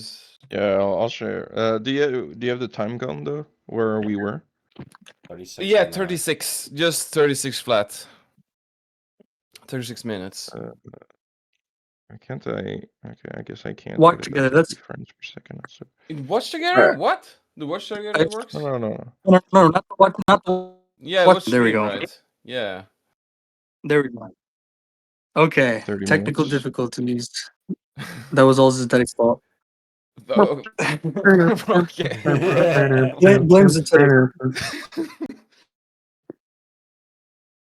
All right. Whenever are we ready? Yeah. I'll put the. You're streaming the wrong thing, I think. Yeah, you're streaming Am I? Discord, bro. Oh, whoops, Yeah, my honestly, bad. I think somebody should like when they watch this over actually put together the flow because I'm like tracking a lot better. Like I'm basically like describing the flow, so people can just take what I'm saying and put together a really nice like flow. You know? I could maybe edit the recording afterwards to cut out this shit. Well, if you do, that'd be great. Just send the I don't know. hear I don't think you should edit it. But like, Just We send can't the hear recording shit, to me Eddie. and I'll do all the magic. Don't Oh, worry. I can hear it. You I can't can hear hear it. We can't oh yeah, we upload can't the we can't mic. hear it. We can't hear it. That's right. Maybe We you can't have hear the it. stream muted. No, we can't hear it. It's because Eddie's playing is sharing his whole screen, but like it's gonna be echoing No, if he I'm audio. I sharing. think I heard something. I'm sharing the window. I don't know what Zetetic did. Zetetic was able to I do can it. hear Eddie. The I can I- hear him If just you're fine. still in the No, watch it's working. together, It's like, working. Oh, leave, it's working. bro. It's working. works, Just it turn up the works. volume. able to give you a story about that. And Rand isn't There you go. Okay, so it's working. Yeah, turn up the Yep. volume. You It's know already what's at funny? max. Zulu is saying, I don't like your free-term relation because it's disconnected from reality. I don't like your magic. My free-term Gee. relation is better. Yeah. Like I said, he's just like It's equivocal. in response to the Kantian raising his castle in the sky, right? He's just raising his own, right? All right, let's keep going. either. They're both like in this position that like the question of the thing that is apart from all of our possible faculties of knowing, it cannot be an object of knowledge for us, and there's nothing to say about it. So if some numeral object is a thought about a thing as it is apart from our sensible intuition, I believe is your term for it. Well, are you indeed thinking of something, right? Or are you just thinking? Is it thought thinking of itself? It's not a thought thinking of itself. It's the idea of a category of things, and we can do this. I can think of I can think in my head of like, God, what would like a 7-dimensional thing? I think I'm not at the right time. I think we're behind. It's 32. That like doesn't interact with time at all. But Yeah, he What said did you say? 36 for sure. Oh, He 36. said 36. Yeah, 36. Oh,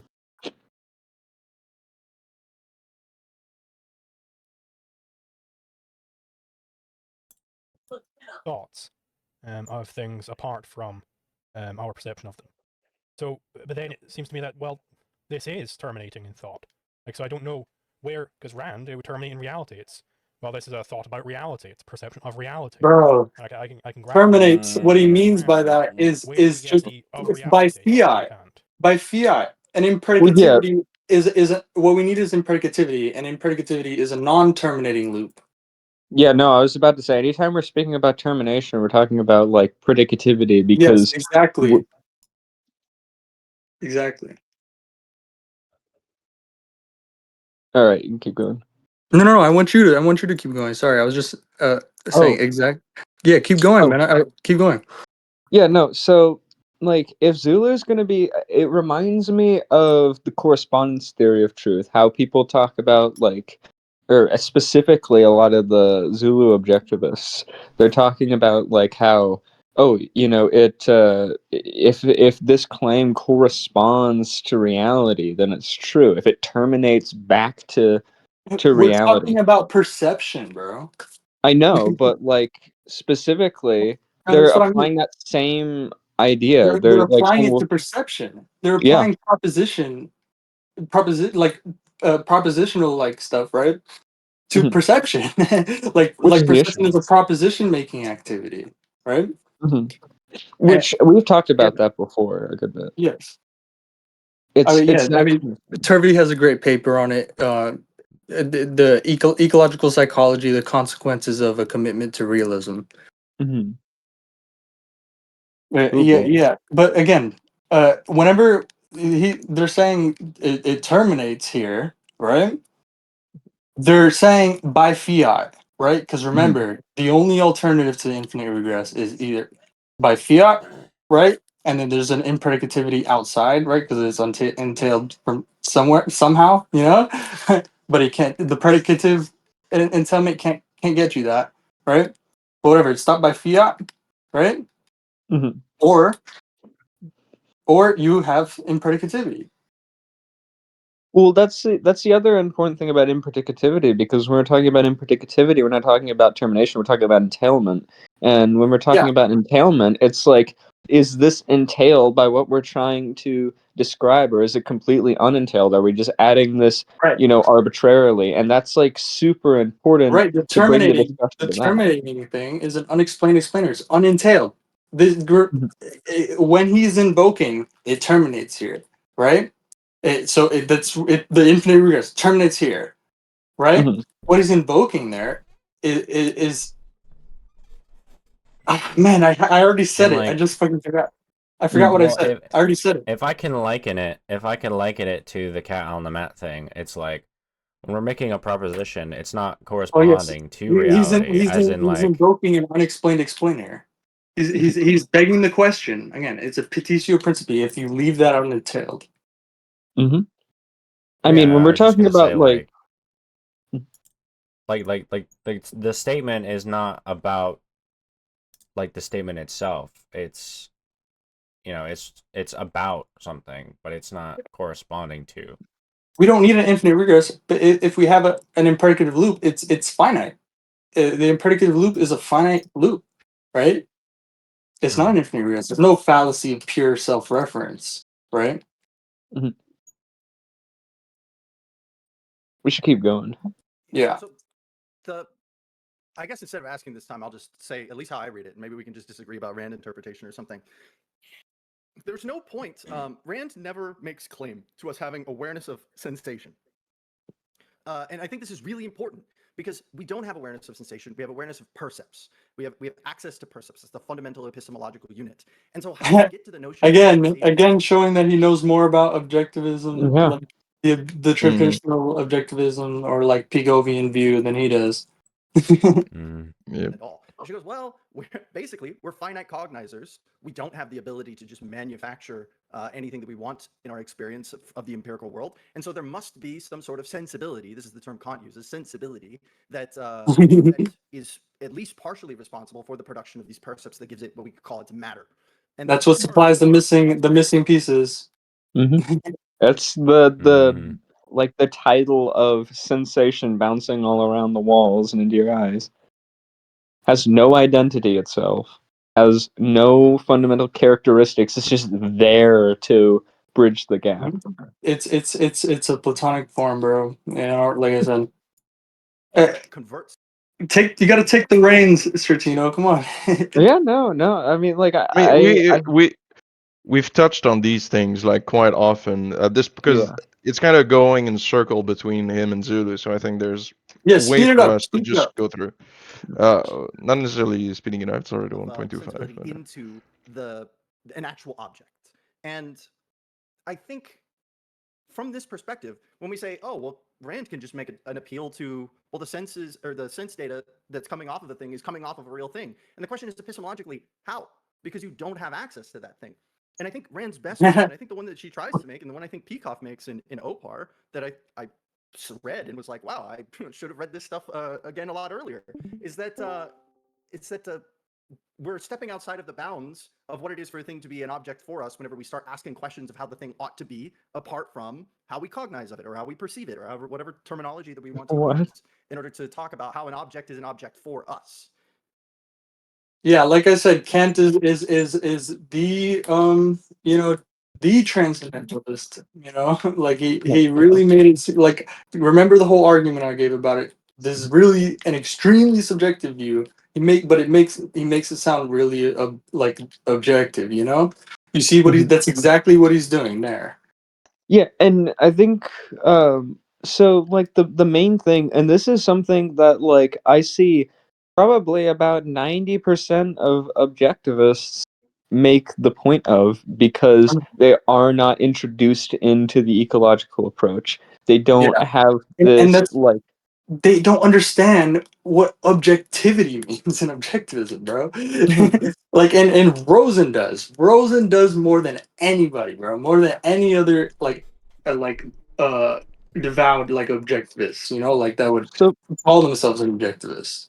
I think the thing that is kind of important to understand is like I want to liken this to law, because when we're resolving conflicts, either there's an arbitrator there or we're outside of here doing the arbitration ourselves when we're looking at conflicts. Similarly, here, when somebody is talking about objectivity, we're always like, even if we're talking about like objective means independent of the observer nonsense, they're It's still just like trying to import their own it's perception. organism environment dualism, bro.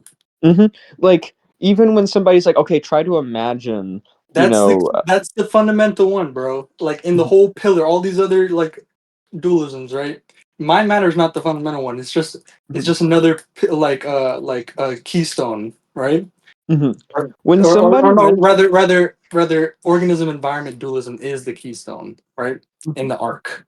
either Toby has a figure of this in Lectures on Perception. I'm like trying to illustrate it. either way, when we're talking about objectivity as the inclusion or exclusion of the observer, for those who are trying to see objectivity as the exclusion of the observer, the only way that they're able to understand it is to import themselves as the perceiver of that kind of thing. Remember, bro. Fuck. Trying to account for impredicativities in purely predicative terms. Mhm. What do we need to do? We need to look at the larger system, Mhm. and that's what prohibiting impredicativity, just like that's what it prohibits. When you prohibit impredicativity, you're prohibiting looking at the larger system to get informed about what's going on here, like the fucking the self other relation, distinguishing relation between me and things and other things, right? It's just Mhm. like, again, this is the problem, right? We have to look at the larger system, right? Mhm. For which, like that, such that they're mutually constrained, the larger system of mutual constraint, right? Mhm. That's It's what we have to look at. Like, I don't want to get too deep into it, but like basically Rosen talks all about this. I mean, this is like the problem is they're not letting themselves look at a larger system. They're just like, oh, if it means inclusion of the observer, then the observer is included in the object. What? The observer is included in the object of perception? No, bro. Look at the larger system. There is a larger system.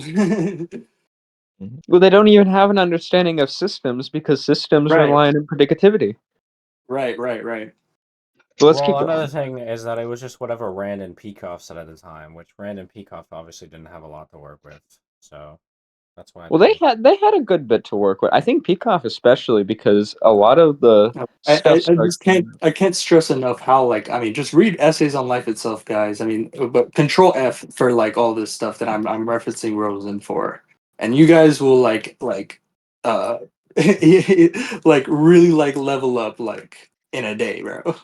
I Yeah. also can't stress enough that like it's not that Peacock didn't have a lot of information on this stuff. It's that Zulu isn't trying to read up on the information that Peacock is actually providing, because Peacock does know a lot about this kind of stuff. And he's actually got to a lot of it on his own. Like, if you read Understanding Objectivism, he is able to have free reign on his ability Even to explain Binswinger, it. even Yeah. Binswinger. There's an HBTV episode where he's talking about Bertrand Russell, right? And he Mhm. talks about impredicativity, right? And he basically he brings up like basically Rosen's view on that matter, and like Rosen's interpretation of Gödel's incompleteness theorem, right? Yeah, no, it's like it's not that Peikoff cannot supply you with a lot of the answers, is that you're not trying to find them. Like Zulu That's all. isn't He trying to also find talks them. about the fallacy of pure self-reference there, so it's very tied together. Yeah, we should Let- keep going. But no, I want you to continue what you were saying. Sorry, I just wanted to. Oh, I yeah, was no. finishing my thought there. Yeah, so my point is that, like, you know, Peikoff, even Rand, even, like, you know, Binswanger, they have a lot of works.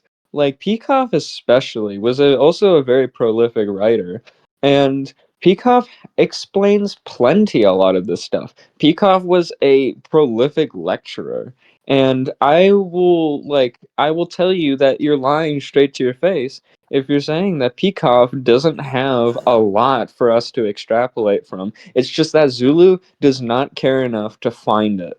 Like, Zulu is not trying to search with all of his utilities, all of these resources by No, which, I'm you know, reminded Peikoff he's probably watched a ton of fucking Peikoff lectures. He's probably watched like understanding objectivism, right? But he just drifted. Like I'm reminded of like Binswanger. He gives this example about how he first like decided to like look into objectivism, right? He was like attending some conference or it's like some lecture, Ayn Rand lecture, and then he just like he heard something Ayn Rand said, and then just like boom, like he was drifting. Like he says this all the time. He's like I was drifting, I was totally drifting at first, and then just like a light bulb, like boom, like she said something like fireworks, you know, like it brought my mind into focus, you know.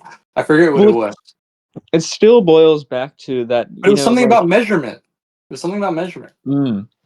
I mean, it still boils all the way back to, like, you can even bring yourself to listening to the lecture, but you're not Rather really free listening. will. I think it's free will.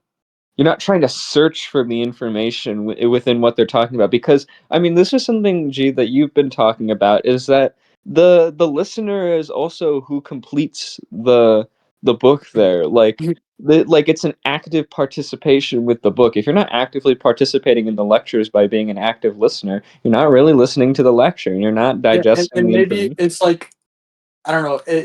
The way to get around that is to account for the problem with truism. Make it explicit. Tell the reader what's going on here. You know, but direct the reader back to their activity because you can't perform the activity for them, right? It's And their activity. All you can do is direct them back to look at it. You know. exactly. Yeah.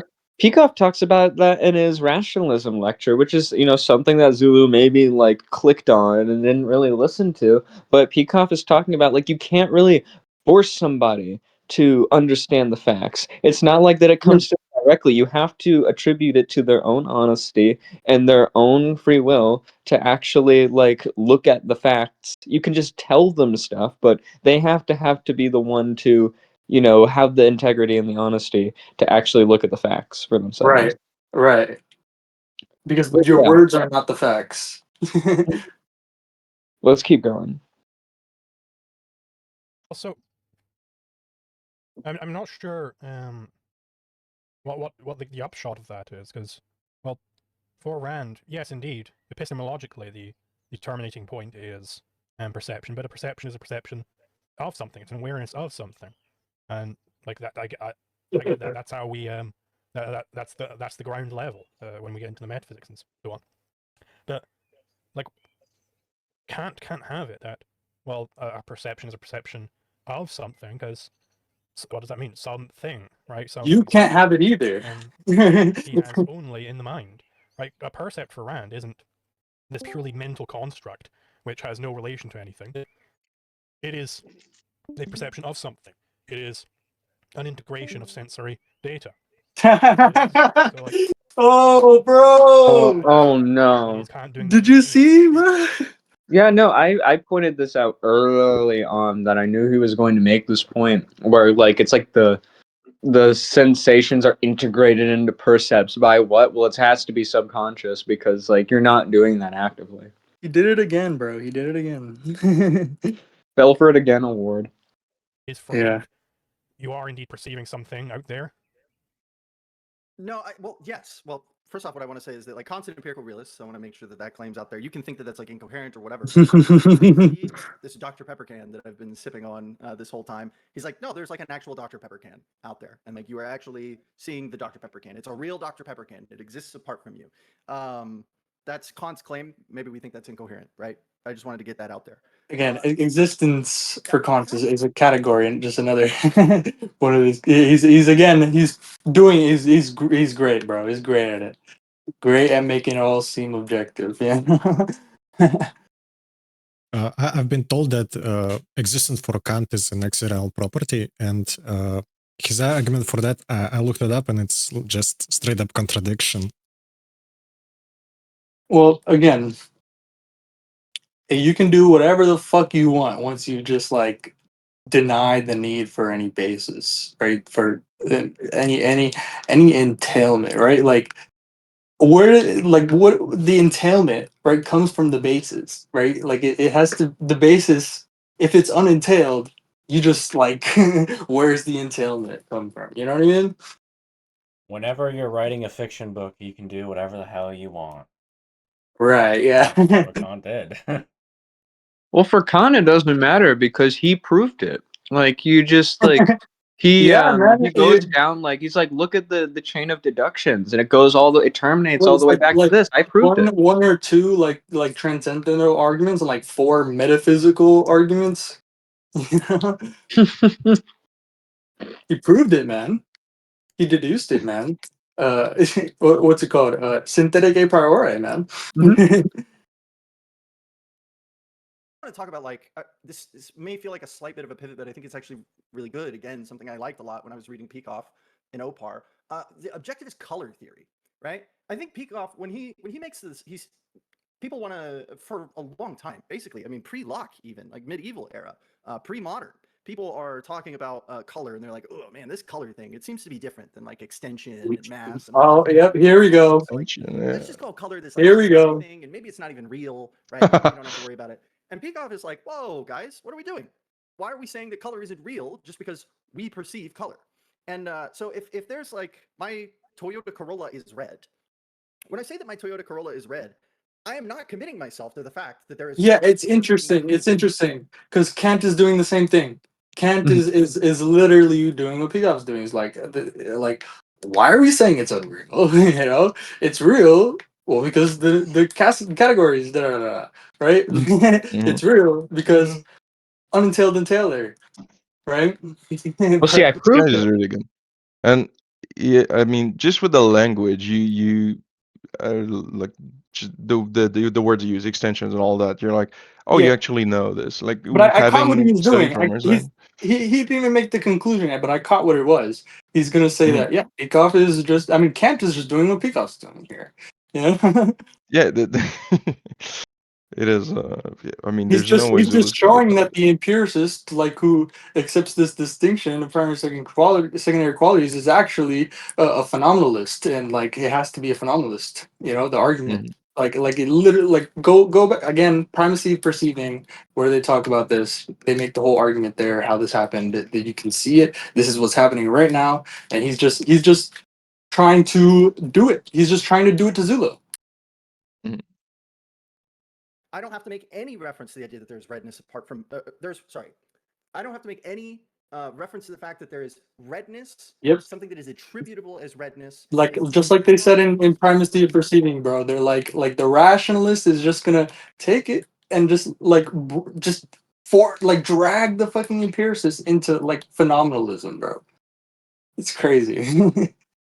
Redness apart from I don't have to make any reference to the fact that there is redness, something that is attributable as redness and is distinct from redness, but nonetheless results in my perception of redness because the object is red. All that I'm saying is that because of my perception has a kind of form to it, that when I see a red Toyota Corolla or Camry, then I am seeing the object as it actually is under that form of perception in the only way that I could ever possibly think of as it actually is, which is under that form. So if we were to say that like, no, redness is actually like the waves coming off of the photons getting reflected off of the paint of the car, those come from the sun, and we can do all this wave math. Man, he's so good, bro. He's so good. Yeah, so he's good. making right here the claim of impoverishment. Right? There's no Right. amount of method. And well, I guess it's true. That part is true, but that's the whole Like, basis oh, of we it. all agree, right? We all agree it's Yeah. impoverished. We all agree it's impoverished, right? Do in that situation to get color out of it. It never becomes Yeah. color just by explaining the physical processes underneath it. You have to have a kind of structure. You have to have a set, what I want to call rules for how we integrate sensations to make that into a color like red. And this Yeah. doesn't make color subjective. This is the part that I loved so much. Peikoff repeatedly says, this does not make color like subjective or Oh man, he's so good, bro. He's so good. of how, or black. Black is real. This book is black.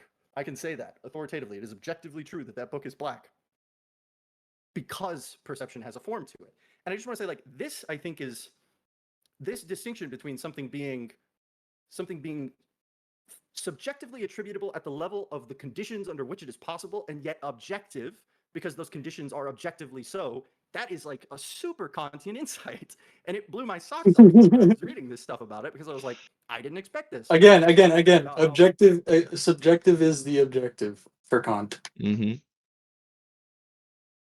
The metaphysically subjective is the objective for Kant. So yeah. Just like this thing that's made up in our heads and it's actually just waves of light. And thank you, science, for explaining that to us. No, red is objective. That's great. That's the Kantian insight there. Well, so I think it's being done in a completely different way to the Kantians, though. No, it's not. Not at all. To the Kantian, it seems to be like, well, objective. That would be the Okay. that would be the, Just pause, guys. Okay. I hope you guys were all tracking. Let's see if Zulu actually.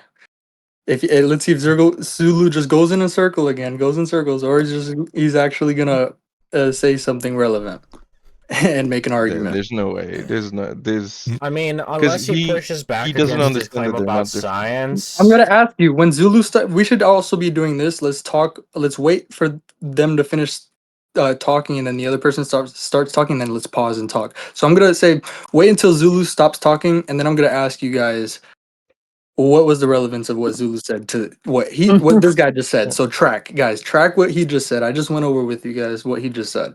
All right. I think it's being done in a completely different way to the Kantians, though. To the Kantian, it seems to be like, well, objective. That would be the collectively intersubjective or what have you. Intersubjective, right? That's because I mean, even when you were saying there, that well, there is Oh, an actual no. out there. It does. Reciting his script. Again, Well, you can't even get it right. You can't even get it right. Yeah, he seems. Well, we should let him. Intersubjective or what have you. Intersubjective, right? That's. I mean, because I mean, even when you were saying there that well, there is an actual Dr. Peppercan out there. It does indeed exist apart from you, but you know, existence, that is one of the categories. So when you're saying that, you're not saying it in the same way an objectivist would say it, where yeah, the car is objectively red. That means that objectively the entity called the car is constituted such that when I interact with it using my eyes, I get a sensation of red. That is objectively the case, right? But that's some relationship between your eyes and some actual existential object. And of course, Rand would never say, well, existence, that just means in your brain. But, I mean, Kant does say that existence means in your brain. What? Oh Man, it's just, well, Rand doesn't say it. Rand doesn't say it. He fumbled so hard. It's like he doesn't get it's the not... point, right? Okay, yeah, see, okay, guys. The issue here. The issue is not how many fucking levels we had to stop our fucking castle at, right? The issue is what's the fucking basis? Yeah. He's just and even the last guy. Even the last guy. I mean, even his. Remember, track what he was just saying. He was pointing to that. He was like, "Okay, the issue is the basis, guys. Let's get on track." You know. And then Zulu just went in a circle again. Yeah, Zulu just bit the bullet. You could say he bit the bullet. Oh my god! I also just want to mention that like he brought up Peikoff, not Rand, but Zulu is so Randian minded that he had to mention objectivism as like Rand, which in particular that itself is already just like skewing everything out of proportion, and then the other thing, what was I going to mention? Is that like Zulu already was just referring to the wrong person. Like when he was talking about the collective, like Yeah, he was reaching for the metaphysically subjective, yeah, right? and And he picked the wrong. he couldn't even get his script right. Oh my god, Crazy. it's so indicative. Also, shout out to Bella the Yellow Mellow for saying this doesn't sound like a debate. It sounds much like two people just dissecting ideas. I would say it's actually more like arguing over definitions.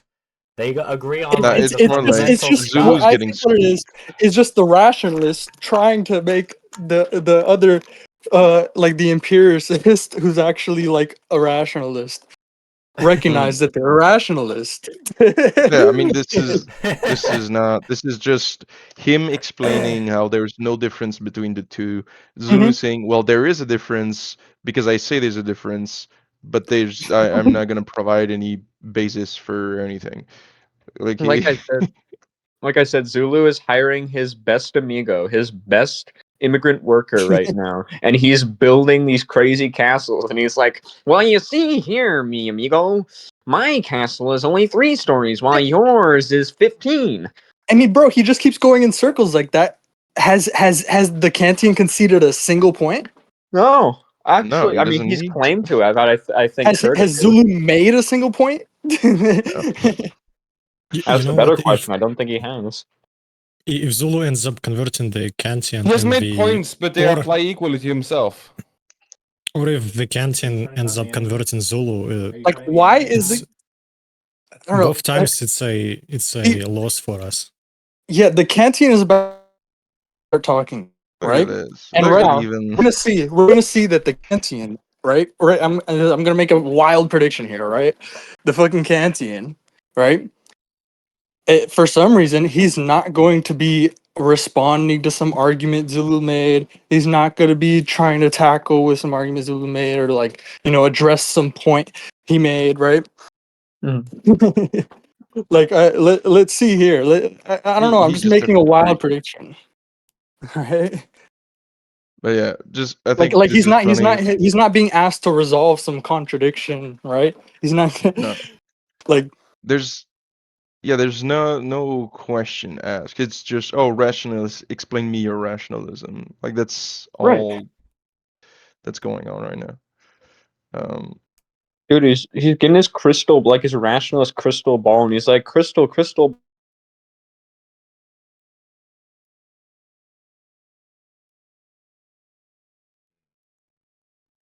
This letter that he writes in 1785, I think, that I love because he makes the distinction super clear between his philosophy is not trying to again, Zulu is letting him lecture him and quote Kant and all this Mhm. stuff. And it's really He just thinks it's the him. peak of lecture. And that's only allowed to happen because he's not fucking being like, here's the point, address it, like Mhm. like Well, he doesn't not have asking a point questions. to make. Yeah, I He mean, doesn't he's have literally any just leg to he stand has on. it's all vague and everything. The only thing the fucking Kantian can do is just be like okay, bro, you're I know you're like a rationalist, like you're just a lost rationalist, bro. This is like what the Come Kantian back is into the doing. fray. Yeah. Yeah, I mean, that's literally why all he has to do is, yeah, Ran and Peacock are right, and Opar, look, that's exactly the same thing I'm saying, and he's right. Yeah, he just has to keep saying it. I mean, he's already won. I mean, like on the flow right now, Zulu has not been able to like even address right this stuff. Mhm. I think Zulu is so used to being lectured, just adopting things. So he just seemed yup. That the matter, what he calls it, of cognition, is the thing that's governed. The matter of cognition is given. The form of cognition is the thing that transcendental idealism is supposed to be elucidating, and the form of the cognition is of existing objects. And this is just where I want to come in again and just say that really quick, like that Again, gap between all you have to do is give Kant the doubt, there are get Kant the benefit of the doubt, right? Mhm. And it's just like Oh, all of this stuff you're not gonna fucking remember Kant's fucking categories or any of this bullshit that this guy's fucking saying or any of this nonsense, right? All this could have like if you give him the benefit of the doubt, right? If you don't just boom dismiss the arbitrary outright, ask for a basis, ask for evidence, don't fucking let the arbitrary even enter the fucking discussion, bro. Don't even let it enter the discussion because then there's no discussion anymore. But again, if you're not doing that, it's like you. I fucking lost my train. Or yeah, if you entertain the arbitrary, you're never gonna Yeah, get out of it. You're gonna be stuck there, and you're just gonna try to right. rationalize an answer. You're gonna be That's downstream of it the whole time, that's just kind trying of to what rationalize it. Zulu is trying to do here. He's like, oh well, look at this predicate. It's different, and he's just working with a list of word and trying to make a difference without any substance to them. But I think Zulu just what I does wanted to say every is that's habit. probably why he's been letting all his opponents lecture him. You know? Because he just can't he can't he can't. He can't. He can't think of anything. You can't think of anything, yeah. Like I think this is not just the only debate that he does this in. Like I remember when he was arguing about God, he would make the claim of like, oh well, you know, you're saying it terminates back to God. I'm saying it terminates back to existence. And I'm just like, oh my god, you're never going to get out of that. It's that I mean, yeah, it's it's that just same arguing kind over of predicative definitions. approach. You're just It's just laying the arguing rope out over. straight. You've already adopted their logic, bro. Yeah. You agree entirely I with mean, their reasoning, but you're just disagreeing over like definitions and stuff. But that's not gonna get you out of the trap. Arguing over definitions is not gonna get you out of the trap. No, that's what a rationalist wants you to do. A rationalist fucking loves it when you just like argue with definitions of like argue about definitions with them all day. Yeah, I exactly. mean, You're just digging the hole if we deeper. assume here that Zulu is trying to find what to challenge in the lecture that he's being given, then You're fucking wild. Why is he struggling with that? I don't understand. Yeah. You know? That just means if he can't find anything to challenge, he mostly agrees with it. Yeah. Just like he'll just Yeah, like adopt his it only without question. challenges are just well, that's not what Rand means. That's not what Peacock means, right? It's Doesn't just even juggling know. words to find something. Right. I gotta get going. It's been about 4 hours.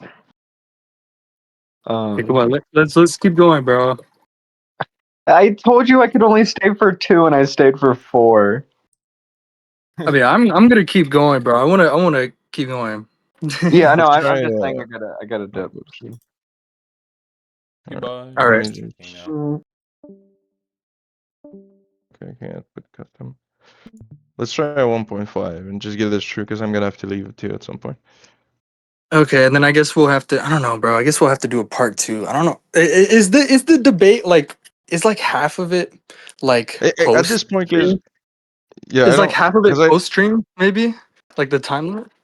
maybe let me take a Maybe look. it was only like an hour long. Bro, they did. No, They it probably went in lasts. circles for 2 hours. You Oh can see Yeah, in wow. the that's bottom. what I'm 2 hours and thinking. Yeah, I mean it Okay. ends at around 2, 3, Right. but I no, can't I'm ready, imagine bro. 205. 2, 205. 3, 2, 5. I can't I'm ready, bro. imagine that there's nowhere to get. All right, let's keep going. We're You can halfway through see this it in the thing almost. corner how long it is. Like you don't need We're to halfway through do this that. thing almost. No, the other guys. corner. There, you literally see it there. Yeah. You see the Zatetic, you max. have the time? Do you have the time, bro? I'm down to go I don't know. all the way. Well, yeah. I mean, I'm Yeah, just me too. recording, so You want to yeah. go I all the don't. way with me, Eh, Zatetic? I'll go all the way. Maybe Alright, to the hour mark, first hour mark. All Maybe you should right, do a y'all. two-parter. I don't know. I'm ready, All bro. right, Let's go. let's go as long as we can to the full Down to the extent, to the base. limit. Hey, that however we go from sensations that are not objects to objects has to have some kind of existential quality to it. There has to be some kind of rule, some kind of process going on that makes this morass of sensations into a coherent entity. Gotta bridge the dualism So- somehow. Yeah. Indeed, on the Kantian view, that would be my understanding. That existence is kind of, I suppose, tagged on. You know, something in your brain is kind of just in that morass, as you describe it. Something just kind of plants an existence flag in there, and then something else is planting like a quantity flag, and so on and so forth. On Zulu's position, what the fuck does existence even mean here? And all, in everything that we've established, like we're not pointing to anything with existence. It's just like this. Like I don't know what it means in their conversation. I have no idea. Well, he reveals it, like when he's saying like oh yeah, like we perceive like things, and then he's just like, what that means is we integrate sensation. Yeah, the like I what I mean is Zulu's trying to draw an objection, but But he's done this using several existence. times already. Like he literally goes, he literally says like, okay, we're perceiving things, and then what that means is we're integrating sensation. Oh yeah, you're right. He's done that several times already. Yeah, he's actually not saying anything different by existence. Like he's saying, oh, that's Like when he's the asked integration to of things. explain what he means, It's like what's when he's asked, integrated. when he's basically forced to say what he means, he just like, oh yeah, it's the same thing. Oh yeah, it's what's integrated, and that's literally what the content just say. It's what's like the final the structured thing. That's the same thing. Like what's structured by the neurological processes that give you a percept. Oh yeah, that's existence. Yeah, that's all right. But that is like completely at odds with the objectivist viewpoint. It's not that we It's start with not. sensation No, here but not and from then we what end you're up with an saying. entity. It's that there was already the entity in reality, and the sensation is sensation of that entity in reality. And so you're not having to bring in these. Wait. Don't stop right here. Rewind, bro. What did you just say? I think what he was saying wasn't. Go, All right, let's play just. it. But that is like completely at odds with the objectivist viewpoint. It's not that we start with their sensations here and then at the end we end up with an entity. It's that there was already the entity in reality, and the sensation is sensation of that entity in reality. And so you're not having to. That's the bring in fucking point, this- bro. Shit. The point is that the sensation is not the fucking entity, bro. That you're just like, this entity is just imagined, bro. It's an imagined entity, bro. It's unentailed. Yeah, he's clearly like not understanding at all where the conversation is at. But He's not and he just comprehending said it. like, what the fuck? Like I don't know what the fuck he just said. He just said sensation of entities, bro. Yeah. What? Excuse me. Subconsciously, I think Zulu understands that there's not much difference between his position and the Kantian position. So he's trying to like come up with anything to make it like dramatically different, Zulu. but he's failing. Sensation of entities, Zulu. If you're watching this, sensation of entities. Are you serious? Like, are you being serious? It's just insane, bro. Wow. He literally just said that, bro. Am I fucking hearing things, guys? No, he said I mean, at this point, like, can you expound on that? Like, I'm what's the specific problem you're pointing What do you to? mean, bro? You don't understand the As I problem. said, I am Like so lost sensations in are their fucking specifically defined circuitry as there. not being of entities. Like, bro, Okay, yeah, that. like under the Picovian view or whatever. Like, it's literally just like, yeah, sensation doesn't give you entities. You have to integrate it. Yeah. It's the whole Yeah, point.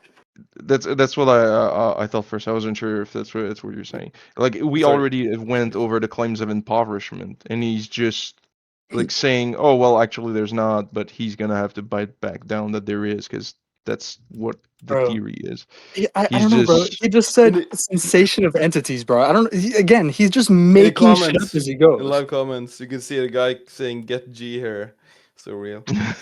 Oh yeah, we haven't been looking at the comments, bro. The fucking comments, Yeah. I bet have been fucking hilarious. Marmor G- districts. You should schedule a debate with Zulu ASAP.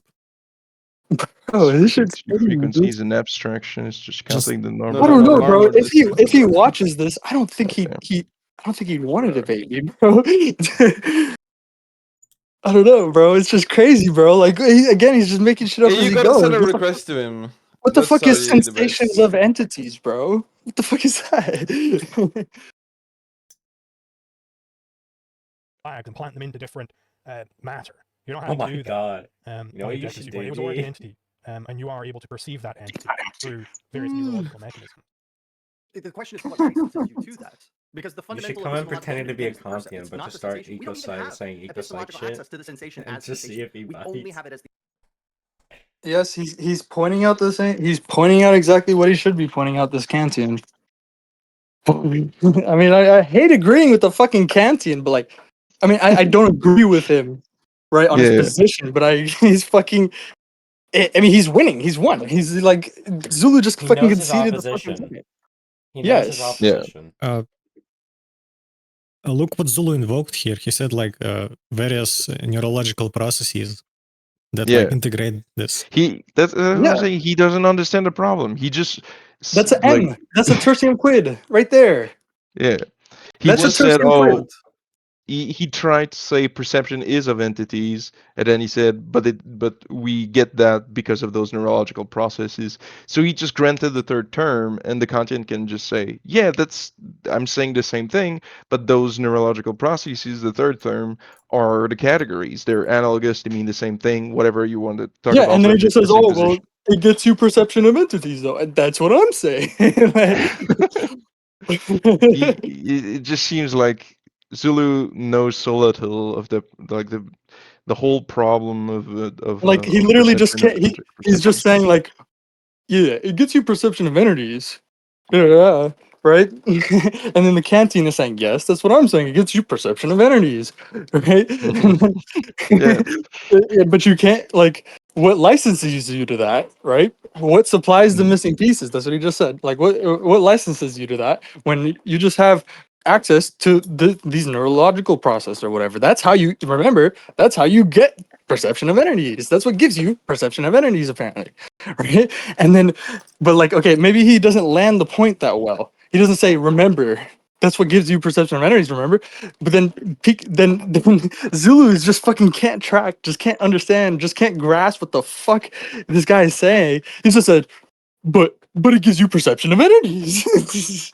Yeah, I feel like gets you perception of entities. I mean, even the statement itself just sounds kind of off. Like I don't really know. I don't But really see, know this is why, but exactly. it's like, Watch. Zulu is gonna respond to what he's just saying with, but it gives you perception of entities. the uptake of automatic integration. And so if we only have it as the percept is the uptake of automatic integration, then what even licenses us to say that like, oh, I see how we got from this sensation stuff to this thing. And like, I know sensations have to be caused by something outside of me because I'm a finite sensible being. And since they like look similar enough or however, I don't even know how we would go about evaluating raw sensation against the object, because the only thing that it is to be anything for us is for it to be an object.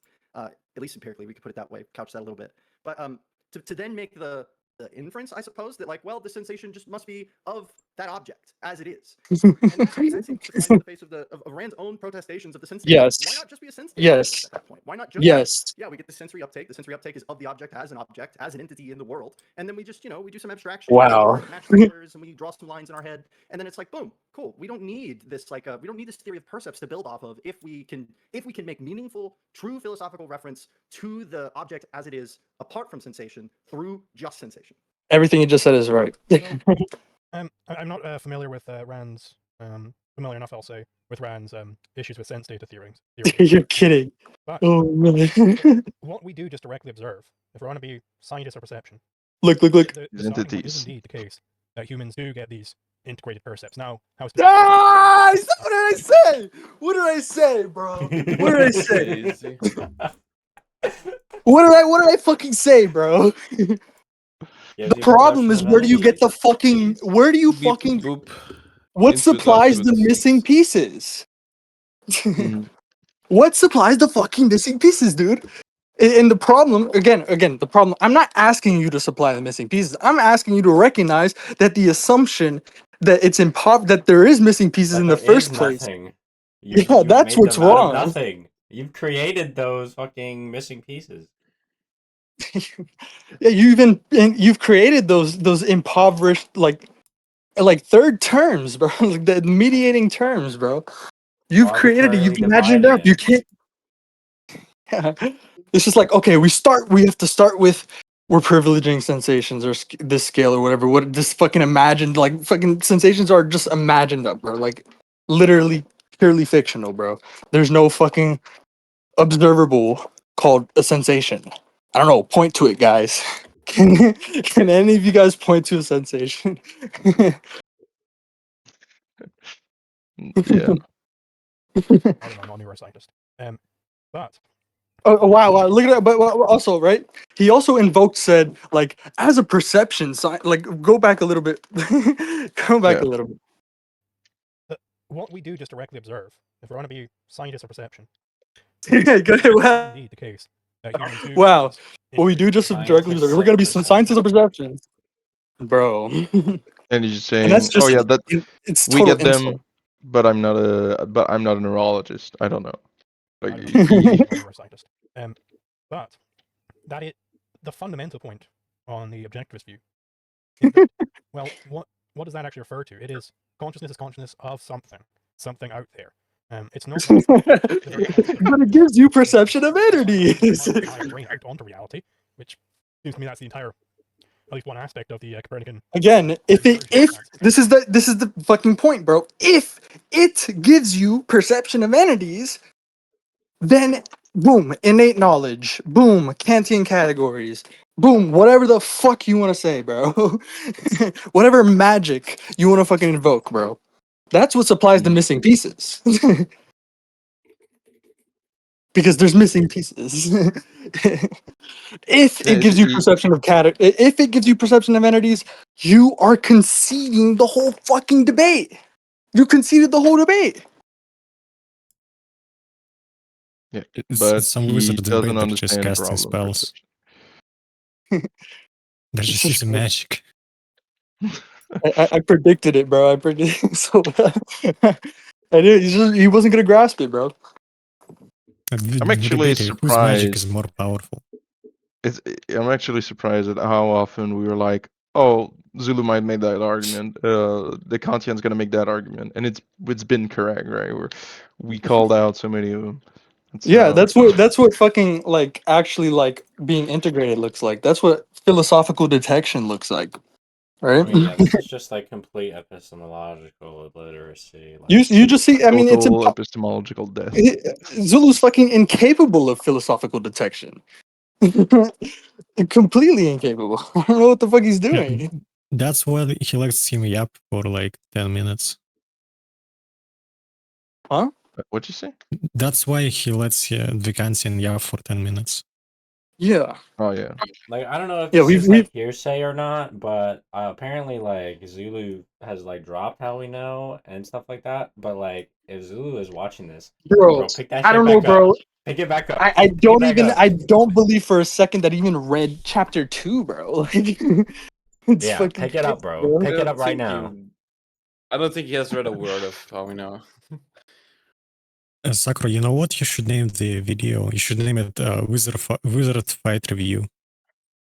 What? Wizard Fight Review. Because they're using magic. Wizard fighter. Oh, wizard fighter. Shadow Wizard Yeah. Con Gang. Zulu's The best. casting spells. Wizard battle review. Mirror, mirror. That's what I'll name it. Shadow Liquid Wizard Con Zulu, Gang. Liquid That's Zulu funny. versus Kantian Grandmaster. And I'll put both. I'll put both this Kantian and Bro, Zulu in like Liquid wizard Zulu does cloaks. sound like a fucking wizard name, bro. I don't know. Yeah, I'll put them in like Yeah. wizard hats in the thumbnail and be like really provocative about it. Yeah, that was good. Oh, That bro. was good. Yeah, bro. I Zulu, if you're watching this, you need to be bullied, man. I'm sorry. I don't know what Yeah. else is gonna work. Like, That's terrible. Yeah. Alright. Jesus. Let's keep going. But then, like, consciousness is consciousness of reality, right? That's oh, it gives you perception of energies. Yeah? It gives you And like, perception keep of in energies. mind, like G is not saying that from like a hateful perspective. It's just like holding someone to a standard. That's all it Yeah, is. It's yeah. just like you need to be held to a standard, and you're not meeting that standard. Especially if I want everybody given to like keep in his mind that whenever he says but it gives you perception of energies, it gives you perception. He's conceding the whole debate, conceding the entire debate. to your point, Sakura. Like Zulu is kind of like putting himself in the position of, oh, I'm a representative of those philosophies. So being harsh is kind of like, yeah, you yourself are giving you that role, and he's there on Twitter saying like, oh yeah, we're a cult. Like, yeah, you need to be called out like that. I mean, yeah, that's not our fault. you need to strive like to be a fucking intellectual on this stuff. If you want to fucking go out here and debate these people, you have to be a fucking intellectual first and foremost. I don't know. Take a shot every time you hear him say, but it gives you perception of energies. We would already be at like 4 or 5. I'm not an I alcoholic would like be. Zulu. I mean, I that's would it. be Honestly, so that's wrong. honestly all we got to do from now on. I mean, for the rest of this fucking debate, because every time he says it, he's conceded the debate. He just immediately concedes the debate every time he says it. And on this standard point, the wizard thing is not funny because it's an insult. It's funny because it's actually true. Yeah, yeah. All right. Continue. Abracadabra. This is kind of metaphysically passive in that way. I'm not sure passive would be the correct word to use there, but I think you get what I'm meaning. Yeah, Just reciting a script. No, we don't get your meaning because there is no meaning. It's a script. You're not thinking. Saying it's passive, that's like the mechanistic approach, right? It's No, simply about. I understand what he's saying. It's in the objectivist literature. They'll say like, oh, Okay. consciousness is metaphysically passive but epistemologically active. It's just trying to save, the active character of consciousness and not let it like metaphysically alter reality or you know what I mean? Okay. Okay, yeah, I understand. All right, that's just my ignorance. But he's just reciting a script. Bro, any other fucking objectivist, I don't know. Zulu just hopes his fucking audience has never read any of this shit that he's just reciting word for word, bro. Like without thought, without thinking, bro. It's so obvious that he's just reciting it without thought. Again, Battle of invocations. Let's go. How that it's a lot more active, right? That it's actually imparting all of this like lawfulness onto a lawless mess. Wait, did he just say that it is doing the lawfulness? No, he's saying that the Kantian approach is that's usually okay. what Wait, he's saying. let's go back because that's his fucking view too, bro. The fucking sensations are this chaotic mess that needs to be integrated. No. It's which is he can't because he's in his own fucking castle in the sky. He can't make the distinction. He can't differentiate it. Right? Let's listen back to that. Metaphysically passive in that way. I'm not sure if passive would be the correct word to use there, but I think you get what I'm meaning. Whereas it seems to me that, well, the Kantian viewpoint would have it that it's a lot more active, right? That it's actually imparting all of this like lawfulness onto a lawless mess, rather than starting with, well, reality out there is lawful, and we're able to perceive that. And you see, oh wow, whoa, hold up, unknown. Bro, there we go. He had it. Boom. Reality is lawful. There's laws, there's natural order. We don't need a platonic order imposing mind. We don't need processing. We don't need integration of sensations. We don't need any of this. Once you have Watch him go back. Watch him go back, though. Watch him go back. Immediately, boom. The ecological approach follows entirely from that. Right? Entirely. Zulu just got that by complete accident by just juggling terms. Yeah, he did get it. Yeah. It's a monkey on a typewriter. He's a monkey. But I'm trying to get him to see, bro. You know. Yeah, but he doesn't want to. He's so mad when I brought up like the ecological approach in one Remnant episode, and they say, oh, and they like to reject like processing or whatever and stuff. I mean, yeah, because it's like really Zulu. mad about it. That claim right there is a rejection of processing. That claim that there's lawfulness is a rejection of processing. I know. Zulu. That it's based on it's based on laws. That perception is based on natural laws. He hasn't That- integrated. He hasn't integrated. That immediately rejects any processing, any epistemic mediators, any indirect perception. Yeah. There's no Yeah, and need. I mean, There's no to need Zulu, for it. it's like really ask yourself, like, follow the train of thought. Ask yourself questions, like your questions, like really like question and like keep asking questions. Be like, okay, so if it's lawful, then why are we adding all of this extra stuff? Mhm, right. Why is there this double determination going on? Like how theists like they try and like cope with how like it makes no sense to bring in external positing in like in nature because there's no missing pieces, you know? Yeah, it's But like if there's no friction between, you know, um, like or separation or friction between, the world and what we see, right? It's there's like, no the unentailed entailer is superfluous. Completely superfluous. yeah, and it's like if it's lawful, what's the meaningfulness of that separation? Just like what are you doing there? Yeah, I think he just like lawful is maybe a floating abstraction for him. So he just can't like chew on it. He can't chew it. He doesn't. Right. He can't digest. You We're- know. Let's see where that goes, right? Yeah. But again, ecological psychologists, bro, they really have like gone into this. Like, and I'm getting this exactly like from the literature. They're like they're really talking about like lawfulness and ecological laws and perception is based in natural laws and like and how and how necessarily from that from a commitment to realism, right? Mm. That the ecological approach is the only view, right? That holds this commitment to realism, right? Because I mean, but just on that is just like we don't need any processing, right? We don't need any fucking corrective mechanisms because there's no missing pieces, you know? We just have to look at the right scale. We have to find the right degrees of freedom, you know? We have to actually look at the natural system. Yeah, actually fucking not- look, you know? Actually look. Instead of just assuming, like some imagining up some fucking impoverished world, right? Behind the world of change in particulars, which is not, of course, the world of change in particulars is not the real world. That's the world we perceive. All right, let's keep going. Try to go Knowable. through that. Ineffable, completely detached from us, and we are imparting every single law that we observe onto reality. Is that not like a correct assessment here? So just for a very brief. It is, yes. And you saw the guy was nodding his head. The guy was nodding his head. Yes, it is. Totally. You know, the fucking Kant's view is like we have a platonic order imposing mind because there's not enough order, you know? Like there's missing pieces. Da da da da. Right? He's like, yes. You is also.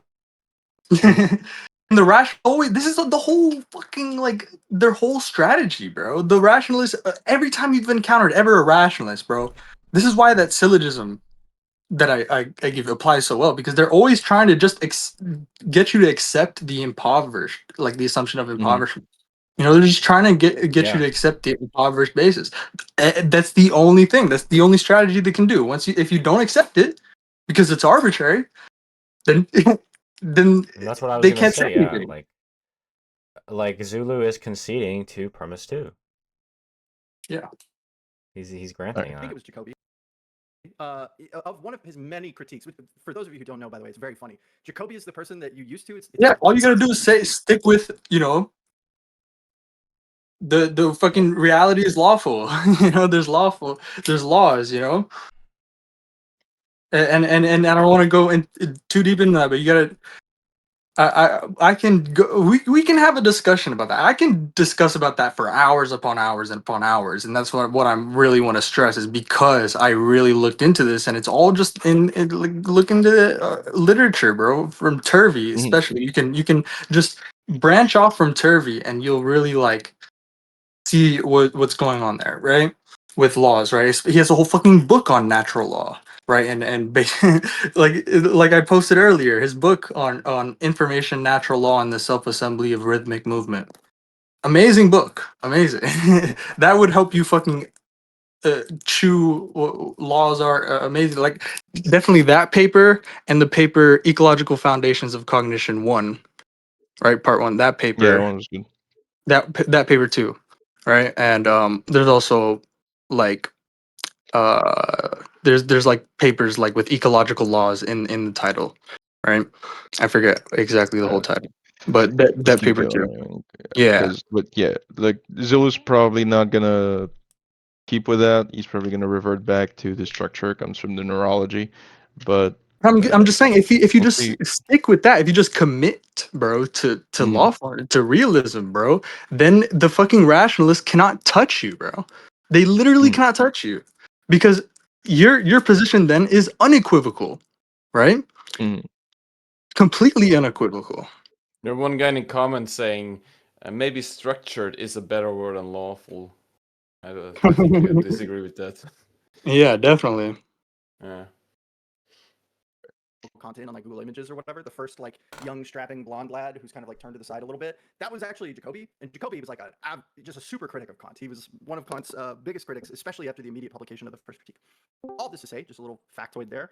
OGM. There's this idea. So Kant, he's got his whole argument that he runs about like, space and time, it has to the pure form of space and time has to belong to our sensible Yep. condition in order for us to cognize The pure form of what? Guess what that is? Guess what that is?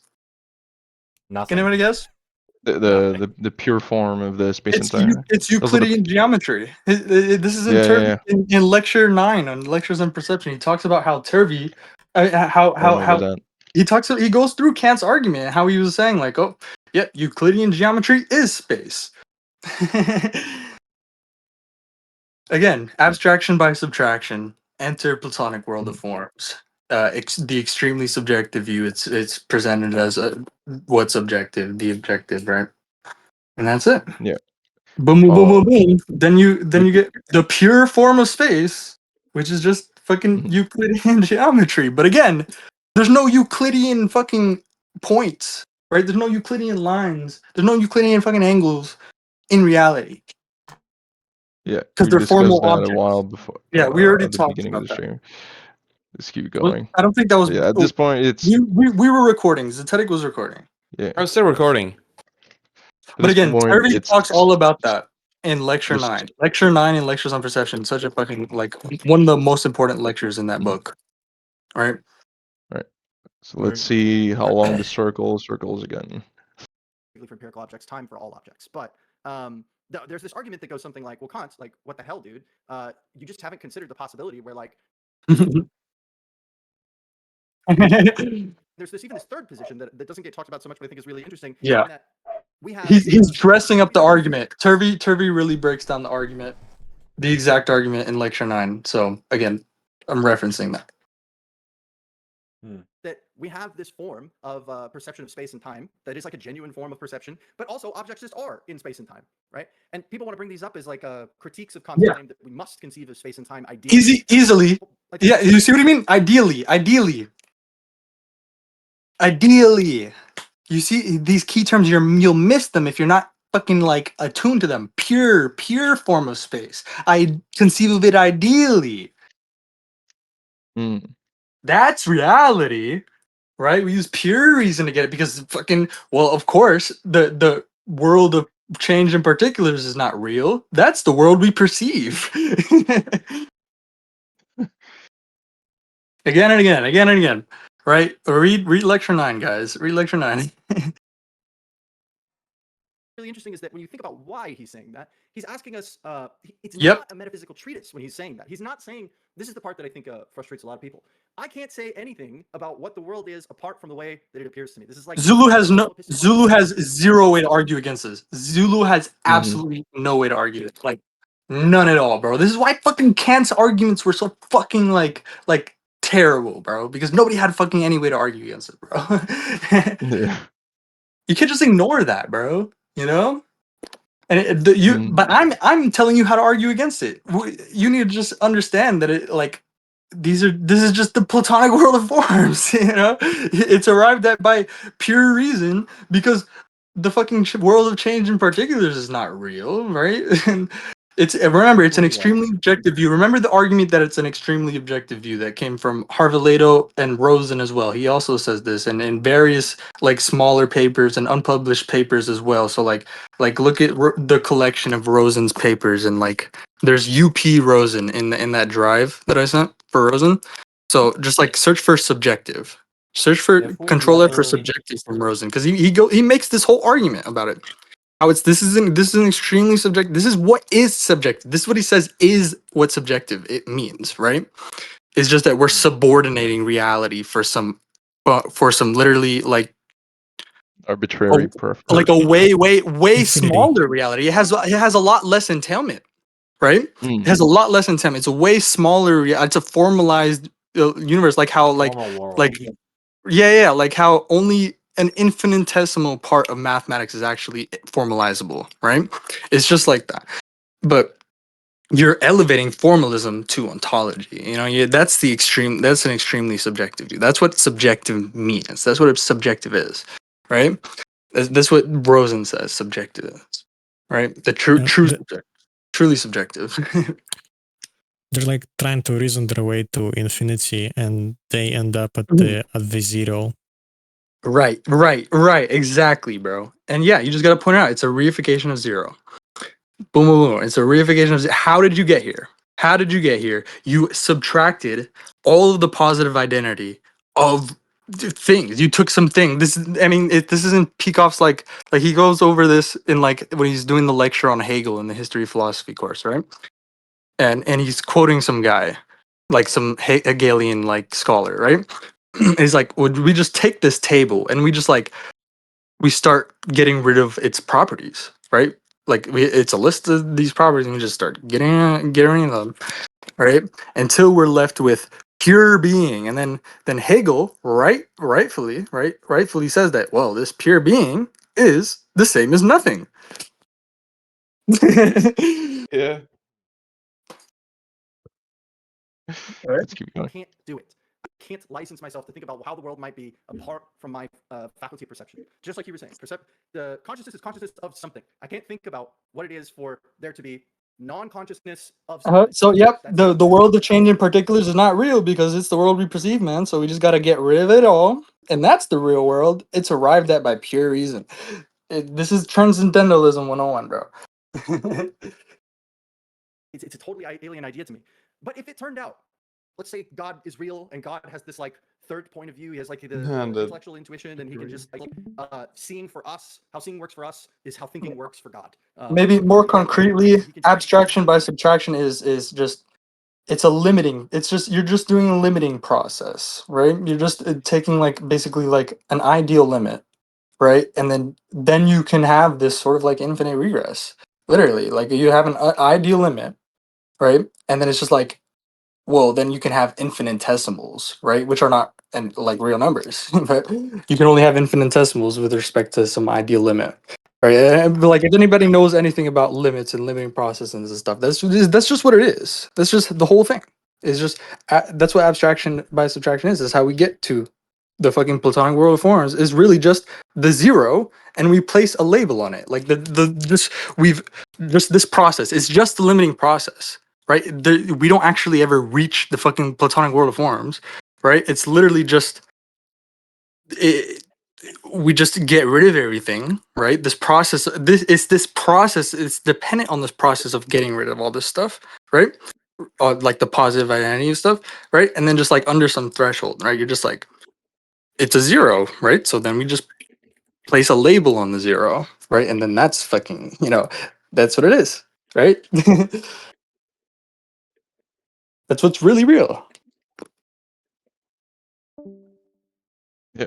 It's And that also obliterates meaning and gives way to like just syntax juggling.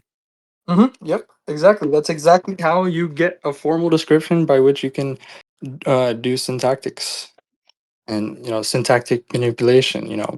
We've already talked all about that. Manipulation of symbols by type, right? By like by rules. By rules, I mean syntactic rules fixed in advance.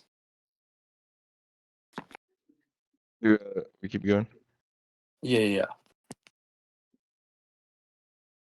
But this intellectual intuition looks above us, and he's like, "Huh, look at all these silly little philosophers out there who are thinking, these little Kantians who think that like space and time is ideal. Lo and behold, if they could only get out of their heads, they would see that it's the exact same in the metaphysically real world. That doesn't change anything for Kant. It changed nothing for the kind of claim that Kant is making, because Kant isn't giving a fundamental metaphysical hypothesis. He's doing epistemology. He's talking about what something is for it to be an object for us. And so this is why I keep coming back to this is and metaphysical Oh wow. start to come in is in Yep, we all agree that it's impoverished.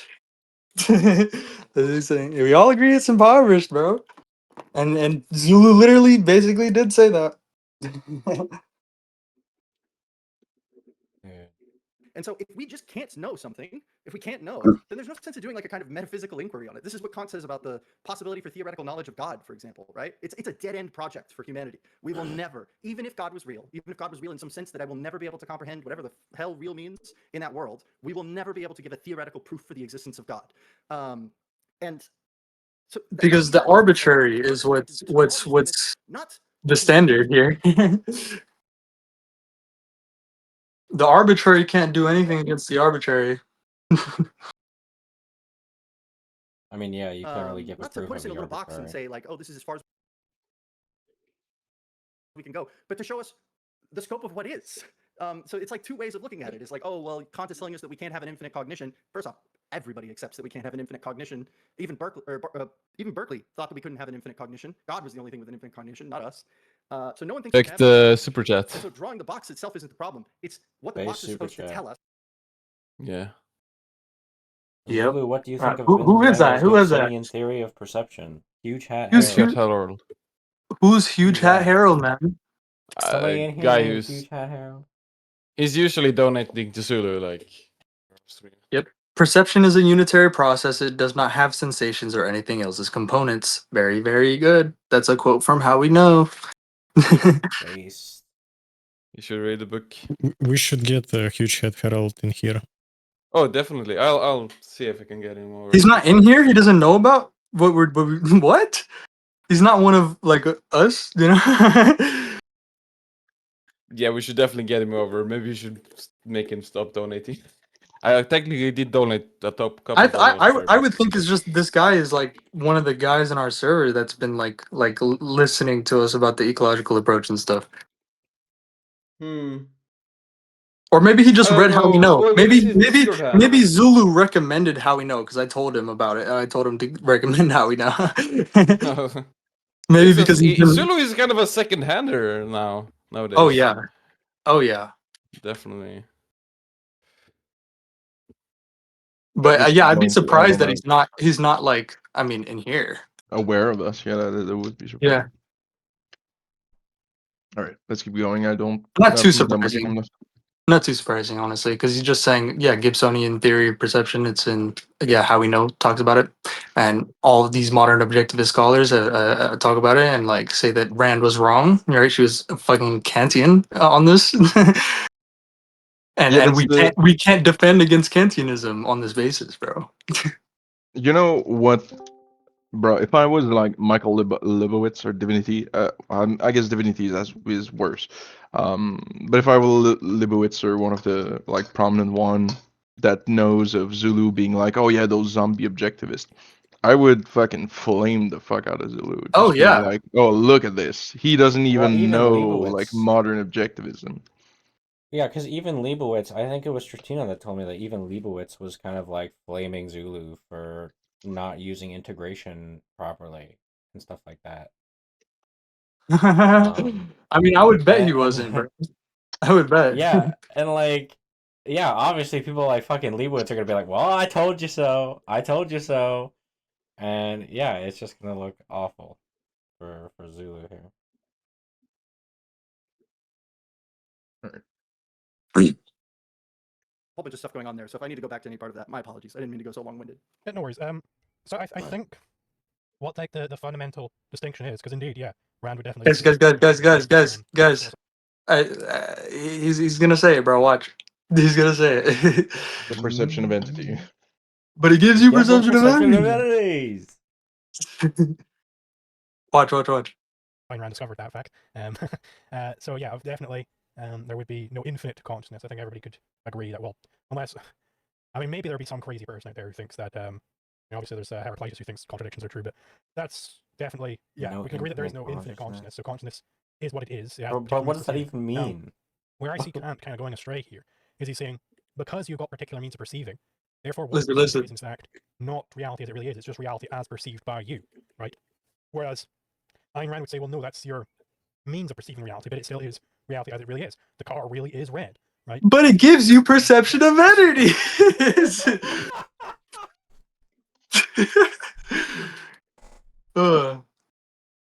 Again, conceding the debate as soon as he says it, bro. As soon as he says it. Like the only difference is well, it gives you. There's no difference. He's saying he keeps trying to get him to recognize, like, bro, you're saying the same thing I'm saying. To the car as perceived by you, that's referring to the car as it really is. It does have that property to it. Yeah, but there's a certain extent to which like she has to be saying that again, because I think it's super important. Yeah, I wonder, like, if this guy was saying what I would say, like if he was just mocking, like, but it gives you perception of entities. You know? If he keeps saying, like, remember, it gives you perception of entities. Like, if he just said that, like I don't know, Zulu, what would Zulu respond with? I mean, bro, he would become a Kantian right there. Yeah, yeah, he probably would. Oh well, look at this comment here. Was a Zulu finding Kantian out this that whole Ayn Rand was a time. Okay. Continue.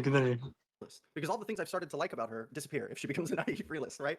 And if so, I don't want to run through the whole entire scope of the problem again, right? But like, Yeah, all the things he likes about her is her being a Kantian, Mhm. when she's being a Kantian.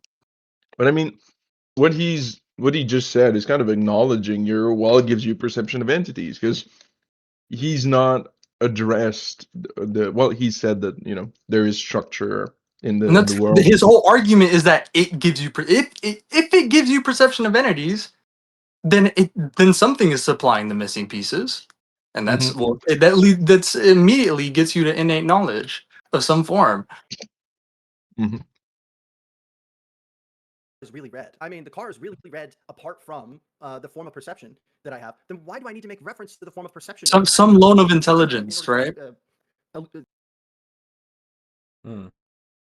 Not elucidate, but in order to explain that the car is actually red in an objective sense, I should just be able to point and just be able to, like, what the fuck do you mean? And they go, oh, well, your form of perception. And I go, no, the car, right? I should also reference something for that. So say, like, yeah, lectures on perception. Search up loans of intelligence. The problem of non-repayable loans of intelligence. Turvey explains it all there. Let's keep going. I'm gonna have to go in like 15 minutes. Play it. Let's go.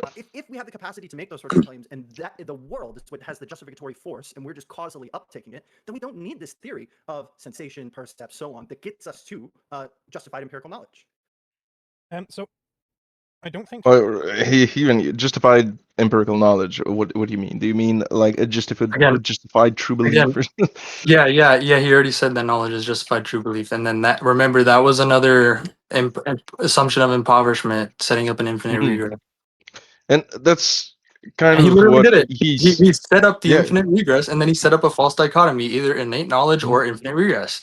And that's kind of what he just said here again, where he was like, oh, well, we should be able to just point and have like the fact in itself over there, and that we don't have that. We have to make reference to perception. Therefore, there's an impoverishment because we can't just point to redness in itself.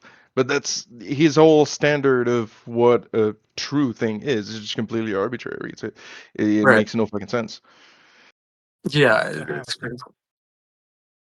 And I don't want to go too deep into it. Like, I just want to point out what the fuck Zulu is doing wrong. Right? I mean, I've been already pointing out a lot. Like, wake up. what he should be pointing out, right? Start thinking. Yeah. What does lawfulness mean, Mason? For one. Start thinking. Apart from our perception, because perception is perception of the thing as it really is, Right? Oh wow, That's it gives you perception of entities. But it gives you Perception is perception of entities. perception. But like the Kantian viewpoint must have it that, well, the form in which you perceive the thing, that in fact is No, creating the thing in a sense. the Kantian viewpoint is the same thing that it gives you perception of entities. It's the same exact fucking position, bro. and he's going. I don't even know how we can make the argument he's trying to make right now that, oh well, actually it's not, realism isn't true, right? There's not this thing that exists. But the content guy already addressed that, right? He Yeah, already. he already addressed that. So we're going back in Or circles. at least not inherently. And now Yeah, it does, like, Kant is an indirect realist. Blah, blah, blah, blah. Yeah, I mean, it's like that's not actually like fucking a realist, right? Like, it, you know what I mean? But it's still like, It's the Platonic version yeah. of, oh, this is the real, I trust. Yeah. It's the extremely subjective view that I've been talking about. So in a sense, you have the perception is a thing maker there. Like that's the problem, because then, well, that is divorcing you from reality as it really is. Okay, go. Then explain it again. What do you mean by perception of entities? Oh, well, it just integrates sensations. That's what I Yeah. mean.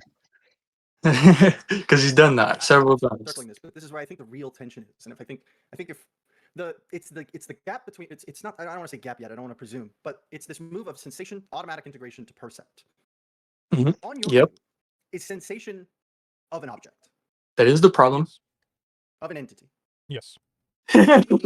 Sensation is of an entity, bro. Okay, bro. To work together, and the sensations. That's if it serves a biological purpose, I think, so that you can actually perceive the entity. You can perceive it Wow. rather than there's a yellowish. What? There's something yellowish. There's something furry. Ow, there's pain. It seems to me that having an actual percept there makes it a lot easier to go. Oh, lion, time to get the fuck out of here. But the problem is that this is I Russell's mean, yeah, very it looks view. like he's This just is Russell's saying that state of sensations material is just science. like your nerves, like doing fucking sending electrical signals, and that's like sensation.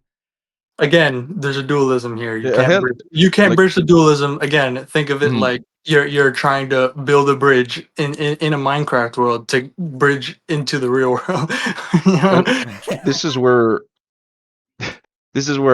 Zulu's ignorance on this topic is like further problematic. I think the conversation might get muddy there, because I remember having an exchange with Zulu and Zulu saying, "Oh well, some things can be directly perceivable, but other things like throwing a ball at a certain distance that Yeah. can't be directly And that's perceivable." why I keep bringing up the argument in primacy of perceiving in that paper, Mm. where that's exactly what happened, right? These empiricists, they were like, oh, okay, some things are directly like these primary qualities, right?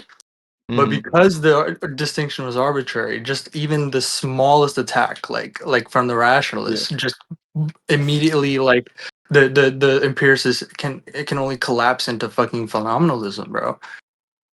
And that's where we're probably going to see the Kantian attack, being like, okay, what do you mean sensations are of objects? Right. Well, like he already like questioned, and let's just fucking watch. What you're describing here, where we get this sense data uptake that must be of an object, but what we get is sense data as sense data, and we know that sense data is of an object, but it's sense data. And then what we do, the sense data carries with it truth and justification. Yeah, remember, I just wanted to Yeah. say, right? I just wanted to clarify, right?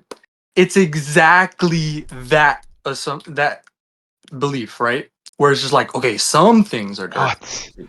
but we Sorry. have some indirect perception, but we have some direct perception, but we still have some indirect perception over here, right? That doesn't work. You immediately rule out, like you immediately just like you make the basis of what would be direct perception incorrigible, right? The information, or you make it corrigible, not incorrigible. You make it corrigible. It has to be incorrigible. If it's corrigible, then boom, it can't be direct. It just can't, because because remember, the mediating term, right? The epistemic meter, it's a tertium crit, like because it has to the perceiver has to do something with it, right? It's impoverished, right? They have to fix it, right, in order to get the environmental object, right? the environmental fact that's perceived, right?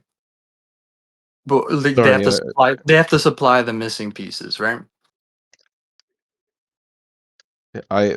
if anyone followed more, I got flabbergasted by the fucking comment I saw, and my brain just left. But just like being able to do that, being able to supply the missing pieces like that, it requires, basically it implies that the informational basis of perception is encouraged. I mean, is corrigible, right? It would have to be for that to even be possible, right? By So corrigible, you mean like it can be fixed, right? Maybe that's just my English. right, it's just yeah, it can be epistemically altered, right? It can be Right. supplanted, right? By incorrigible, you mean that it can't be altered. Yes, right. It can't Right. be supplanted, and like Turvey goes over this in lecture 3, and also later on in lectures on perception, but specifically in lecture 3, I right? think that like the comment here kind of is what you're talking about, where he says reality is what it is. We perceive reality, or perception doesn't influence it, but perception can be flawed. So what do you mean? What do you? Yeah, if you say perception is boom, you've already rejected incorrigibility. Yeah, you're saying it can be broken, but then okay, so how is it broken? By what standard? By what method? And then it can't be fixed, or can it be fixed? Well, if it can't be fixed, it's like okay, you're No, throwing yeah, all you need innate knowledge. You need innate. There's no Yeah. word. There's no way around it. You just need innate Yeah. knowledge. Yeah. That's what it invokes. All right, let's keep going. See where he keeps going. This is It's brutal, an man. unfalsifiable state. The sense data just is what it is. It's like a decree almost on Russell's view. And then all we have to do, we get justification for free from sensing on Russell's view, and we just build up from there, right? And Rand wants to distinguish herself from the sense data theorist. She does not want epistemology to be a process of this window theory. The idea that the only role of the percept is just to bundle these things together. Well, she's already got an entire theory of bundling things together in measurement omission or distinguishing things, and there's nuance there. I don't want to make it sound like it's like this super basic theory, like just getting to the concept of Right, units. and Ben Bayer, he has a really cool article about how the Gibsonian theory, right, really,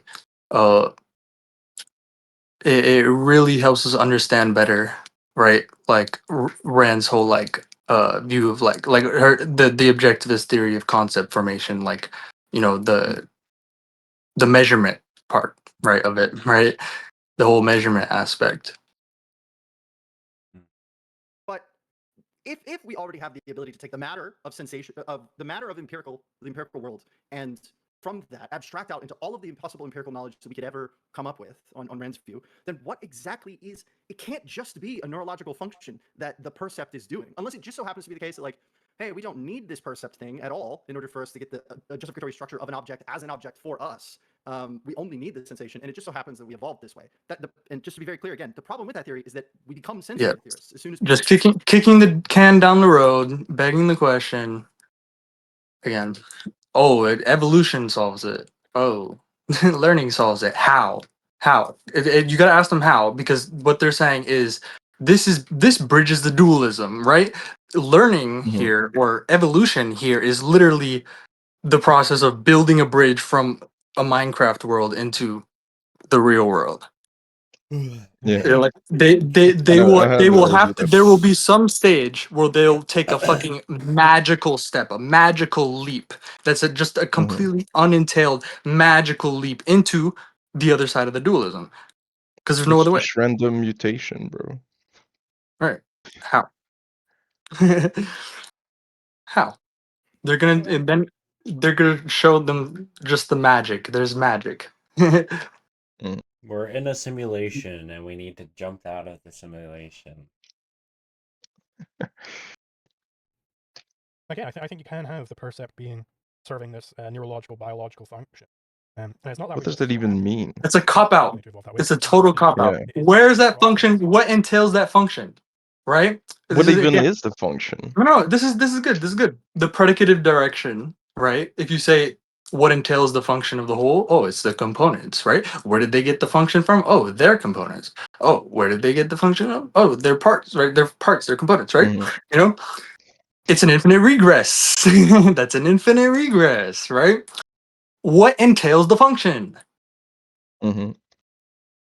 right? Clearly, it is. And Turby also talks all about that, right? The flow of entailment there, the impredicative versus like the predicative view, right? And how that all works with function and components and parts and wholes and all that, right? Yeah, here he's just maximum question begging on, on Remember, we have to the look at the matter. larger system. That's what Turby Beneficial for talks animals. about. What I'm saying, he's saying we have to look at the larger system. That's the impredicative direction. That's where the function comes from. It comes from context. Mm.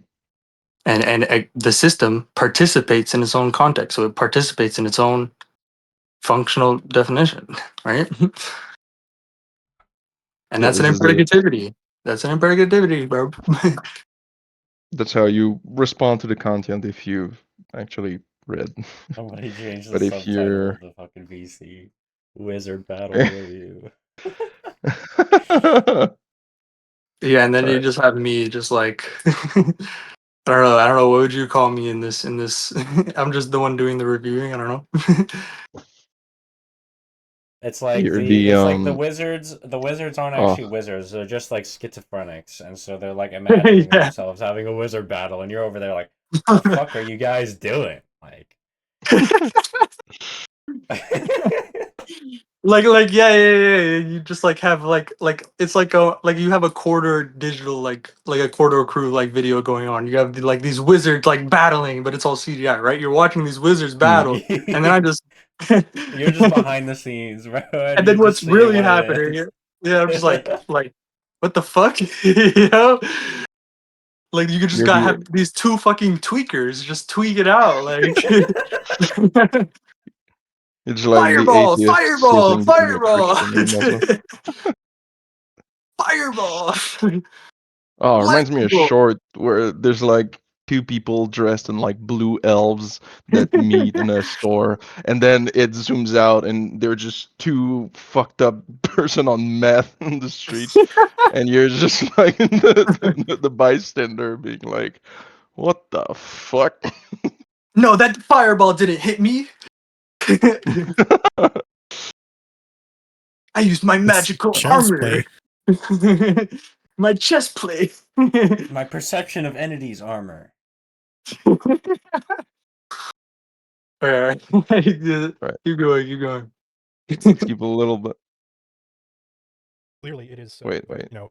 Serving this neurological, Also, as a biological tag, this shit not working. function. It's not And just they what both happens, think it's philosophy. randomly to evolve that way. Of course, evolution is a lawful process. Clearly, it is very. Oh, is it? Is it a lawful process? That's why most Mm-hmm. of all animals do indeed perceive. Let's things. see how show me the lawful process. Oh well, look, animals. That's You're basically gonna what he have said. some magic come in there, bro. You're gonna have some magic because you have to have some magic to leap across the fucking dualism. You're just smuggling in some unentailed entailer, some unexplained explainer. Function. And it's not that we just so happened, randomly to evolve that way. Of course, evolution is a lawful process. Clearly, it is very beneficial for animals to be able to perceive things. That's why. How does that work? Beneficial, Oh beneficial, it, beneficial. yeah. For what? What the Well, how fuck does does that mean? that? Well, that's just like science, man. That's just up to science to figure that. I don't know. Don't ask me.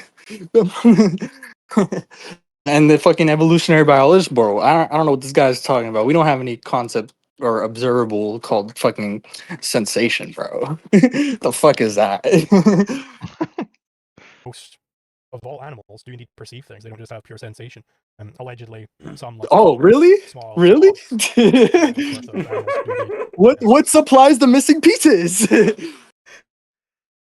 Uh-oh. Uh-oh. So, but if he's saying like, oh, literally, well, why did he even? I don't know. He's just like, But it oh gives us yeah, perception of sensation is energy. actually there's actually nothing Oh, that this is what he's sees saying. in sensations, This is what he's and He's saying. then But it basically gives saying us perception of energies. yeah. sensation. You know, it's not. It's perception isn't purely sensation, but it gives us perception of entities. Because when you ask him, well, what does perception of entities mean? And he'll say he even volunteers it. Even earlier in the debate, he volunteers it. You know, we perceive things, and what do I mean by that? Well, it's integration of sensations. Yeah, and he tried to say that sensation is of entities. So here it is like a complete redundance, and he's trying. He's just making it up as he It's like, goes. yeah, he just said sensation is for entities, is of entities, This but we is still well, you know what need that's called? perceptions. It's whatever. Rationalization. Yeah, rationalization. There's no logic here or line Yeah. of thought that's actually Nope. coherent. Because now he's trying to say that percepts are some neurological factor, and actually every animal see and percepts, but no, actually some things are only sensations, but sensation is of entities. So what's the Oh man. difference? Like, what are you talking about? This But it gives us entire perception of response, entities. this entire response is just a long non sequitur. There's nothing being said here. No, because he's just making it up as he goes. He doesn't know what the fuck he's even saying. He's not thinking. Show that. But it definitely does serve this very useful biological role for us to have percepts. What role? Now, What role? as You didn't say it. epistemologists, I suppose you'd call it.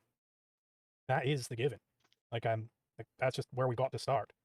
Even a guy looks like he's tired of That's just where we gotta start, man. You can investigate why is that the case. I mean, You dude, Second he's realm of just epistemology. looking. appeal to ignorance again. I'm just gonna point it out. Appeal to ignorance once again. Oh, am I frozen? Am I frozen? Sorry. Appeal to ignorance once again. That's what he's doing there. So again, fallacious argument. With any work, I only want to dip into this briefly just to caveat it now, but just like to see if we share in this. But are you familiar with like any of the Salarzian or McDowell arguments against the given? Very famously, the myth of the given, as Sellers calls it. Not particularly, no. Well, in short, I just want to talk about one part of it because I think it's kind of interesting. And that Sellers runs like this very convoluted. It's in Empiricism and the Philosophy of the Mind is the name of the paper, published in the 50s, I guess. Yes. I hope I'm not wrong on the decade. Pretty sure. I know all about this, but I'm gonna let him explain Yeah, it. and He's he's probably gonna gonna talk explain about it now that Zulu said he doesn't know anything about it, and Zulu's not it. going to argue against it. Yep. Yep. Doors off of I epistemology. mean, yeah, I already would know basically why he's gonna fucking bring that up, and I'm just be like, nope, you know. Just for the cool factor, predict it. Like, why is he bringing this up? Yeah, I mean, it's just Stellars makes basically the same argument like I made earlier, right? It's just except it's just like you're stopping the infinite regress by fiat, right? It's just I mean, he's not making it the same way I made it, but like it's basically the same point. Right. Best things in sliced bread. And I disagree with a lot of it, to be very clear before I go into any of this. But I think Sellers makes a pretty Yeah, I'm sure he does. and McDowell, even more so later in Mind and World, makes this very interesting argument about discrimination, right? What does it mean to be able to select an object against a background that is just like full of possible arrangements of objects, right? And what makes us justified in selecting some collection of sensations as objects over others?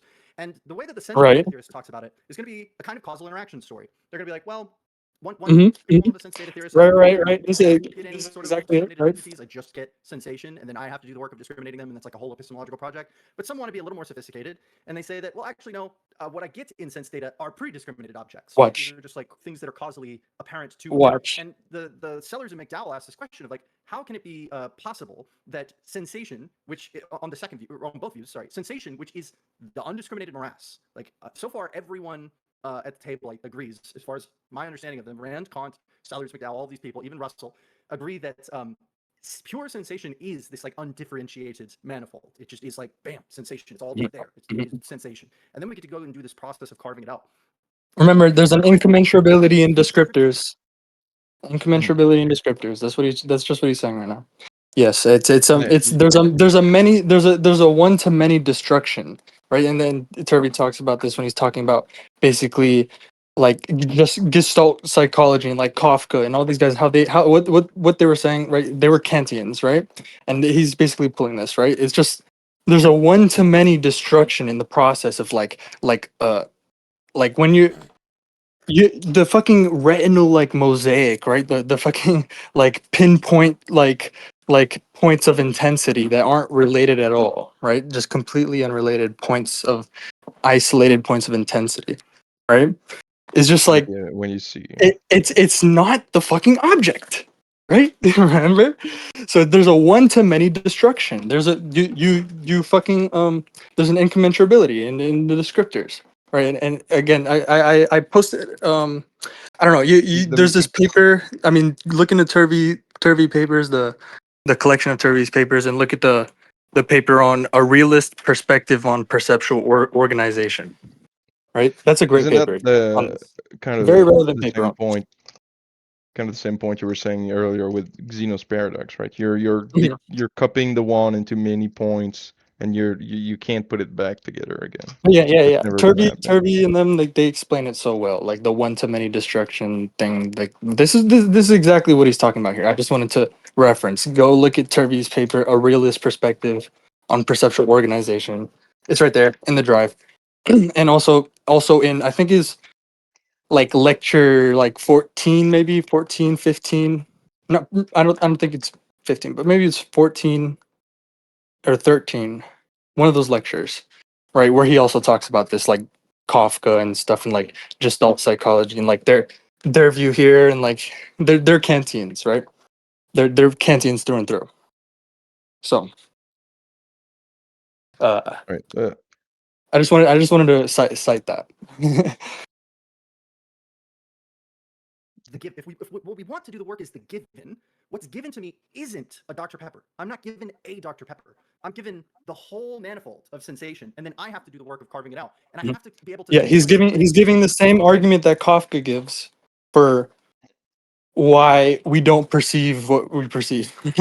We're just like, Yeah, or we don't perceive the world because things are what they are, right? He's literally like, whole argument is literally just like, the thing is what it is, so we can't perceive it. well, Because like there's a one to many destruction or whatever in this causal sequence, right?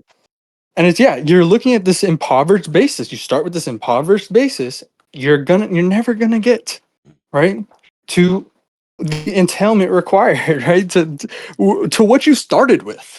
To what you started with, you know? Before you this is started really what doing like he's. abstraction by subtraction and started erasing shit, you know? And start assuming like arbitrary shit, like the extreme subjective view that I was talking about, you know? Yeah, and here he's really just bringing it back to, okay, so you agree, right, that it's this manifold of sensations that just all come about, and there's not really any delineation. Okay, then we go back to the claim of impoverishment, because you're agreeing Yeah, that there's no structure and there's an incommensurability in descriptors, right? In number and grain Mhm, size and kind, right? This manifold of sensations with these fucking like the one to many destruction, the many, right? mhm, On that other side, right? Like there's a mismatch in the degrees of freedom. That's the point that's being made there. There's a mismatch in the degrees of freedom. There's an incommensurability, right? You can't translate from one to another, right? Again, Turvey gives the whole argument. They go really in depth into this, and I'm just like covering the very very surface level of it because I don't want to hold it on for too long. Because I see. we could talk about this for hours. You can go over fucking Turvey and like their whole argument there I for hours mean, and hours. we're already kind of talking about it for an hour, and we're Yeah. not even really going in depth with it. Just being like, okay, yeah, this there's the basis of the argument that's given by the Kantian, how it can be responded to, without going like super in depth into what it means. Um, Right, I'm just but yeah, trying to this is give the just. basic points for you guys to Mhm, from what I'm saying, you guys can like use like Control F and like search for like the key terms and stuff. mhm. Pepper can. And this is not Sellers' most famous argument, but I think it's the most interesting Interesting. is here. And so what I think part of what Rand is trying to do, perhaps inspired by some of the critics of sense data theorists of her time, such as people, again, like Beatrice Edgell, who she wants to sidestep that question, and I think rightfully so, because it's a really fucking hard question to answer, by saying, like, that's what the automatic integration is supposed to be doing. It renders this... It gives us perception of entities.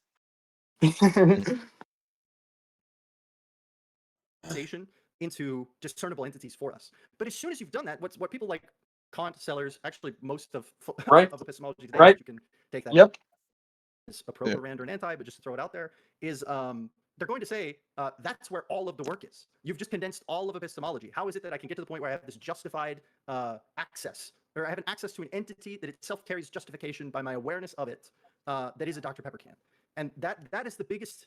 Well, he didn't land the point. In objectivist epistemology is that they have to elucidate why it is the case that sensation can be turned into entities. Well, it's a gap. Yes, it's a dualism. It's definitely it's a dualism. Bro, is he the one pointing out the dualism here? No way. Yeah, he is. This is like ironic. I mean, he so wants bad, the dualism bro. because that's if you he accept the does. dualism, you he have wants his it. position. If you accept that the will... problem of perception is translating between these inequitable descriptors, right? These incommensurable descriptors, right? Then you've just you literally like Transcendentalism. you can only you have transcendentalism. You can't create like you're only gonna create intractable scientific mysteries because there's no bridging and dualism there. It's just magic. You gotta smuggle in some magic. You gotta invoke it, right? I mean, I've talked so much about why that's the case, and we don't have to get into that. Just look at Sakura's channel. I've talked so much about why that's the case. Yeah, Paul theorizes, right? The Kantian guy is really good. You can see that he, like, even from our position, you're like, oh yeah, you're actually knowledgeable about this. You understand the problem. He's a Well, it's more like Zulu just doesn't. Zulu just doesn't understand it. Yeah, it's really that contrast that makes it so like you realize. It's just that I understand it because that's what it fucking is. You know, yeah, that's what he's doing because that's what it is. You know. All right. Yeah, Zulu just let's keep doesn't going. understand. I'm really curious where that part is going to end up at. After that, I'll have to leave, unfortunately. So let's keep going. Because it can't. And that's I think that's a purely causal story. Wait, let me just... That is the biggest gap. Oh yeah, right now. purely causal story. Epistemology is that they have to elucidate why it is the case that sensation can be turned into entities, and the entities. Yep. Set it up as an intractable problem. Set it up as an intractable problem because it is an intractable problem. Bridging and dualism. It's not turning it into entities. What? Well, he's saying like, yeah, because Zulu said earlier that or sensation or perception is of entities. So he's trying to set it back again that you can say that, but that's your conclusion because you're accepting the dualism and you're not providing an argument to reach that conclusion given the fact that you accept the dualism. It's just he's just accepting the dualism as given, and then fucking science will figure it out, bro. Okay. Objectivist epistemology is that they have to elucidate why it is the case that sensation can be turned into entities, and the entities are what carry the justification, where the sensation alone doesn't because it can't. And that's I think the gap that the purely causal story doesn't get us to. It doesn't get us right? Yeah. He's making a point because perception is of entities. Well, what does that mean? Well, we have this integration of sensations. That's what we perceive is an integration of sensations, and that's the entity. So yeah, you're turning sensations into entities. You are trying to turn sensations.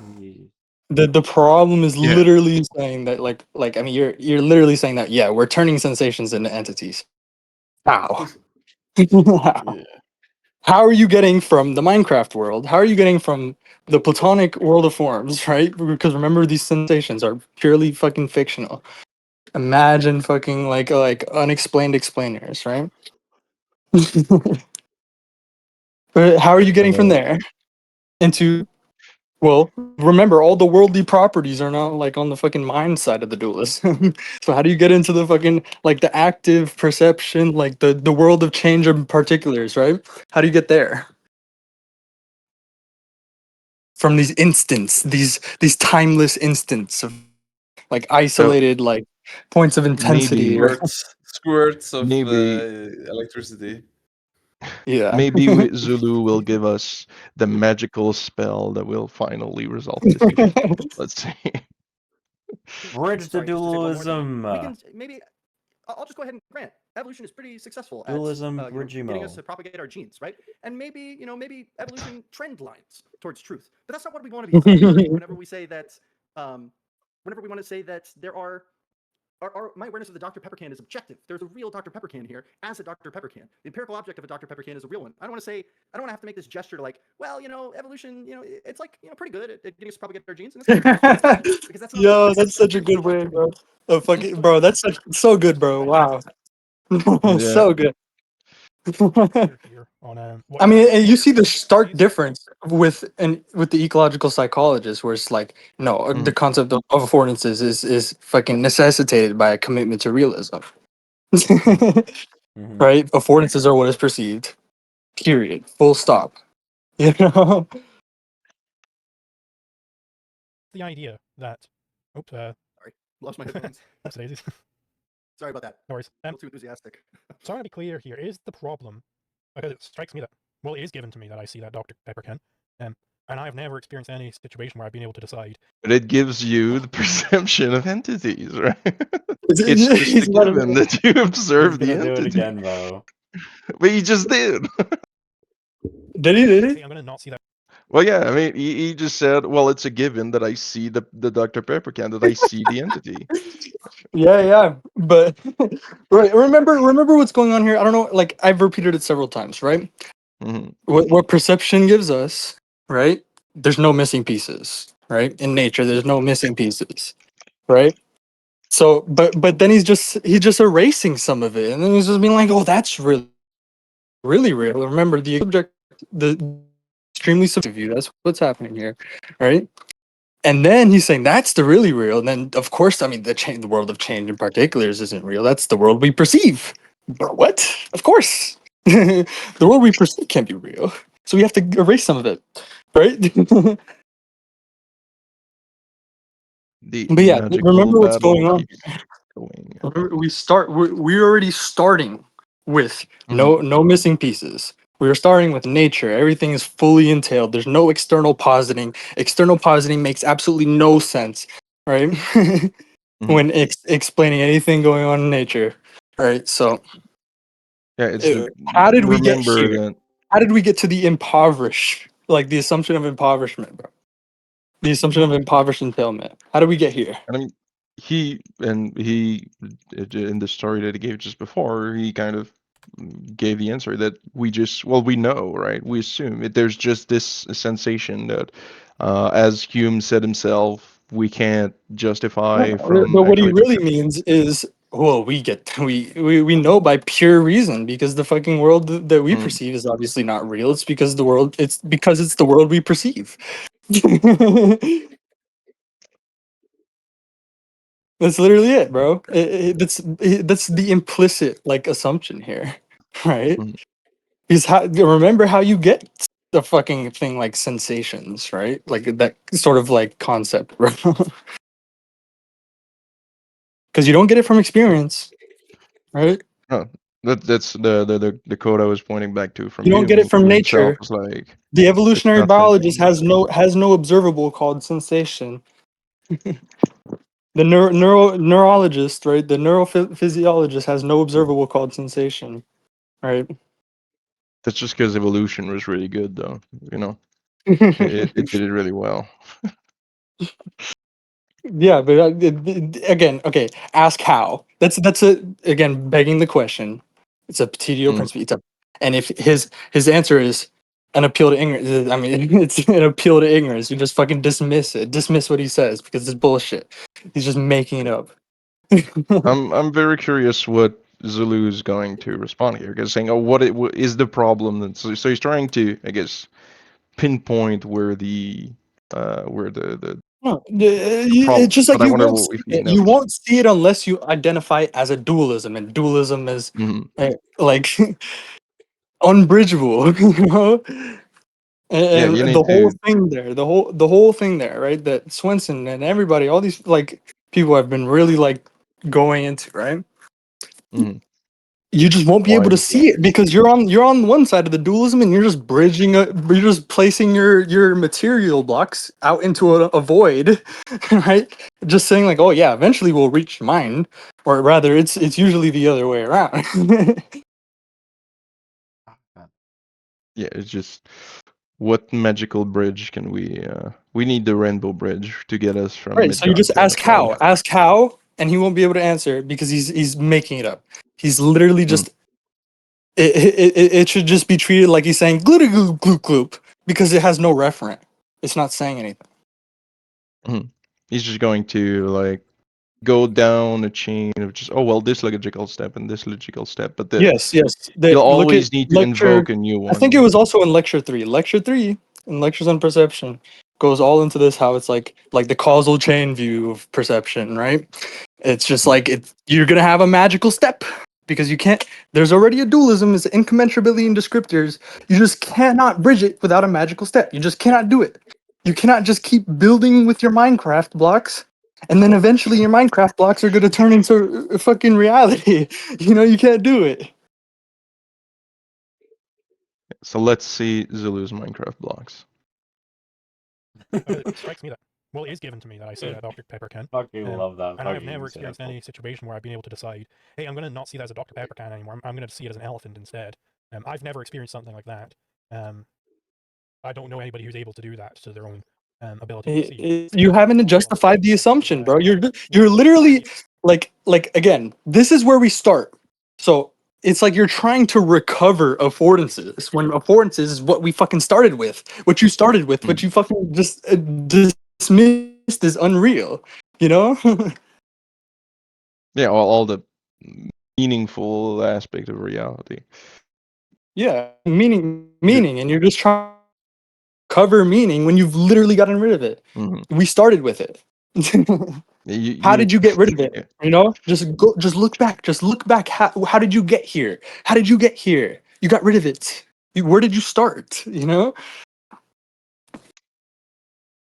Right, so let's see where Zulu's going, because I thought he was going to try to like pinpoint the problem, but then he just went into And really, but you can't trace your steps back, so to speak, because you Yeah, won't no, be able to recover. You know how you can't recover the impredicativity once you've broken it, right? You can't just recover the original dynamics, right? well, Because you lose all the information about that depends on it, right? Once you The destroyed only it, way that you you can get fractionate and put it back. anything is to step outside of it and realize that you fucked up really bad. Yeah, you got to step outside the formalism. And Step realize you outside the fucked up, formalism. man. And realize let's you were just see. fucking wasting your time, fucking doing nothing in a formalism. All right, let's keep it a little bit. I extended my time as much as possible. At 30, I'm gonna have to leave. So let's. Okay, what's the time? 26. Okay. But yeah, if someone wants to open their own video to be able to continue stream it, this is Sakura or maybe we. Are you looking now? No, I want to see where this specific argument ends up at. So I might extend it a little bit past 3:30, but after that, Right. I need to leave. Yeah, I can bring So it let's up. just. I've been staring I want to at see. this fucking burger for like so long. I just like I keep pacing around, like talking. I'm fucking eating it from right now. It's gonna be cold. All right, We gotta eat let's see what something. Zula's response Dr. here. Pepper can. What stops it from? What stops you from perceiving it as something completely different? Like, is that what you're getting at? Not even so much That's that, not. but, No. Yeah, no. speaking, this is just like a necessary Dude, thing. he's It not won't be perfect, tracking at but, like, this is kind all. of what I was getting at with like the Kant stuff earlier, like why he doesn't necessarily need the numinal to make like the categories always work or something like that. We can just say it's like a necessary feature of them that there are these norms that they follow, and it just always works in accordance with the norms. But like the question or that works epistemologically because we're making reference to norms whenever we do that. We get the rules of cognition are what grant. Yeah, he can't understand that he's talking about innate knowledge because he's already disintegrated. Like his own view relies on such like Bayesian priors, right? For abduction and stuff, right? For fixing the epistemic mediator, right? For for doing that, right? It's a I just fucking lost it. Okay, hold up. I totally just fucking lost it. Fuck, I'm not sure where you were going with that. Because you were. He's just did already I say? relying on his position. I just no, That's I lost all what it I is, said. man. I don't know what I was saying. Yeah, All right. I Let's I, keep. I forgot what I was saying. I Priors? forgot what I was. I don't know I what Yes, I put back. Bayesian. Yes. I just needed to remember what I was saying. The rules, right? He's talking about the rules or whatever. He can't Mhm. he can't grasp that that's what he needs to be attacking. He can't grasp that it's even any different from fucking like the perception of the object. Like he just can't because he's also You think relying Zulu on can't do that? some syntactic rules, like some rules fixed in advance, right? Hmm. Yeah, well, that's what the automatic integration is, right? Yeah, but he's just like he They're can't. operating on the same impoverished scale. So He's not obviously hearing this. He's not No, I understanding don't, that this is where he needs what he needs to attack. and that's where, because I don't know, Because what are the these content rules? guy What are these explained it rules? pretty well. Say what the rules are, and then we can see very clearly that they're loans of intelligence, right?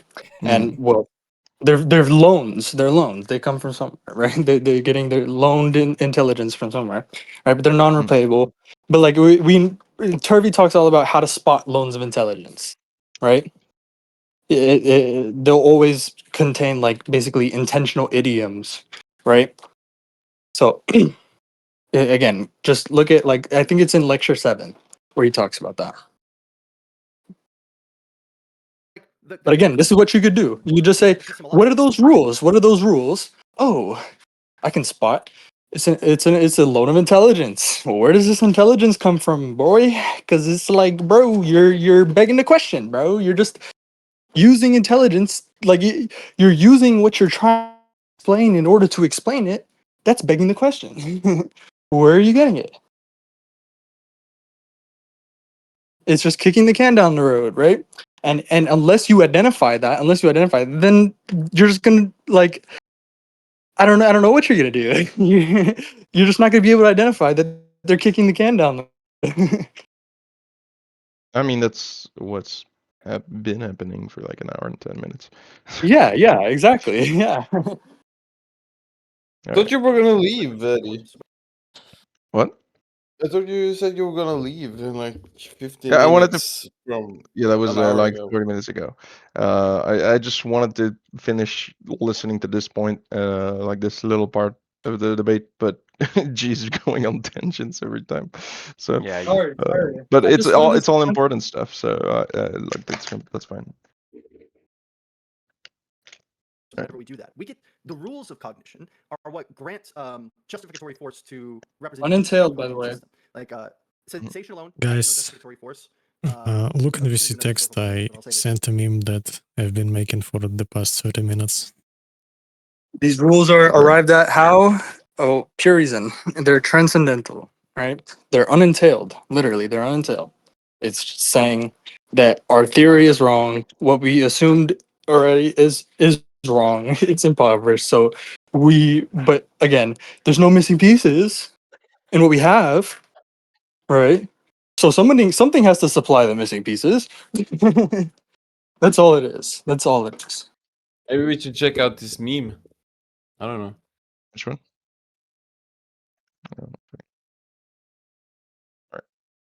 Cognition. What BG should meme? look at it.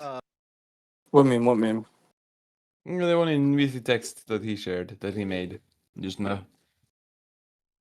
Stop doing psychology. Ghosts are not supposed to live in machines. Something grab my lunch. It's called natural language. Yes, the representation of something. I'll compute something to do. Statements dreamed up utterly deranged. Like, is that like a meme or something? It doesn't look like a meme. Yeah, it is a meme. Have you not seen a similar kind? It would Like it would be math, like if economics? you make a meme about, but it but it gives us perception of entities, like that whole thing. If you make a meme about that, that would be perfect. That would be just perfect. Oh, he was copying yeah. something else. Yeah, he was Always he was works copying like something that. We can just say it's like a necessary feature of them that there are these norms that they follow. else. Always works in accordance with the norms. But like the cognition, or that works epistemologically because we're making reference to norms whenever we do that. We get the rules of cognition are what grant justificatory force to representations under the Kantian system. Like sensation alone has no justificatory force. I was going to do another historical digression, but I'll save it just to stay on this trend. But sensation alone doesn't have any justificatory force. So the given, as given in Kant's view, isn't epistemically salient. It can't do any cognitive workforce on its own. And so we need to apply these rules. Yeah, I mean, to take that- sensations is really, I mean, sensations are representations, right? They are epistemic mediators, right? And it's like, it's just another example of this, like trying to sound as objective as possible. Like, oh yeah, like Mhm. we're pointing to something like this. I mean, like it's just describing it like, oh yeah, sensations. It's these micro physical variables, these fucking light quanta hitting the eye. Yeah, that's sensation. That's sensation, right? But again, that's an epistemic mediator, right? It's incommensurable. The descriptors are incommensurable, right, with the object of experience, right? If that's taken as the object of reference, then it's incommensurable with the object of experience. You have a dualism. You have a dualism that, and you are supposing that you can bridge it. Even worse. All right. and cut it up into things that are cognizable as objects for us. And so, but he thinks that's a totally necessary, well, never fail sort of system. Like the rules will always just apply themselves as rules. And so it's not the case that like I need to know how it's the case that this doesn't suddenly turn into like an all red, all blue, all at the same time Dr. Pepper can or something like that. The question is, how is it a Dr. Pepper can for me at all? How is it possible that there is a Dr. Pepper can here? Right. There is a Dr. Pepper can here, and we can agree that this Dr. Pepper can comes from must originate in sensibility because I'm a finite rational being. We can agree on those things, but there's like a gulf between I must sense and Yep, there is a there's Dr. a gulf. Pepper can that is a Dr. Pepper can for me.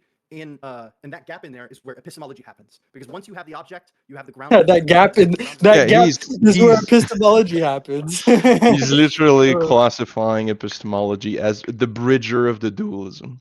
Yeah, That's I mean, but it's not like, I mean, uncommon. mhm. It's very, very common. A very common view. Yeah, I mean that's what Hume tried to do, but he took the other side of the dualism. That's been the norm basically. Right. You can build effectively. I think there are better or worse ones, but you can build pretty much any epistemological system you want from that ground. So I think there are I also helps to point out that what he's doing, Heidelberg is essentially doing the same thing every time he talks about it. He's just saying that like, oh, we can't ever bridge the two, and we just make some random rules and they work or they don't work. Like it's the same basis between the two of them. It's just the dualism. questions at play here. One is the epistemic, and one is decidedly not epistemic. So why is there actually a Dr. Pepper can there? Well, presumably because it was made in some factory, and you went out and purchased it from a shop. That's presumably why there is a Dr. Pepper can there. Now, why are you able to perceive the fact that there's Dr. Pepper can there? Well, Wait. That's there's an epistemic aspect to it, but it terminates in perception. It is the case that you are able to It perceive gives us the perception of epistemology entities. is there's a specific mechanism by which He just did not understand the by which question. your sensation of touch works. That's not part of epistemology. That would be part of perception science. For eye doctors, skin doctors, or Oh, bro. He hasn't heard of fucking perception That's science even before I even said it, bro. Before we even said anything about perception science, he never heard about it, bro. And now he's just using it as an excuse. That's crazy. And this is the longest non sequitur. Like he does not understand the problem that he's talking about, that the Kantian's talking about. That you've accepted the dualism, you've accepted a Yeah, description of sense data, and from that you can't get to The your dual, yeah, the perception of fucking entities. Kantian just keeps saying, "Well, you've accepted the dualism." He keeps pointing it out. He just keeps trying to point it out. But I guess he's not landing the point hard enough. I mean, I could probably devil's advocate, like for this, like a bit better than him, right? Mm. Like I mean, land the point that because it's a dualism. he wants to say it's a dualism, but he doesn't necessarily want to like you to Yeah, he doesn't categorize want to it say it's and re-question unbridgeable. it. He doesn't want to say it's unbridgeable, you know? You Yeah, should there's totally also play that, devil's of course. advocate in a debate against Zulu. If you just play devil's advocate for Kant the whole time, dude, that would be funny to see him fucking squirm. Oh no, I don't want to do that. All right. Well, I've put to later my leaving. I'm gonna have to leave. Does anyone want to What's stream and put at the the timestamp? timestamp? Yeah, put the It's timestamp. 1:14 essentially. An hour 114. and 14. 114.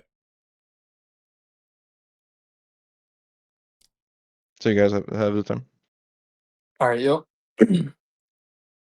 Well, everybody's leaving, but good thing they can watch the recording. You know? Yeah, I definitely I'm gonna watch the rest of it on the whoever uploads it. I think Zetetic is. Oh, where the fuck is Zetetic? He Oh, left. yeah, I'm at already. least I've been recording, so Okay. he's left. Okay. okay. So at least nothing should Yeah. be So I guess lost. you two should coordinate on like if you guys are gonna post a video, like post the full thing. You know? He already sent me his Or is that recording, it? so Yeah, we're just good. Okay. all right. So, well, see you everyone later. See you, Yep. man. Bye bye. Or it's my turn to take up the reins, I guess. Yeah, bro. It's just. Oh, Books is here. What's up, Books? What's up, books? Come on, Skiro in here. Yeah, I mean now that Eddie's gone, I mean you guys gotta step up, man, and start fucking saying some shit. I will be silent because I will also be doing stuff in the background while I listen to this. I mean, like, what do you guys think? Like, Ono's, books, like, so far from what you've heard, like, what are you guys gonna think? I think this is a complete waste of time. This what we're doing? No, I Yeah, think I mean, I it's think debates because usually Like the debate or what we're doing? No, what do you mean? What we're doing on those, or what the debate with Zula? well, mainly the debate is a waste of time. I think you have, like we've all agreed, you got two Kantians that are they think they have a difference, but they don't, so they're arguing in circles. But yeah, I mean, but like we're really here to push it to Zulu, like to bring Zulu, to press it on Zulu, like what he's missing, you know? yeah, I mean, I don't disagree that you're like, we're learning from this and we're able to figure stuff out ourselves. But like, I don't think Yeah, Zulu's ever gonna watch this. from I don't think he has. from this, I don't think you guys are gonna, at least you guys are gonna be fucking way stronger, like right. way more equipped to tackle shit, you know? Yeah, but I don't see this as being a rejoinder that Zulu will ever care about. Well, I I don't don't think know. he's. I guess I don't think he's ever if gonna he watch the doesn't care video. about if he doesn't care about it, then we can just keep sending it to everybody else, you know? Yeah. only one way to find out, you know? I mean, yeah, that's why I've been trying to, like, educate any young objectivists that are here. Like, But you gotta Yeah, and this would be a understand. good one. This would be a good one for it. yeah, I'm just And at this point. oh, sorry. And anybody, right? I'm making a lot of broad claims, and I'm saying things a lot like they're just like I'm not trying to get too deep into things, right? If anything, anybody has any questions about anything I've said, come to me, and I'll try to answer it the best I can. Yeah, Yeah. come into the Discord server. I'll put in the Yeah. link. Right? I'm not unapproachable, like not in the least, not like Zulu. Yeah. Yeah, I just wonder, like, at this point would it just be worthwhile to just stop the debate and just actually go over the primary sources of the Like, actual, the best thing that can be done right Well, I now in think this debate this is what's is gonna to happen, stop right? everything and go through to the beginning of the flow. Like, Well, just go to this the very beginning. this might be what's needed. Like I don't know. Like we'll have this, right, and then just like if anybody's interested in going more in depth, we can do like later on we can do VCs, like just going over papers like we've been doing. You know, we've been doing some of that. right? I think that's like because we can send this to like these young objectivists or whatever you said, right? Yeah. We can send this to all these people, right? And then they come in here interested to learn more, and then we can just have more of those VCs about talking more in depth about things and like with people interested to learn, you know? I'm the Yeah, I just example because I'm very new to objectivism. I literally only heard it with Zulu, and then G said, "Hey, that book's not as great as this was, and hey, you want to join the server and stuff?" And now I'm here trying to learn all this, trying to integrate. Stop my And it's inhibition. amazing, man. You'll be soon enough. You'll be far more integrated than Zulu. Oh yeah. Crazy. Yeah, I just wonder if we could structure it better to where it's like, hey, let's focus on one topic instead of spending, having a 5-hour VC on, Yeah. it's very Well, yeah, It's been 100%. 6 hours actually. wow, Right. yeah. I mean, And I think I can spend more time editing this stuff down. It's just gonna take all the rest. remember the VC we did on dispositions, right? Mm-hmm. Yeah.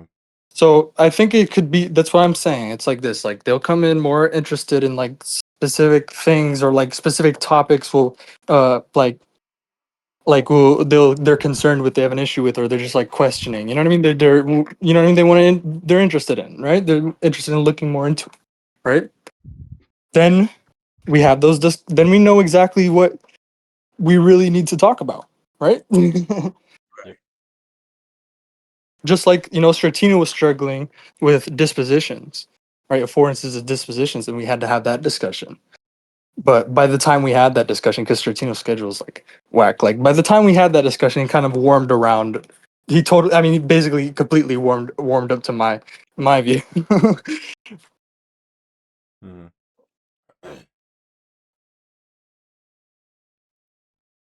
Did he ever watch the Yeah. recording for that?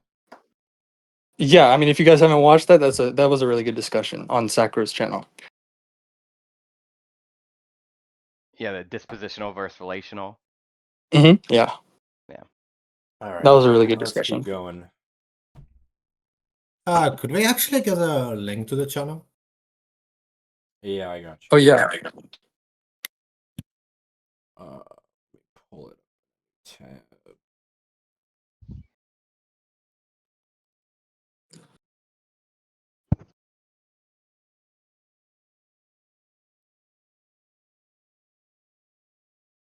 Actually, I probably just. There we go. I'll put it in VC text. Thanks. Yep. Alrighty. Let's keep going. Yeah. Everything good? Oh, hold up. I'm not watching the video. Alright, let's go back. There you go. I'm watching it. It was made in some factory, and you went out and purchased it from a shop. That's presumably why there is a Dr. Pepper can there. Now, why are you able to perceive the fact that there's a Dr. Pepper can there?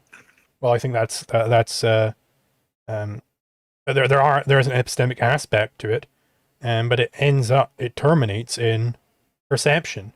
It is the case that you are able to perceive that thing. I think that's not part of epistemology. Is what is the specific mechanism by which the eye works, by which your sensation of touch works. That's not part of epistemology.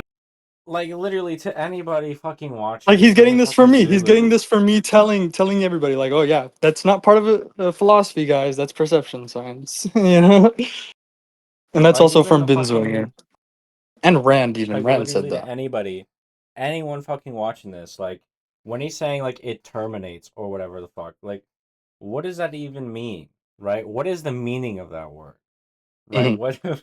What are you even trying to say? Right. Again, Rosen's argument. We went over Rosen's argument, right? About impredicativity is the only alternative to infinite regress, right? And like, I mean, the other alternative is just stopping the regress by fiat, right? That's what he Yeah. means. But it's just like if you But ask again, it's yourself that unentailed. question, It's if you ask unentailed. yourself It's that unentailed. question, if you really fucking think about it, you'll realize that it doesn't really, you can't even find really an answer as to what it means for something to terminate in perception. No, yeah, I mean, it's just you have this linear chain, right? And there's some magic step in this chain. Mhm. That would be part of perception science for eye doctors and for skin doctors or neuroscientists or what have you. It's really quiet though. Um, Can you turn up the volume? This is as far as it goes. You can turn the volume up on your end, by the way. Oh yeah. Let me see. I gotta do that. Wait, how can I? Yeah, okay. I got it. I think. And now the epistemology part can go, okay, well, how are we able to identify that as a Dr. Pepper can as against a Pepsi can? Well, then you could go into like the theory of concepts and so on and so forth. But so there is a lot to say about that epistemologically. Is he just why? I don't know. Is he just saying it's like completely fucking disconnected from that, the theory of concepts? Like, why is that not a relevant thing to get into? Yeah, I mean, he's just saying like, oh, it's informed by perception science somehow, but I don't know. But I don't think there's anything to say about it on the level of, well, why is your perception valid? Well, that's what a perception is. Consciousness is consciousness of reality. Perception is perception of reality. But it gives us perception of entities. Yeah, so like I'm not really seeing the problem with taking that as the given, but that is given to me. Whoa, I don't hold up. have That's the- not what you said was the given. You said the given was that it's integrate that there's an integration of sensations. Yeah. That what perceiving things means is the integration of sensation. That's what you said was the given. I mean, we can rewind. Everybody can rewind and go see it. We talked about it. the opportunity Again, to kids not can to see that as a Pepsi can. I've never been able to do that. I don't know anybody who has been able to do that. Like it seems completely Sensation outside of choice for me. objects, guys. A sensation of Yeah, entities, guys. Remember? Sensation of entities. I mean, yeah, it seems like he's just trying to desperately justify like bromides, or just like Yeah. these just slogans. I mean, because they're truisms. They're bromides, friend. It's fucking meaningless. Like he's just thinking in examples for him. He's just thinking in quotes. He's just reciting it. This is not like an attempt at a gotcha. I want to make sure I didn't make a mistake. Did I ask why is there a Dr. Pepper can, or how is there a Dr. Pepper can for me? Because the question I was supposed to ask was how is there a Dr. Pepper can for me, which I think is substantively different from why. Because I think you're right that if I want to ask why is there a Dr. Pepper can at all, then I can just say like, oh, cognition has form. Yeah, Zulu is That not form, tracking. and Remember, he was like, "There's this mosaic of sensations." Blah blah blah blah. How does it become the Dr. Pepper can? Yeah. And I mean, would you say that you would reject this sort of dichotomy of the how and the why? Because you said, ontology and epistemology are actually not distinct. Huh? I don't know what you're talking about. Like what you said about ontology and epistemology, right? Do you remember? What about? I didn't How say it's they're like, not distinct. I said they're reciprocal. But like, yeah, they're you meant not, like or they're not separated. separated. You know? Yeah. So would you reject his separation of the how and the why? Yeah. What are you talking about? What's separated? Like, they're different questions. Sure. Oh, okay. I mean, they're So different you don't think he's questions. separating it? I feel like he's separating it. Why is a question of entailment. How is just a question of mechanism.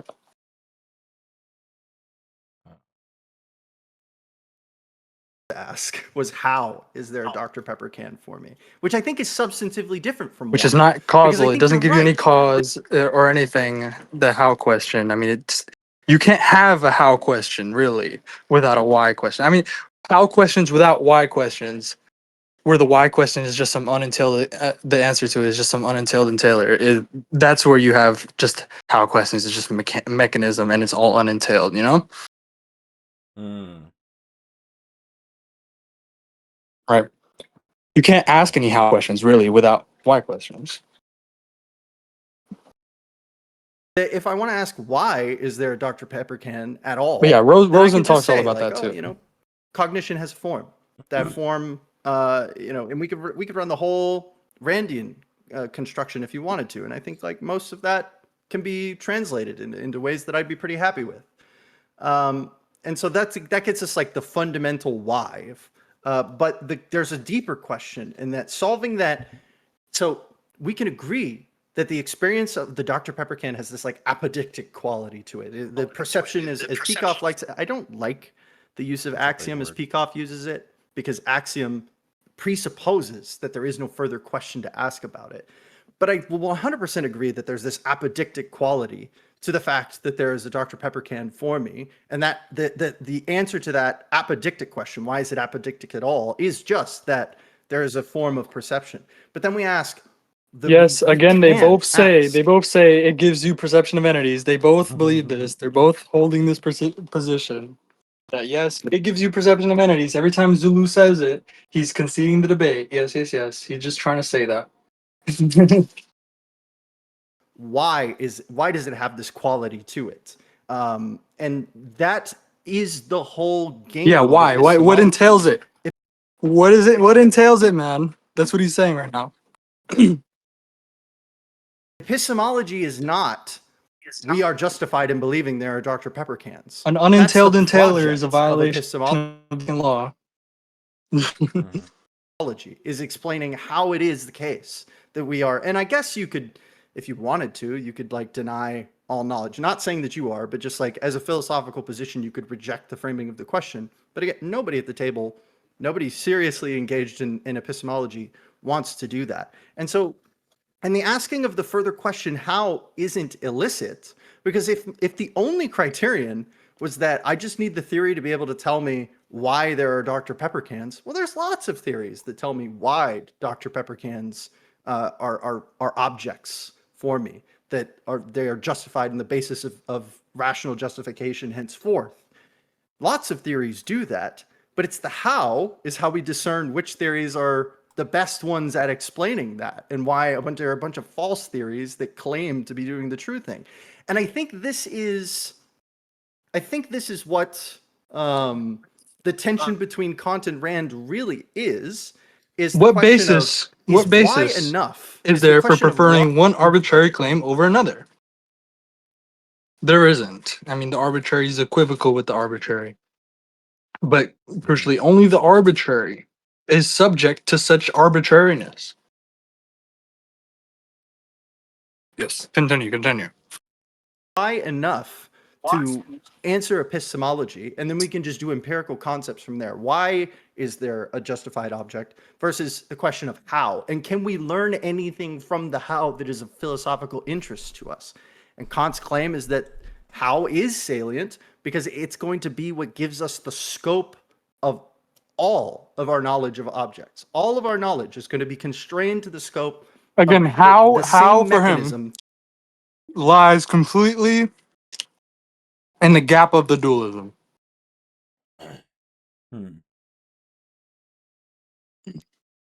The M, basically. Yeah. Oh. But like also the corrective mechanism and stuff. That's all part of M. That makes it such that Mm. there is a Dr. Pepper can for me at all. So I just, because it seems to me like the problem you're pointing at with this question of how is the problem that Hume arrived at. It's the problem of, well, how do you get a necessary synthesis? I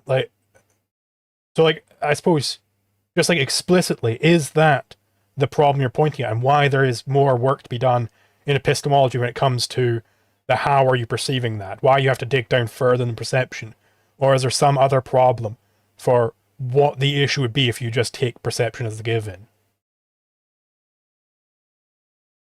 Sorry, could you just one Again, more time run that by me again? I just want to make sure. if you No, have we're Gibson's still view, asking questions about his position.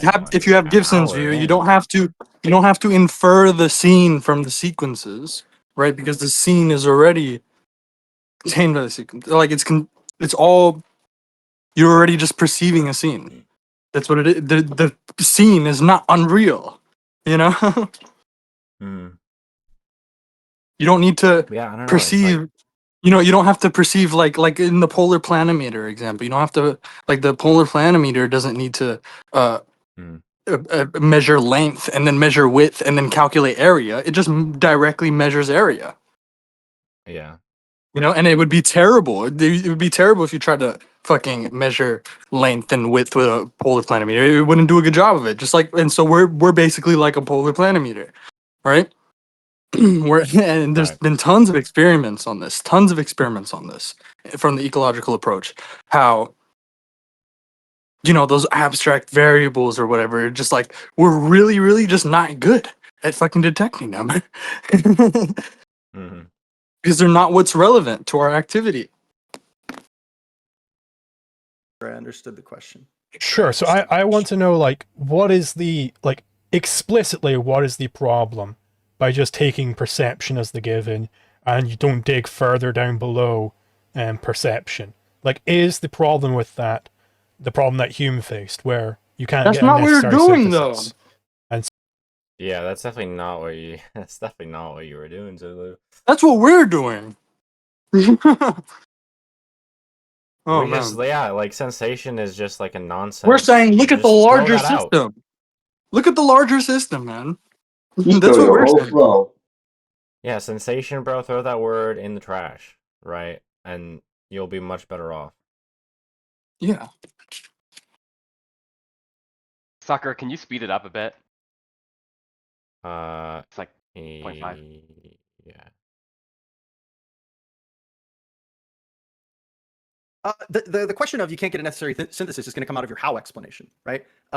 Hume, for what it's worth, in his own weird way in the inquiries, thinks that like we do have knowledge of Dr. Pepper cans. We just have no theoretical account of the necessity of that, and so we can't claim to know the necessity of that. So we're in this like epistemic black box where the given of reality, so to speak, or at least We're in we'll this say the given epistemic black box, man. It's because you can't formalize it, bro.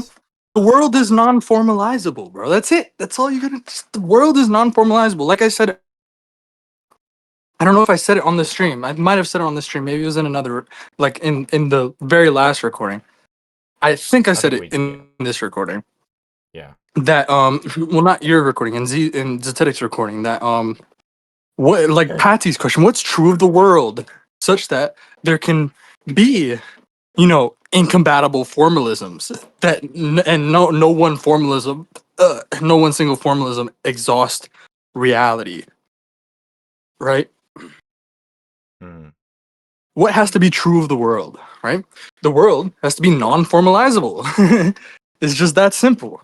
We start with no missing pieces. There's no missing pieces. experience is that there is a Dr. Pepper can in front of me, and Hume is like, reason fails us. We can't explain why that is. We're not even really licensed to say it, but we think it nonetheless. This is like also Hume's line with causation, where like, he's like, how the fuck do we make sense of causation? And he goes through all of his possible examples, and he's like, well, we can't make any sense of it. And then he walks over to the billiard game and then hits the ball into the other balls, and they all scatter, right?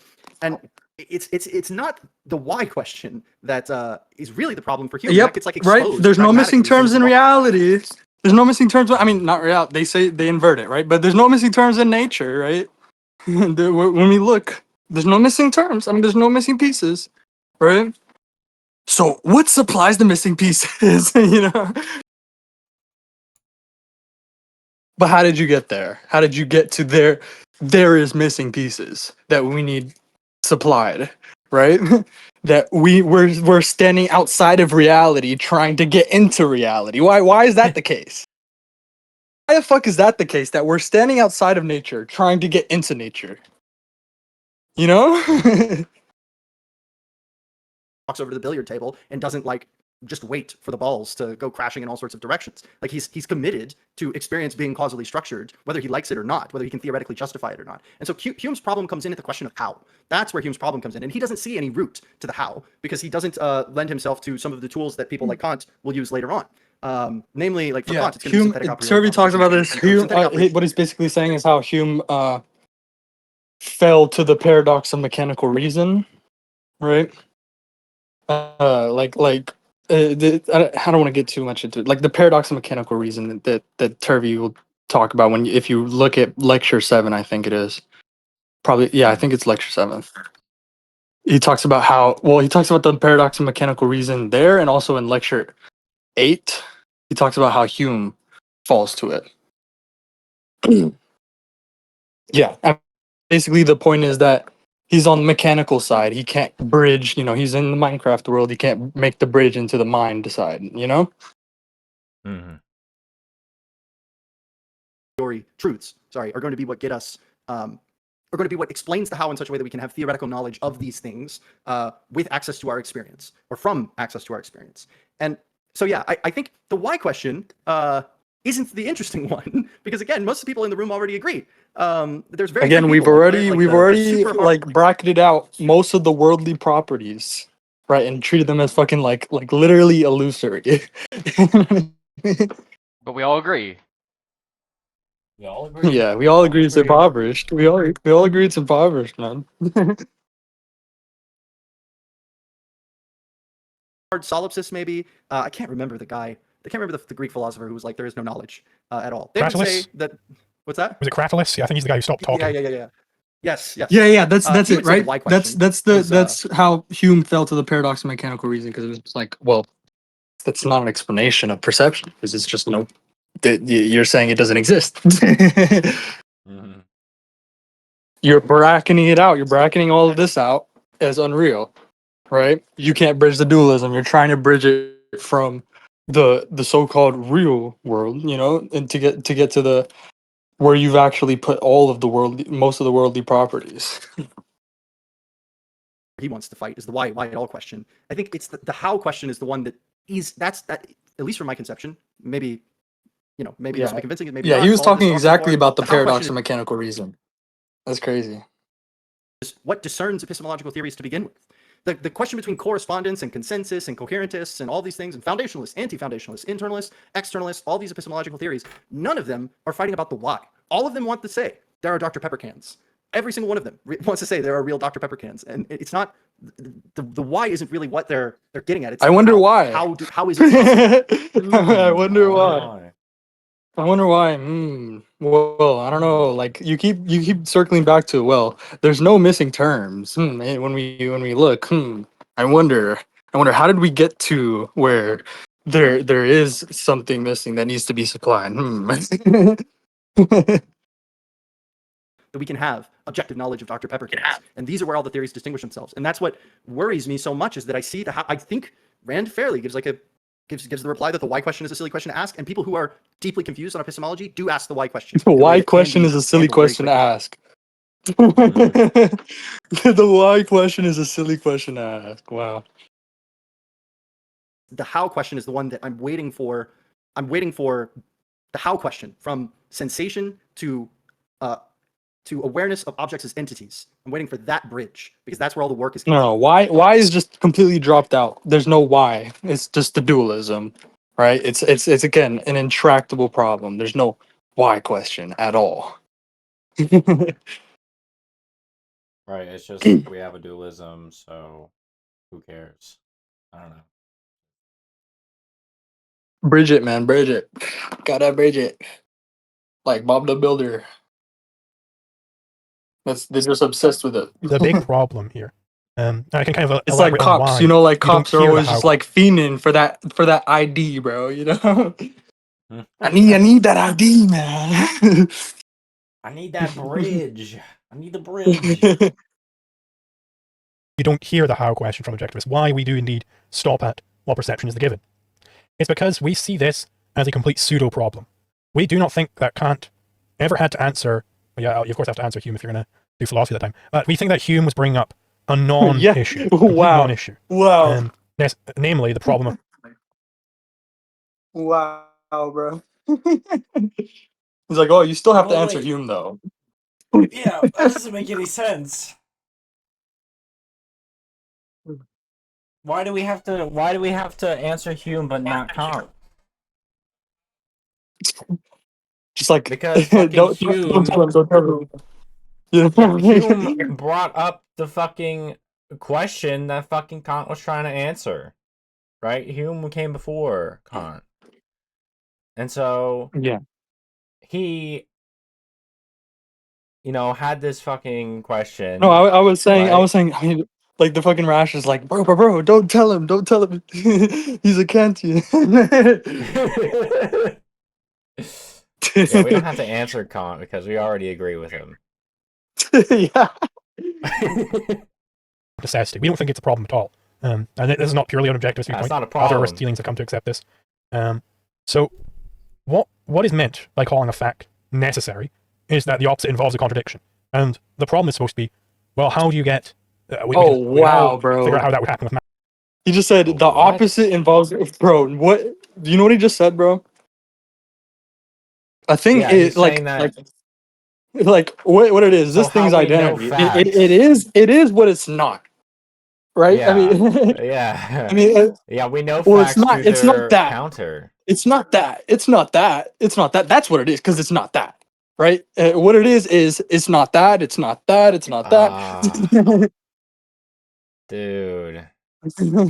That's so Wow. bad. And this is why That's I so said bad. earlier, necessity is just an imperative loop, bro. That's all it is. Necessity. Literally. No unentailed terms, bro. There's no room for any unentailed terms, for smuggling in any unentailed terms. Everything is entailed. That's what necessity means. Yeah, right? That's why when I'm talking about system description and explanation, right? We're trying to find the system that's like the laws, right? We're trying to find the system that exhibits the laws, right? For which this behavior, this phenomenon, we're trying to fucking study, right? Trying to explain, for which it's necessary. We're trying to find the entity that's acting, you know? That's it. Right? And if we stoop to like a level 2 below, like the phenomenon of interest, that we just pass by the phenomenon of interest, the behavior we're trying to explain. You know? I mean, Turby talks all about this in lecture 1 again. I've talked about this so many times, like about getting the appropriate scale of description for the system, and how if you're not like getting the right context, right, not the right scale of the system, right, for which the behavior is necessary, right, then you're going to have to basically inject, like you have to smuggle in some magic. Literally, you're going to have to, and it's like, well, Is the this also system actually, the part, like the system, so defined, actually seems to be magical. Like it looks like that. This the paradigmatic case is the magician's trick, right? He's hiding some variables from you, and that's why it looks magical. Bachelors and whatnot. This is Kant's supposed like analytic synthetic dichotomy. That's just talking about words, right? That's not actually saying anything about reality. So then, what by necessity means is that it obtains by identity. Right? That's just the positive form of the opposite involves contradiction. So this is already resolved by our theory. Identity is wait, did he just I gotta go back. No, yeah, he just said what necessity means is that its opposite involves a contradiction. No, yeah, and he said the positive is identity. The positive of that is identity. Yep. Excuse me, G. The part It's a zero sum metaphysics. What? G, the part you were talking about necessary being fact and stuff. I thought, is this in Introduction to Ecological Psychology as well? In Lectures on Perception, in Turvey's book, Lectures on Perception, look at lecture 1 where he talks about system description. Like there's also in general chat, if you look at the pinned messages in general chat, where I explained like a closed loop. I literally am replying to, he's like, what is necessity? And then I explain it. Gotcha. If you look at the pins in general trap, like a closed loop of entailment, right, which is an imperdicative loop. Got it. And And I see Michael Turvey has done a great deal of work in formally gives you. yeah, and you see, I referenced lecture 1 there, and also basically another paper where he gives like the same examples, like, but talks a little bit more about some things. So definitely read that whole thing there, right? Got it. Thanks. That obtains by identity. Right? That's just the positive form of the opposite involves contradiction. Yeah, it obtains by That identity. obtains by identity. What Right? That's just the the fuck positive does form that of mean, bro? the opposite involves I mean, it's What just a necessity purely. means It's is that like it he's just obtains purely by formalized identity. it. He's just purely Yeah. formalized it. But again, in a formalization, there's always going to be unentailed terms. And we've went over this, but there's always going to be unentailed components. We went over this, Sakura, remember? We looked at Rosen's argument there. So It's yeah, in one of what Sakura's necessity recordings. means, what necessity means is that it follows by identity or whatever the fuck he said. By necessity. Obtains by identity. Which is the positive form of the opposite involves contradiction. Wow. Yeah, bro. It's That's just crazy. zero-sum metaphysics. This is how you get That's dualisms, by the way. crazy. This is exactly how you get dualisms. You split the world on the basis of satisfying some a priori criteria, which we call it a property. Right? It's not really a property. It's just, again, it's a label you attach to a zero. Right? And it's just like, it's just an a priori, like you just a tag, like you just give it like all things that are just like uh P, and then all things that are not P, right? They just It's have, you like just have these filling in two holes worlds. that you've You just have created. these two incomplete worlds. You know, just a set of like there's organism kind of facts and there's environment kind of facts, right? Facts fall cleanly in one side or the other, right? This is how you get dualism. Yeah. This is how you get this, is you start treating identifications as negations. Because I mean, yeah, because you don't. Because if you know all the things that it's not, but not the thing that it is, I mean, how do you know the thing that it's not if you don't know what it is? And so it's like Yeah, I mean, we've this is punched Hegel. This all is these Hegel. holes. This is Hegel's whole method. This is his whole method of Yeah. dialectics. And it's just like you have all these holes that you've made, and how are you going to fill in those holes if you don't have anything to fill it in with? You don't have any of the positive identity there because you've started from the negative. Mm-hmm. I think And it again, is it's a also kind limiting of like a process. That's what a like limit. it's That's what a limiting process is. That's what a like, limiting yeah, process is. it's like you're What I trying said to before. apply math. That's abstraction and subtraction.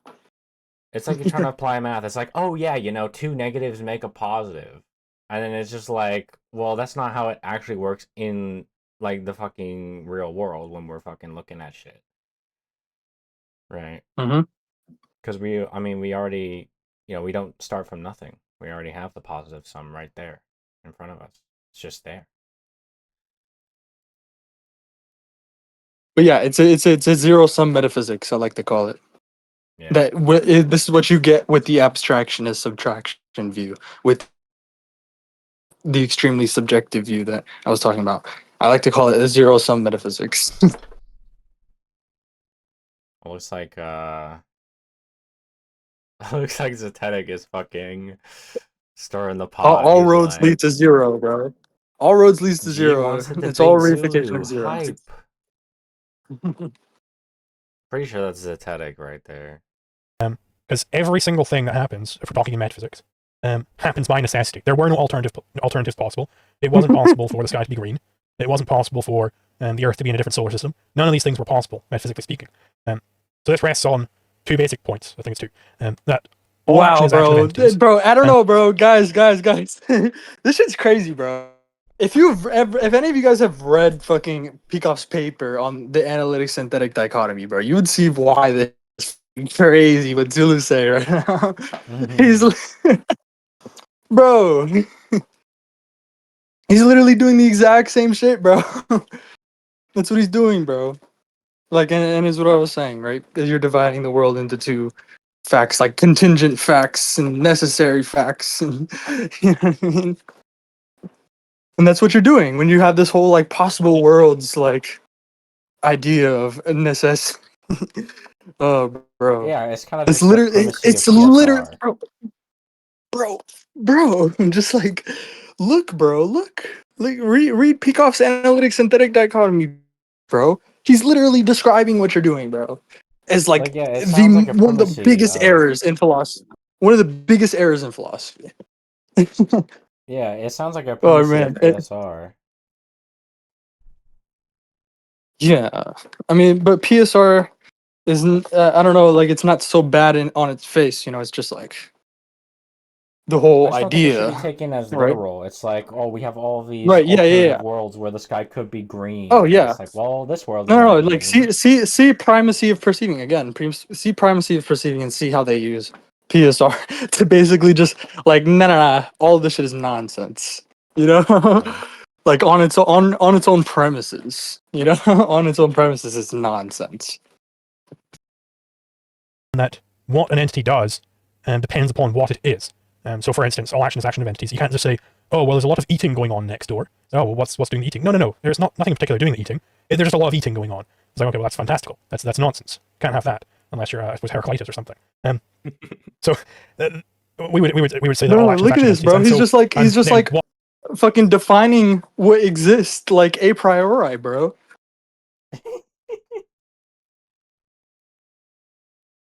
Slow it down a little bit because I'm not following as well. So we would say that all action is action of entities, and then what an entity does depends on what it is. A cigarette can't eat cake. It's not possible for a cigarette to do that. That's not within its nature. Saying that something is doing an action, well, that presupposes certain things about it, namely that it's got a digestive system that has. But bro, how do you know a cigarette can't eat cake? Right? Bro, it's just like I just deduce it from the fucking categories, bro. It's You like, see, we have oh, all I can these observe. platonic forms. You just deduce it. I can observe that a cigarette can't fucking eat cake, and therefore it's not that, and it must be a billion other things. It's like, what is it, bro? You know, and it's like, oh, it's not that. It's not that. It can't do that.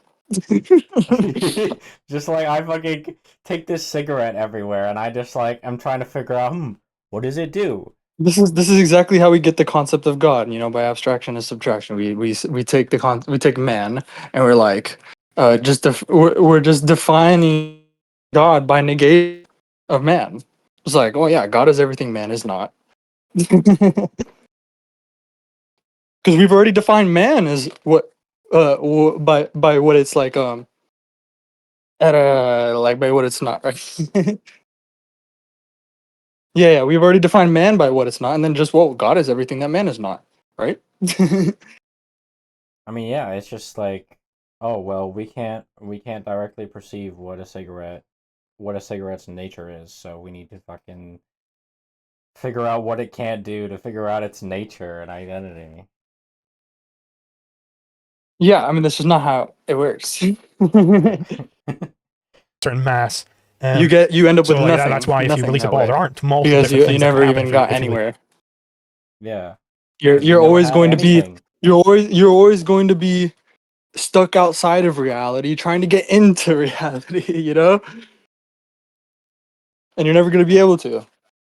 It's like that scene in Interstellar where the guy's like banging on the thing and he's like, Yeah, no. He's just like, I can't get back into reality.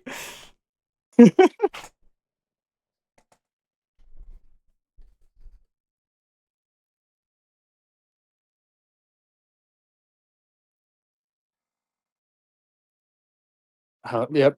It sounds really objective, guys. You know, just the real world is just these abstract Newtonian like Euclidean properties.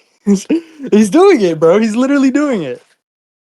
Or Bugs Bunny when you release it, like it's not the case that there are all these incompatible things.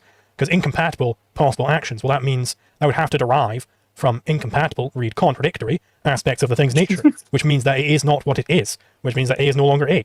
And that's why the objectivists are so... I mean, yeah, like, bro, Bro, I mean, he's just doing. A is A is He's not doing a arrived at rationalist. through some like fucking deductive process. Yeah, he's doing this whole chain of deduction right now, being a It's like, total oh yeah, rationalist. it's like, oh yeah, we can deduce that A is A by saying that by going through all of the things A is not. Like we Oh, can get bro. to A is A if we just have Yeah, A is the negative problem A here is or that the something. problem Like, here is that it already assumes that reality is formalizable, and there's this largest formalism, right, that encompasses it all. But it's not the case. Reality is non-formalizable. It's impredicative. There's an essential semantic component, right, and that's what he's denying right now. You hear him. That's what he's denying right now. That like. Bro, because like we can go from X to Y or we can go from Y to X, but we can't do both at once, right? Just like we can cut a pizza in columns or triangles or squares, but we can't do all at once. But no one way of doing it exhausts the pizza's identity. You know what I mean? And that's what he's right. basically just stuck on. Just like, well, this one way exhausts the pizza's identity, and that's why it's a single entailment mode. It's just you only have this one single entailment mode, and then you just have an infinite re-rest. We love to hammer in on A is A. I know it gets made fun of sometimes, but this is kind of one application of that. Is that, well, if you know that A is A, you can get this whole theory of causality out of that, which completely No. gets... Bro, yeah, this is. I mean, this is what Newton did. Newton did. He's like his theory of causality. But remember, his formalism doesn't actually reference any causal terms or anything like that. It can't. But again, his whole theory there is just um a zero sum metaphysics.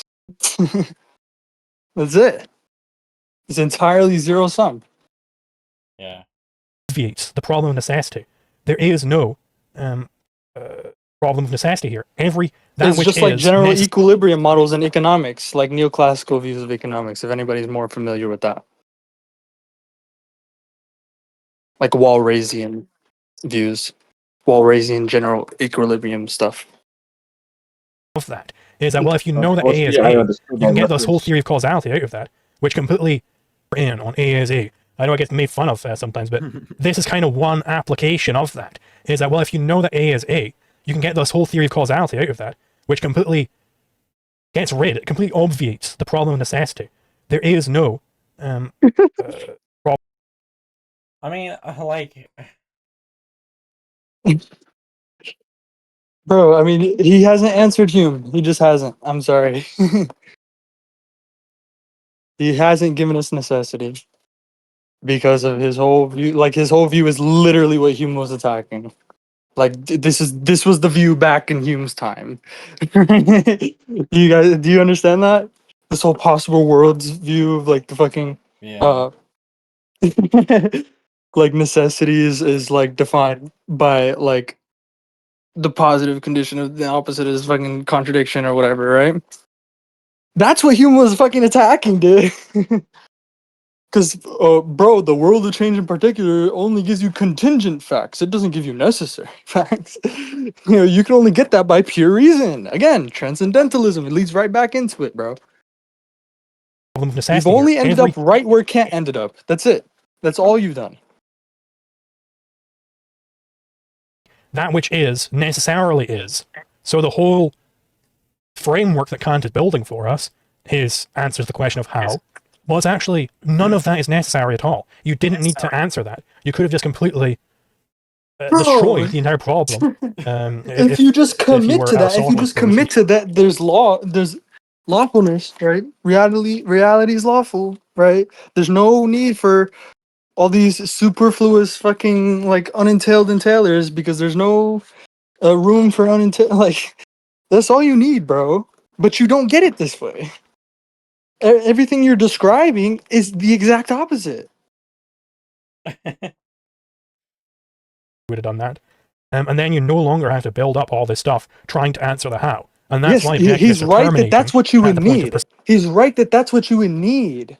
But you only get that by basically Rosen says like objectifying impredicativity instead of treating it as unreal. Like instead of treating it as not like is excluded from the category of objective. Like it's a priori like division of reality. And Rosen really goes deep into this in Essays on Life Itself. Could you Right. could you explain the specific difference between reality being lawful and formable? Well, again, I'm talking about impredicativity, right? It's a closed loop of entailment. Like look in general chat again, the pinned message where I explained it, right? I mean, yeah, formalizable and lawfulness, those are kind of like different things. Like when we're just saying it's non-formalizable, we're just saying that you can't describe I think real there's world a systems in a predicative way. Like it's gonna yes. It's gonna be a very like it's a very deep topic, right? But on Sakura's channel, we literally talked for hours about it. I explained it to him for like hours. So that's why we're not getting deep into it now, because then it would require hours long explanation, right? But like I say to everybody, you know, just go into Rosen's book, like Life Itself and Essays on Life Itself. I always say this. This is what I did at first. Like Control F for formalization, formalizability, or like form, right? Any of that, like, or impredicativity, right? Search for these key terms in Rosen's book and like just read everything around wherever you find those terms, right? And you'll just like you'll like level up. You'll see the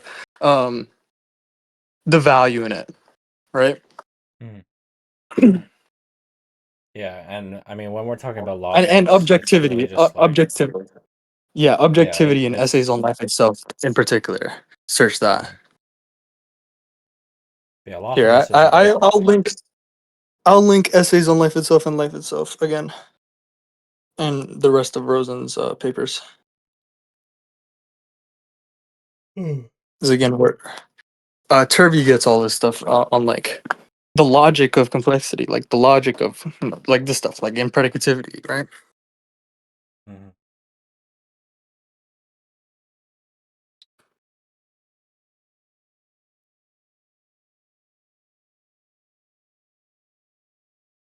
Yeah, you can play it. I'm just getting the links. Perception. That's why we're not looking at, as far as epistemology is concerned, how are you perceiving that thing? It's just that is the given, and the supposed problem that comes from taking that as the given actually doesn't exist. There is no problem there. I can't decide whether. I'll just address it head on, and then maybe we can go to. Yeah, I don't know. Begging the question isn't a fucking problem, guys. Begging the question is not a problem. We can just have this unentailed entailer. We don't have to ever ask about how it's entailed, because I don't mean it doesn't matter about how it's entailed. It can just be unentailed. No, I mean like that's why it's very important to understand. That's a violation of the second law of thermodynamics. And why that's a violation of the second law of thermodynamics. Like I said before, it's basically like the Platonic order imposing mind, right, has access. Like it's just like faith, like I have access, right, to fucking God, to the supernatural. I'm bridging the dualism, right, with my faith, right? I just have like I'm able to extract work from this already homogeneous, timeless, right? Like perfect world, the world of forms, right? Parmenidean symmetry, Parmenidean perfect symmetry, right? No change, no nothing, no differences, no particulars, nothing. I mean, yeah, it's nothing. But again, I'm able to extract work from that because I just have some magical access to it, right? That would basically imply a perpetual motion machine of the second kind, and that would just mean boom, universe kaput. No universe. You want to talk about you want to talk about the universe? Sorry, the concept of the universe is just not even intelligible at that point. and Swenson, he references like Kripke, or not Kripke, some guy. I don't know why I said Kripke. It was As soon as some you other invoke guy. perpetual motion, Kant wins. Yeah, but there was a paper that like Swenson was referencing in one of his newer papers, 2024, 2025 paper, like that specifically like it's all about the disastrous consequences of a perpetual motion machine of the second kind, which is a violation of the second law. Who? I forget. It starts with a K, I think. And I Swenson, know. we've talked about it. Yeah, we've talked about it Didn't I before. send you that? I sent you that paper. Yes. We talked about the paper before. found Yes. the paper. I found the paper. Right. So yeah, you can link the paper in VC text where it talks about the disastrous consequences of a violation of the second law. If that's like if that's true, it's just beyond disastrous, even beyond disastrous. Yeah, let me see. Can't remember what the guy's name was either. Yeah. I remember you actually like you actually read the paper and everything. I did read through it a little bit too when you remember sent it. reading a paper where that was cited, and it was you know No, how it yeah, it was overlays Swenson's paper. space-time. Yep, yeah, it was Swenson's paper, and he was citing it. And then Yeah, but I you actually went and found the found paper the that paper. was cited. Yeah. Yes. I need to find it.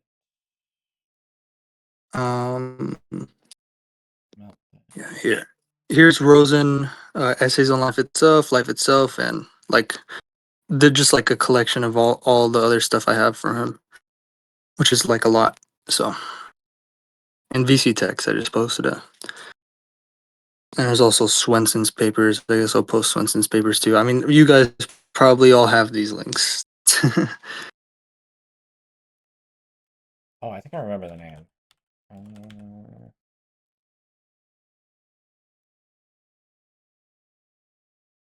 Yes, I think this is it.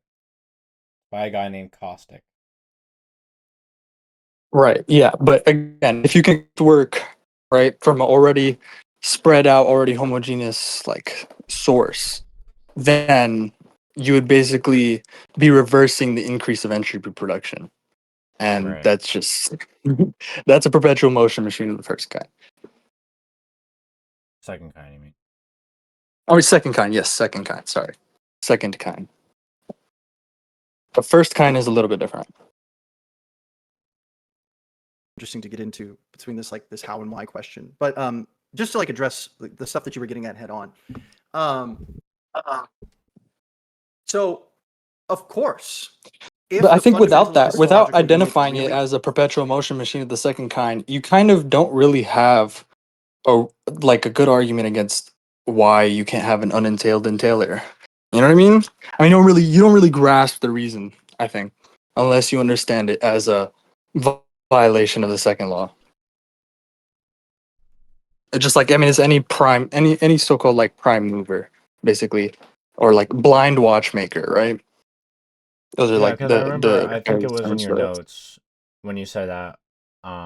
Yeah. Like at complete equilibrium, like there's no system, like there's like nothing. Yeah, there's no potentials. No There's nothing you can nothing. draw work from. There's no useful energy, right? And so, But like, somehow, if the just through the unexplained, process, just through the faith process, you just have access to it, and unexplainable access. It's just magic.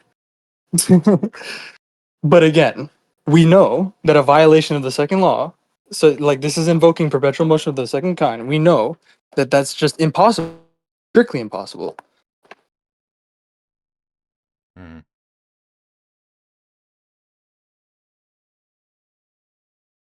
I mean, yeah, perpetual motion it's is just like this is just infinite regresses, right? It's just what defines impossibility.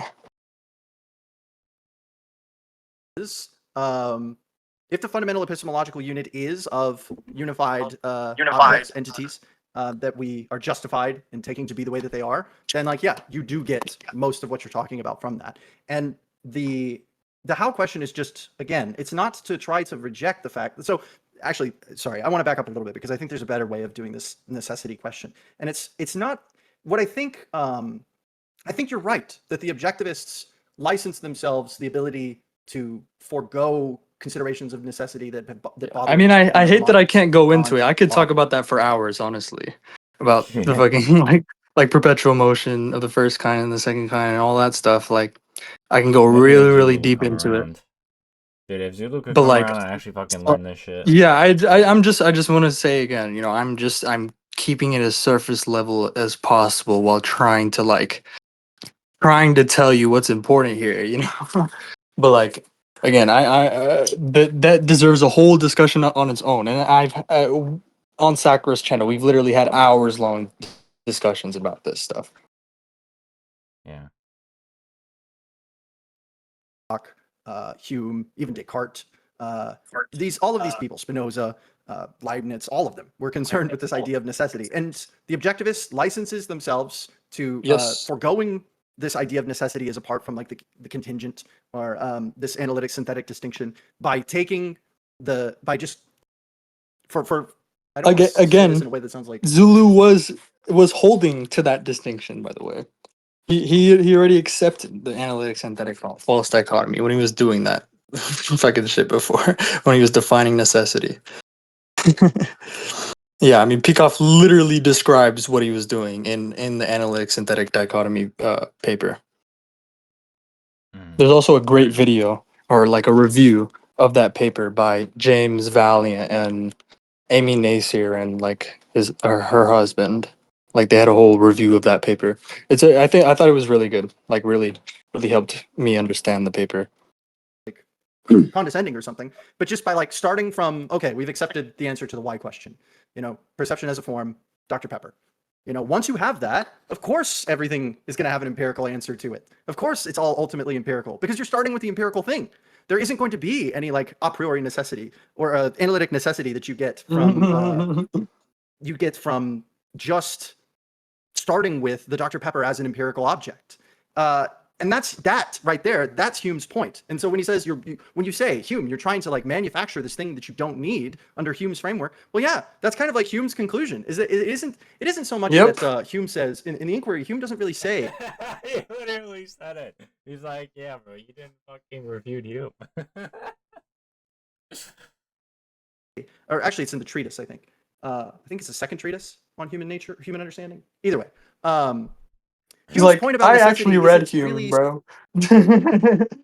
You read Hume? No, he did. I didn't read fucking Hume. But I didn't need to read Hume.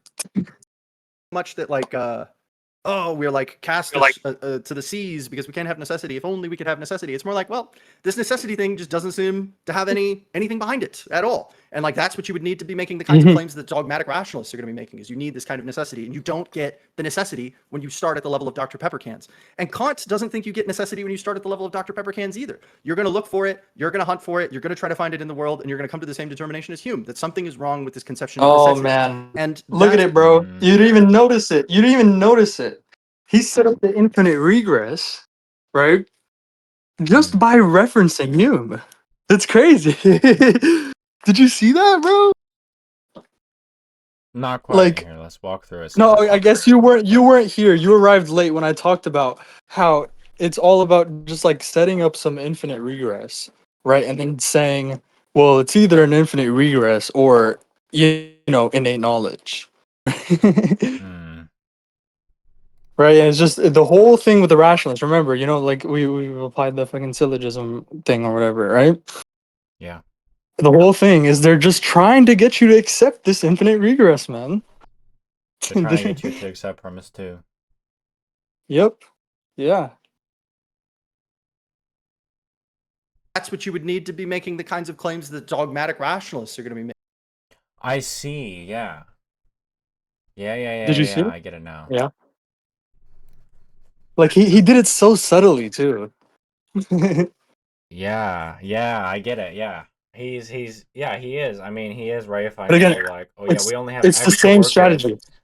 So if we only have X to work with, no matter how hard you search for Y, you're never gonna get it. He just used Hume as an authority there. for Yeah. basically the impoverished basis. And that's it. Just like, oh yeah, the impoverished basis that the empiricist has to work with. That's just what I mean. Like, yeah, Hume, guys. That's what he had. So like, but he did it so subtly. Dr. Pepper cans. And Kant doesn't think you get necessity when you start at the level of Dr. Pepper cans either. You're going to look for it, you're going to hunt for it, you're going to try to find it in the world, and you're going to come to the same Do you see determination as it? Hume, that some Set up the Right, infinite yeah. regress. Yeah. And so we need You're gonna come to the same extra-physical. determination as Hume. You need some extra physical things, you know, some Which is what unentailed Kant did. entailer. You know, they came to the same, you know, the human Kant were like, oh yeah, you know, we agree on this, but you know, me, Kant, I'm just gonna Definitely. go outside of reality and just pretend I fucking completely avoided it by going into fucking Well, La no, La Land. it's definitely like it leads you like right into transcendentalism, bro. Like it definitely like you only just need to take one step, bro, and then you're just boom in transcendentalism, bro. From Hume, right? From the assumption of impoverished entailment, you know? Right, because he kind of created the intractable scientific mystery, and then it's like the only answer to Mhm. that is gonna be whatever fucking Kant said, right? It had Magic. to have been Magic. transcendentalism. Magic. Yep. Remember, there's no missing pieces. Like what we look, oh wow, there's no missing pieces. So what supplies the missing pieces? Because we what we have doesn't have any missing pieces, right? What we like, you know what I mean? Like we know why, right? There's all this order and organization and behavior, right? That's premise one. This is informal, by the way. It's not a formal syllogism, but there's all this order and organization and behavior, or we know why, right? Mm-hmm. The empiricist or the naturalist or whatever only has X to work with, and like X is too impoverished to entail Y, and it's basically like therefore, but it's not formal, so you probably don't want to say therefore. 'Cause you definitely need like two syllogisms. Like you need the transcendental argument as well, like in I another mean, you just syllogism need to probably. prove. But like You just need to prove the infinite regress, and they can never prove the infinite regress. yeah, but they're always like therefore you need some extra empirical thing to entail Y because we have Y. There's no missing pieces, right? So what supplies the missing pieces? Because there's X doesn't have all the pieces, right? And X is just the assumed basis, right? X is just the basis of how we know Y, right? Right. We all agree it's impoverished. I think. something is wrong with this conception of necessity. And that's where, again, coming back to this distinction between the how and the why question, it's the how there is an entity for us at all, from sensation to whatever the hell happens to entity. That process right there is where the necessity comes into the consideration. So if you start from granting the why question and you begin your epistemological inquiry. Let's go back. He's saying necessity is magic. It's an unentailed entailer. It's just another category. Yeah. Is where the necessity comes into the consideration. So if you start from granting the why question and you begin your epistemological inquiry from Dr. Peppercans, and then you just build empirical concepts from there, you don't need necessity. You don't need some sophisticated account of necessity in order to do any of that. Because through the justification of the object as an object for me, or sorry, through the processing of sensation into an object that is an object for me, the necessity conditions are built into the how question, that space in between the two gaps. And so yeah, in a sense, like somehow Kant and Rand are it's talking not really about how. this. It's rather somehow. Remember in intro ecopsych, somehow, right? Somehow we get across the gap. There's a gap, It's just like but you know there's no missing pieces. dead end. Like we've reached this We theoretical dead end, but we just need to break out of it. We just need to break out of it. But it That's all gives we us gotta do. perception of entities. But it gives us Yeah. perception of entities. We have this unified perception of entities, right? So it has to do it somehow, right? It has to do it somehow. Yeah, intro to ecopsych really puts that well.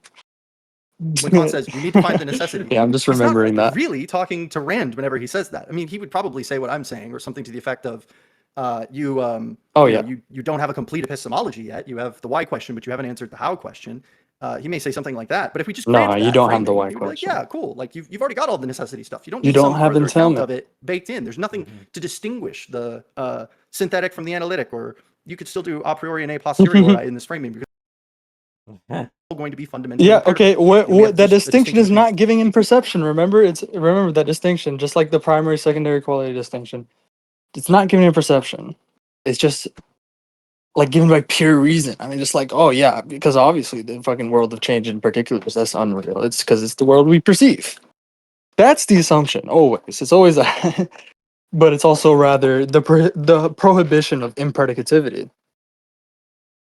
And Turvey also goes into that. Like it's also the prohibition of self causation, right? Or like basically the objectivist view of causality. They'll say, you know, actions are actions of entities, right? I see. Yeah, That's it's just complete. kind of another. It's just another. Yeah, I wanted to instance say of, that actions are actions of entities. It requires impredicativity, or yeah, literally. it's just another instance of separating the subject and the object. It's just like if we perceive it, then it has to be non-real. It has to be within us. So I see that. Words, and then all this stuff that actually happens with objects as we perceive them. It's that gap is, I think, where Right, there's organism kind of facts and there's environment kind of facts. There's fucking mind kind of facts and matter kind of facts. There's these fucking secondary qualities and there's which are mental states, right? And then there's these primary qualities which are physical states. Yeah.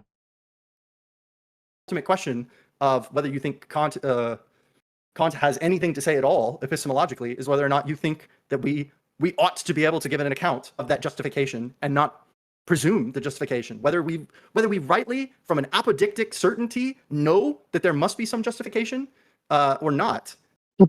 Whether or not you think the how question is one worth asking and one that contributes to our overall epistemological theory is maybe where the biggest distinction between the two actually lies. Just real quick, are you holding a bullet in your left hand? Oh, yeah, sorry. It was just sitting on my table, and so I just kind of like unconsciously picked it up. He's like, yeah, sorry about It's a threat. bro, I don't know, bro. It's a threat. Yeah, Zulu's been biting on these fucking bullets, bro. Just biting every single bullet.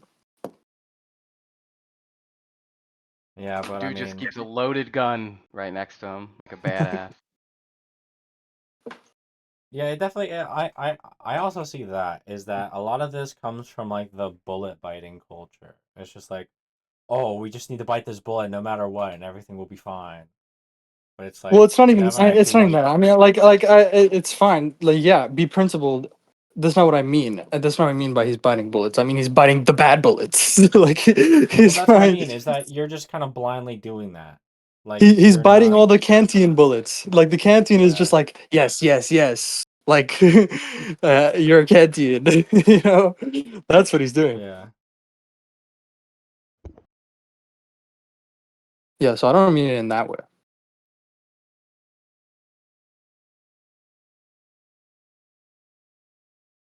I guess I'm just saying that like somebody can present that to you very like maliciously, right? It's just like constantly give you bullets to bite so that they can get you. Well, it's not even like he's doing that, really. Zulu is just like self-reporting, bro. He's just doing it himself. He's just like I'm a Kantian, bro. Like he's offering it up. He's just like yeah, okay, you know, we perceive things. And what do I mean by that? I mean integration of sensations.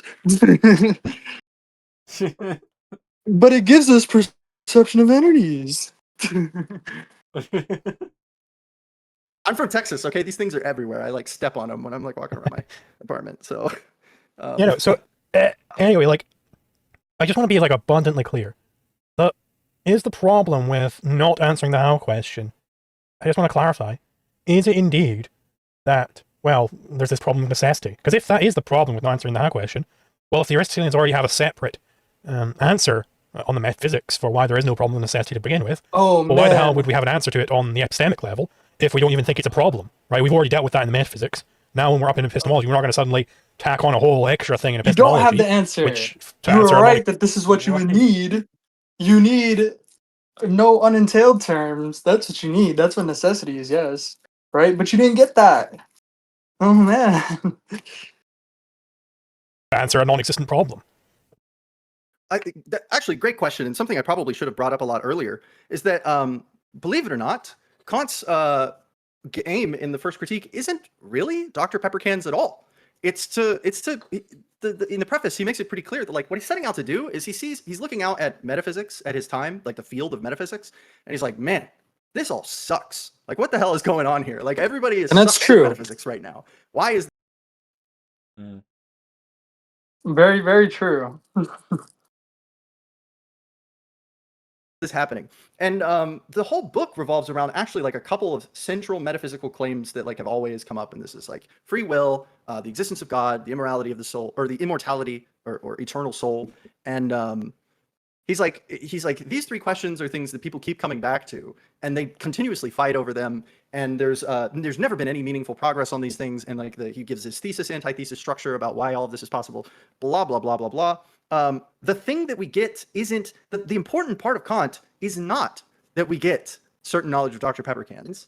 That's a cool thing, but we all already knew that. That's not why you ought to read Kant. It's the further thesis that the same thing that makes it the case that we can have Dr. Peppercans at all. Yeah, he's a for very us good as advocate for objects. his fucking position, dude. Yeah. He's very good at this. He's a Kantian, bro. He's a like this guy's a real deal Kantian, bro. Not no weak sauce, you know? Yeah, not like anything I've seen in like Zulu server, but I mean all the Kantians in Zulu server are pretty much banned now, so. I think he said he was like ANCAP adjacent too. Yeah, he said he was an anti. Yeah. He did. Is what gives us the guide for metaphysical inquiry at all. And just to bring up something, you know, I referenced it earlier, but just because I loved it so much when it came up, I want to say it again.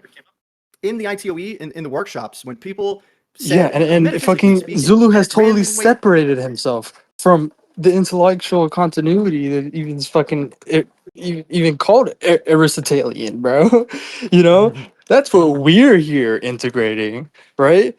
That's where, like we said, like I was talking about before, you know, like ecological psychology, like I mean Lombardo's book, right? He traces Gibson's ideas back to Aristotle and all that, right?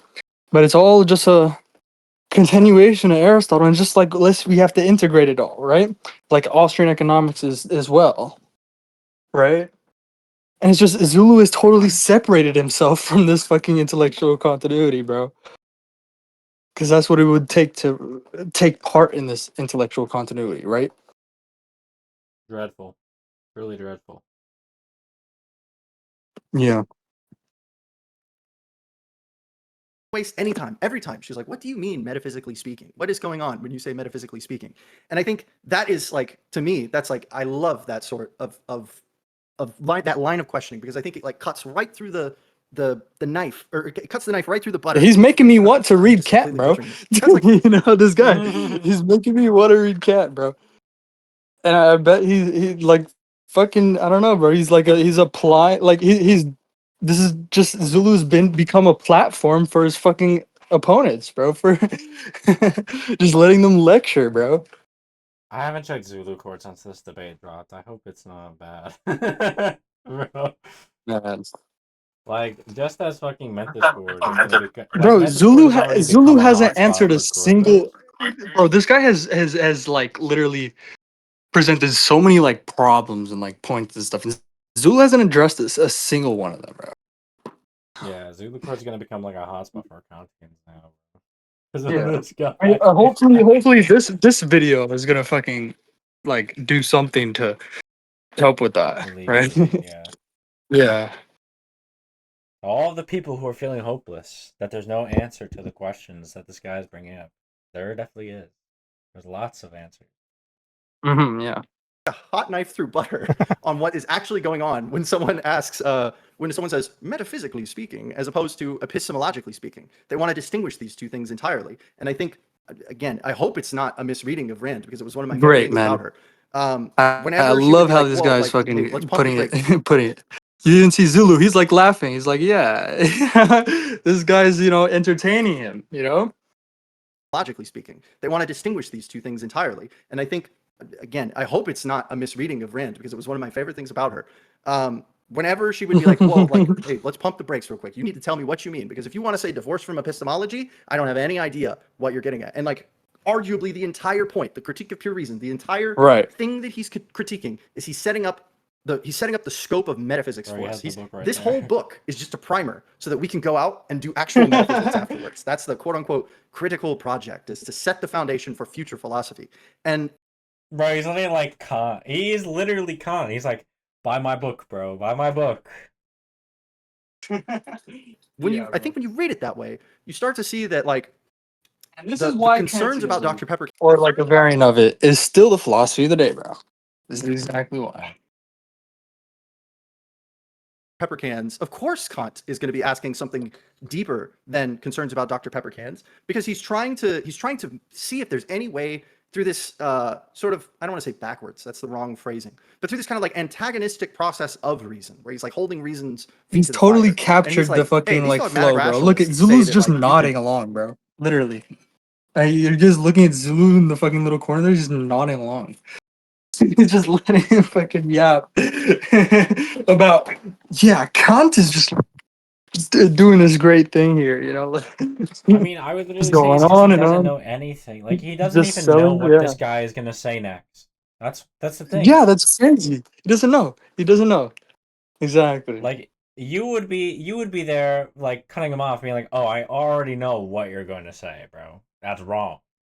And then you have Zulu, who's just like, what is he gonna say next? I don't know what he's talking about. Oh man. Continue. You can prove theoretically the existence of God through these like, transcendental proofs or something, which ironically Kant was the first to write one before later rejecting it.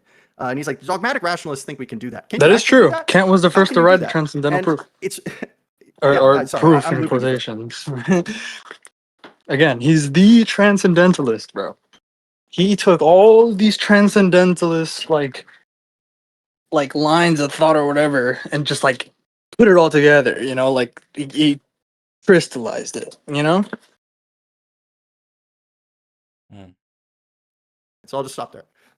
I suppose I just want like the upshot of that, because I maybe I'm just not picking up on what you're trying to say here.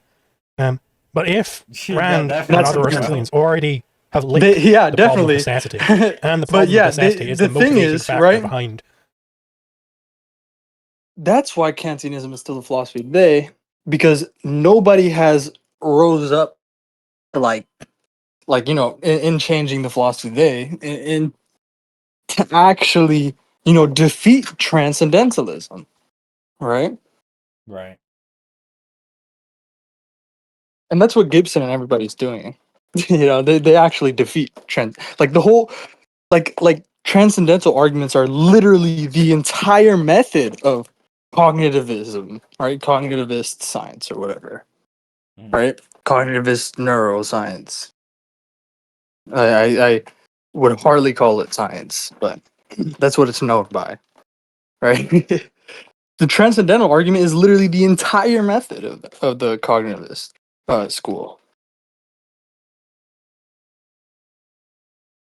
All of this epistemology that Kant comes up with, the answering of the how do you get the Dr. Pepper can as an object of perception.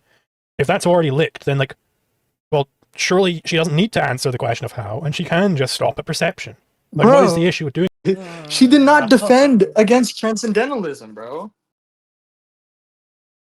She did not provide the defense against transcendentalism. I mean, she was like getting there, bro. She was like getting there, like just like all the fucking Aristotelians around her fucking time, like Gibson, bro.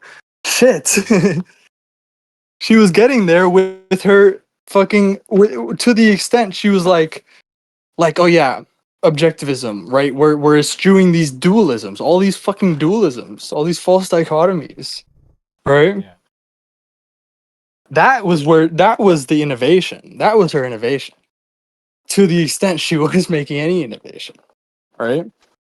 And Peikoff goes into this in understanding objectivism and how like impredicativity, like he literally basically says it, how impredicativity is the essence of the method of objectivism, Yeah, I mean the grave mistake here was that whole sensation integration thing. You just didn't have to fucking do that. You didn't have to fucking do that. Yeah, but luckily we have, we have Gibson, right? We have all these other Aristotelians. If not the problem of necessity. Yeah, I mean the And Gibson is So, like, actually the the- only the one, answer- the only one out of all these guys to actually stand up and defend, like hold the line against transcendentalism, bro. The only one who's actually provided a case for direct perception, a case for necessary specificity, right? Right. is going to be like, does the Aristotelian metaphysics actually work? Or sorry, this is just Aristotle's metaphysics. I know I just made tried to not make the distinction between epistemology and metaphysics, but I think Aristotle actually does. I'm not an Aristotle scholar, for what it's worth, and so I don't want to be able to come up here and pretend like I'm going to be able to perfectly reconstruct his argument. But I do want to clarify, it's not necessarily, I'm not certain, because obviously a lot has been lost from Aristotle, and what we have is very fragmented. It's not entirely clear, as far as I'm aware, if Aristotle himself endorsed this view of causality. He seemed to have a somewhat different viewpoint, but most modern Aristotelians do accept it, just to clarify. Then that's a debate that could be had as far as if the Aristotelians give this account, then maybe there's a debate between the Aristotelians with that account of necessity and Kant, and that's a debate that we could go back and forth on why one works. Well, the account is basically action is action of entities. You're talking about impredicativity there. Yeah, I mean, Turvey talks about this in Lectures on Perception, how the prohibition of self-causation or generation, right? Self-organization, right? It coincides with the prohibition of impredicativity. Right, self-organization as opposed to other organization. Like you need some unmoved mover, right? Some prime mover. But I think that is a different, not to be Mr. Debate guy who's like, the debate's about Kant and Rand, but like I know Rand respects the hell out of Aristotle, and she bases a lot of her work on Aristotle. Yeah, And I mean, the objectivist view of causality is just that entities are the agents of change, not some. It's supposed to be a part of the same intellectual continuity. Not external forces, right? That are just like totally unentailed. Again, in Newton's formalism, forces are totally unentailed. And Turvey talks about that as well. But also Rosen in lecture chapter 4 of Life Itself, and also all throughout Life Itself, really. But yeah, all it's saying is that entities are the agents of change, not anything else but entities, right? That's it. he goes, yoink, thank you, Aristotle, for that. These are the categories. And but I don't recall her giving like the substantive metaphysical commitments for why necessity isn't a problem. She gives she explains forces why as the necessity agents of isn't a change problem is for just it's basically what objectivists would call the mechanistic view of causality, where it's just it ends up being there's no entities, only actions acting. Actions are actions of actions, right? Which is a fallacy of pure self-reference. Right. There's no running just over there without an entity running, his later works through the epistemological, through the perceptual, and that is, from my understanding, again, not as an Aristotle scholar, is a substantively different kind of argumentation that's going on than Rand's, and it would be very interesting to see how those two come together. But I can only say so much on that specific debate. So I'm utterly certain, I'll say, that Rand did endorse this view of causality, because it was published in works she actively endorsed while she was still alive. So it was in like a could, letter to fucking Igor, some Russian dude, about chess, something like that, where she said this. I need a drink. I'll be right back. Yeah, I need a drink too.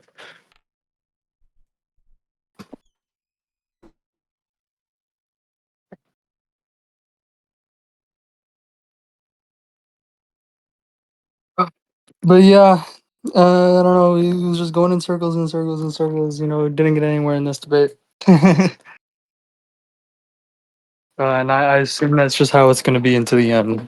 They're just going to end like all of Zulu's debates as of late have ended. It's just going to be like, oh well, just agree to disagree, right? Probably, yeah. Well, let's just agree to disagree. And then Zulu was just afterward, like, I fucking won, man. I totally beat this guy in debate. He's just crying, man. He's just like crying to his mama now, man. How does it feel? No wiggle room.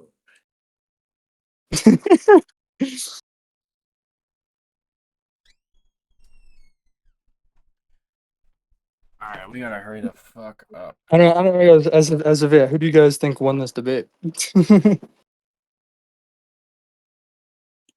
Yeah, I'm sorry. I don't know. I mean, because Gotta most of get the rid of modern Zulu debates, I'm just kind of like, I don't really feel like anybody won. Yeah, But now, it's not even a debate. I mean, honestly, it's not even a debate. But no, this one was a debate. This one was a little. Zulu definitely lost. He conceded the whole debate. yeah. Feels like two Kantian scholars. Every time he said, "But it gives you perception of entities," he conceded the whole debate. Like as I explained. Gotta give the W to the Kantian. Yeah. Yeah, man. And even by Zulu's own standard, right, of what it is, it's just like oh yeah, you've presented the best argument to the audience, right? And the audience is what matters. Like you don't have to convince the other guy. You just gotta convince the audience, right? That the other guy is stupid, right? Even by that standard, fucking Zulu lost. Zulu completely lost. Yeah.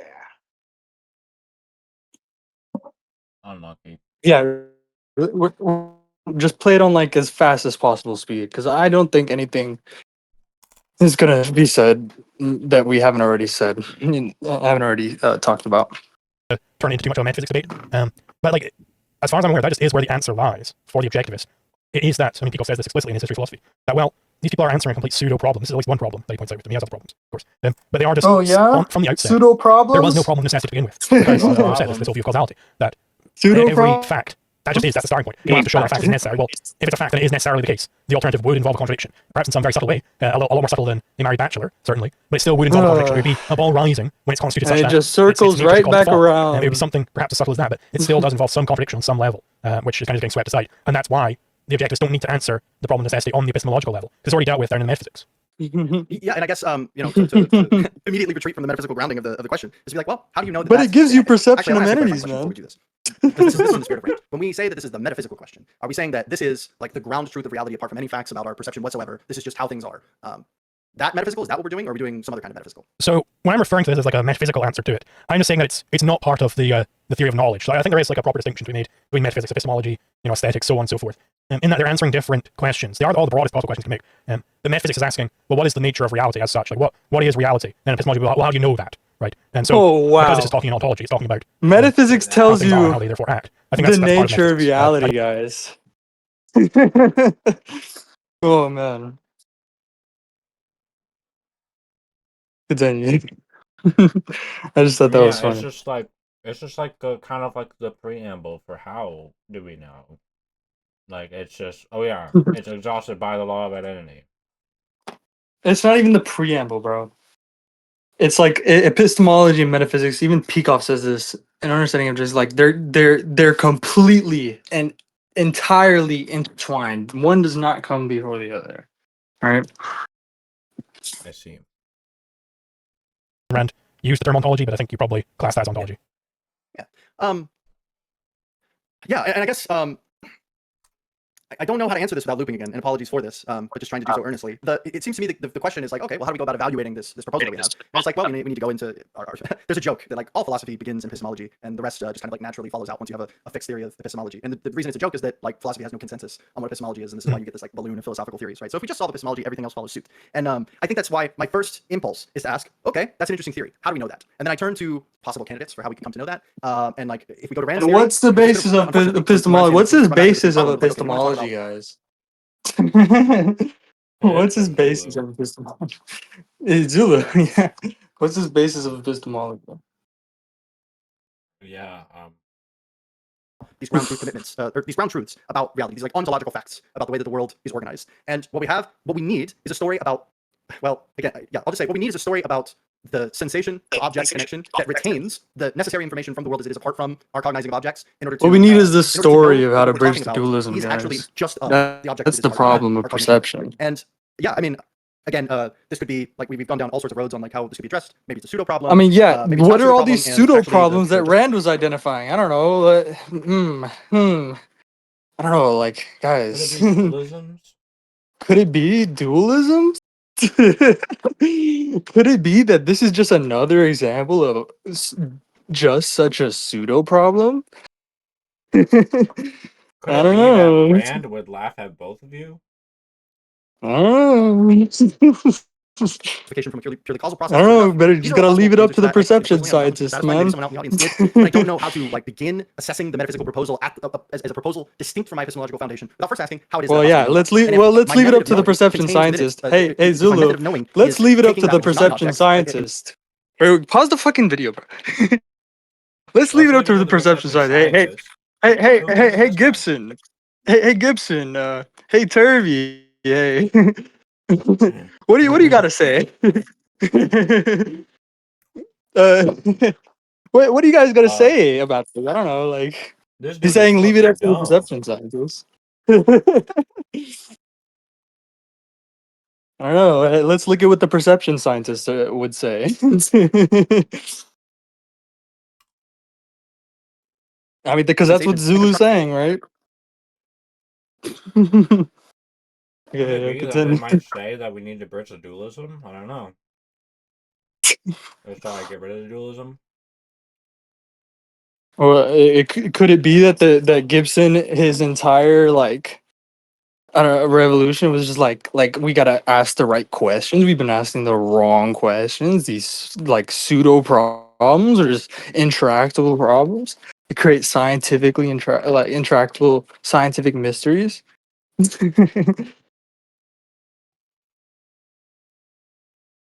How it is that I perceive it all, then I don't know how to begin to do that inquiry. It seems like I have to make a supposition about how that chain works in reverse that I just don't have any access to. So the way that I know that this theory of causality is correct, to kind of reiterate because it's been a while since I gave the validation, so I'll do it only briefly, is that I know both the law of identity is true, that is easy, and I know leave us. How do I know those two things? I know it by deducing it. That's what he just said.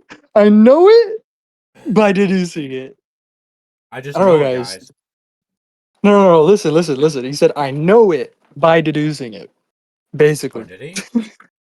Yeah, he just basically said, he's like, I know the lot of identity. I know this, and then I just deduce it. Oh, yeah. That's how I know it. But again, guys, deduction is not a means of gaining knowledge. I mean, that's Objectivism 101, bro. Pick up any book on Objectivism, and it'll tell you that deduction is not a means of gaining knowledge. You cannot gain new knowledge with deduction. Boom, boom, boom, boom, boom. To fucking, just everything is gone. What he just said, like, oh yeah, the reason why I know this fucking the law of causality is true, or the reason why I know this is the law of causality, or I just deduce it from the law of identity, bro. He actually became a rationalist. Like, good lord. It's crazy, bro. He literally said, I know it by deducing it. I mean, he didn't say by deducing it, but he was basically describing deduction. Go back and see what he says, bro. Look what he says. Or apart from how it is that I perceive it all, then I don't know how to begin to do that inquiry. It seems like I have to make a supposition about how that chain works in reverse that I just don't have any access to. So the way that I know that this theory of causality is correct, to kind of reiterate because it's been a while since I gave the validation, so I'll do it only briefly. is that I know both the law of identity is true, that is easy, and I know that all actions are action identities. Because I know those two things. Yeah, I've syllogized it, and now I know it. He's literally talking about the fucking syllogism or whatever he gives in his fucking brain vault. Like his obsidian vault. That's how I know it's. He literally said it, bro. I know it by deduction. You can't get any more rationalist than that. That's what rationalism is, bro. They're all saying, I know it by deduction. Oh, bro. And he literally just fucking equated it. We just equated it with validation, bro. Did you hear that? He was like, oh, yeah, that was my validation earlier, was this fucking deduction. Validation is deduction? Excuse me? And probably have heard that from wherever they are and started screaming. But it is a deduction. That's what corollary means. So you can just very quickly construct an argument. Well, he just said it. A deduction is a corollary? He just said it. He just said it is a deduction. But he would. But okay. It's a deduction. But he just said, I know it. This is how I know it. This is how I know it. That's what he just said. This is how I know it. It's deduction. He literally just explained, bro. You can't make this shit up, bro. You can't make this shit up.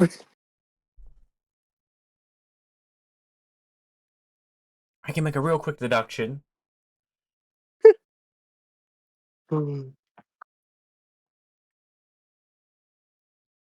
Bro, oh my god. He's like, wow, the objectivist would start fucking screaming that, wow, I'm saying I know it by deduction.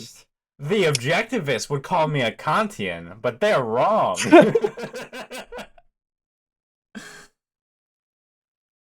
So you just very quickly I just get the category of causality through pure reason, man. Like, that's literally what he's fucking doing, bro. Yeah, that's what I was saying earlier, bro. Lewis is gonna eat good with that one. He's gonna be like, oh, look at this fucking Kantian, look at him, bro. He literally just fucking said, I know it by deduction, and he equated it with validation. Yeah, I don't know, bro. You can't make this shit up, bro. I deduced from like, the if anybody doesn't know, like, I don't know, bro. Just if anybody doesn't know, if anybody isn't in the know, go read Understanding Objectivism. Literally, the entire fucking book or lecture series, Understanding Objectivism, is literally the entire thing is deduction. This is all rationalism right here. Like fucking saying you know it by deduction. This is all rationalism. Yeah, he just says whatever Zulu's doing right now is rationalism. Yes, exactly. He literally describes exactly what Zulu's doing. It's fucking rationalism. Oh man. Even Peikoff, and that's why Peikoff is great for this, because he's like I struggled with this for years and decades. Like I was such a rationalist, bro. You know, even in OPAR. Can do depends on what it is. You know, that's the law of identity point. Well, then in any specific set of circumstances, any entity can only ever act in the way that is caused by its nature, and that's how I validate this theory of causality. Right? That's how. Like, bro, like what? I know it to be true. Now I didn't need to do anything about like he's just trying very hard to like formalize the argument. It's like, why? It's just it's meaningless. It's entirely meaningless. He's saying gloop gloop, blah blah blah blah, bleep bleep bleep bleep, because he's not saying anything, bro. It's just purely just like in a formalized universe, bro. The words are not the things. I cast the spell to give I cast the perception of spell. entities. But it gives me perception of entities somehow. I need to validate were those 2 points. I suppose, like, you know, which of those 2 points do you think is wrong, or do you think it's an invalid argument in some other way? I think the problem is that you're lending yourself to percepts are things with identity, which again, totally agree. Percepts are things with identity. They're entities. They're objects. If we just take random to work, that has to be the case. And to like, the sensation as sensation. Man, again, Gibson comes in and saves the day. He's like, no. Perception is an activity, bros. Stop it, all this fucking like percept nonsense, bro. Like, let alone there being static. Like this is his quote. He's like, you know, there's no there's no more some static like percept than there is like some static idea, right? Something like that. Hmm. It's not. This just like very, very paraphrased his quote there, but he's attacking Kantians in that quote. I mean, when he said like perception was an activity, He's specifically attacking the term of percept. I forget where the quote is from. I think it might be from either the ecological approach to visual perception, his last book, or it's either in like Reasons for Realism, like a collection of his essays. because it sounds like an attack on like the unconscious inference stuff. I think I remember it being an attack like on Kantianism specifically. Like I don't want to try and like I didn't even get the quote right. I'm very bad at remembering like when I try to remember a quote specifically, like I'll end up messing it up trying to recall it. You know? Right.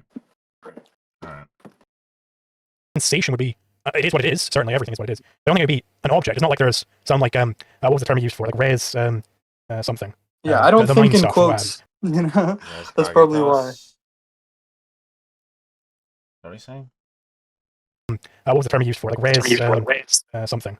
The mind stuff or what have you. Like, I don't think there's like a greenness atom in your brain, and that's what the sensation is. If that's the question. Yeah, I guess I'm trying to think about what it would look like to work through this. So what pattern, is right? it? So like we can both What's agree the that perception sensation? is an object. It's an object of the object. It's like awareness of the object as an object. That's the best way of putting it. And so we work backwards from that story, and we have this. That only equation. again Things are begs the happening there, we'll just, question. go to the next part of that. We know things are happening, but we'll go to the next part, which is sensation. It's like, well, sensation isn't the object, but sensation is the matter of the object, right? And so to be talking about objects at all for us, again, unless I'm mischaracterizing Rand's view, but I really hope that I'm not. To be talking about the object as an object for possible knowledge is already to have done the integrative process from sensation, which is What? Bruh. not an object. It is an object as sensation, but sensation as sensation is not a Dr. Pepper can, as far as I read her. And that transition there from front to back and back to front, I guess, is to move then to go one step further and then to be able to talk about how the object is apart from that epistemological structure, is presuming that the integrative faculty or the automatic integration that's going on is just going to be this roundabout sort of way of getting a mirror to what's behind sensation. And I just don't see what license Again, was to he's that just determination. saying like, bro, that you're a Kantian.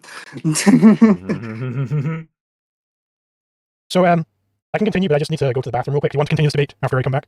I think we're almost at 2 hours, right? Yeah. I mean, we could wrap it up. Soon, so. We could wrap it up Okay, there. yeah. So yeah, we can wrap it. If you have anything like closing things, I think we can wrap up the debate. So. well, I am because I really need to take a piss. But hey, about this, you can go to the bathroom and then we can close up. How about Sure. Yeah, I'll be one moment. Let me see. Let me open up the chat actually. Let's see what we got here. He's so satisfied, Some bro. intense side conversations going on. He's so happy. Man, I haven't done this live streaming thing. I so would long. be too if Just I be was able him. to, like just keep the air full. But I mean, yeah, if I was a constant, I'd be overjoyed. He achieved his goals, great man. stuff from Hugh Chad He Harold. achieved all of his goals. Stolid Vision. Glad you liked it as well. Yeah, I thought this was pretty good. You know, I just I thought this was pretty good. I'll save it. Wow, the fucking Kantian at the end of the day is like, I thought this was pretty good, guys. Yeah, you know, I got him to admit that he was a Kantian. This is very good, guys. Closing. I kind of want Zulu to be here first, so. But let's see. Seems more like a Kant lecture, though. I tried to not make it that way. I'm sorry. I tried to like just bring in the concept. More like a Kant lecture.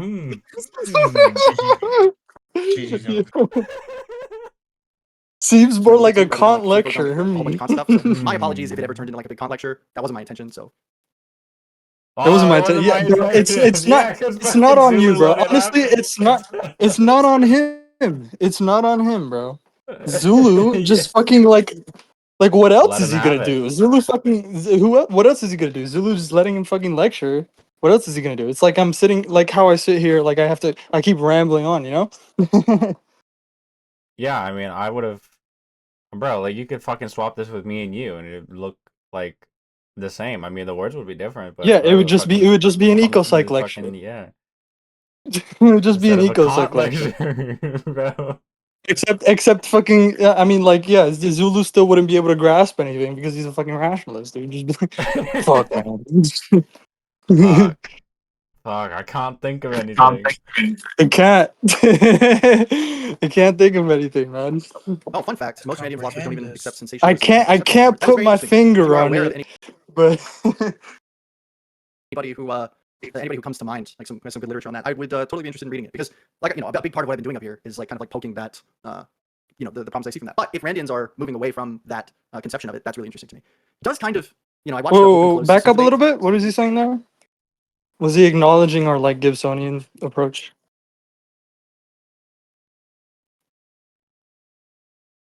Oh, fun fact: most Randian philosophers don't even accept sensationalism Yeah, most Randian philosophers don't even accept sensationalism in perception anymore. anymore. That is very interesting. If you are aware of anybody who comes to mind, like some good literature on that, I would totally be interested in reading it because Oh, like, nice. that's a big part of what I've been doing. Yeah, send him go. send him this. Send him this. I guess he does. He's not aware. I thought he would at Who least is be the guy? familiar with it, but I guess he's not. Yeah, Christian. Send him. I guess you can set up this video too.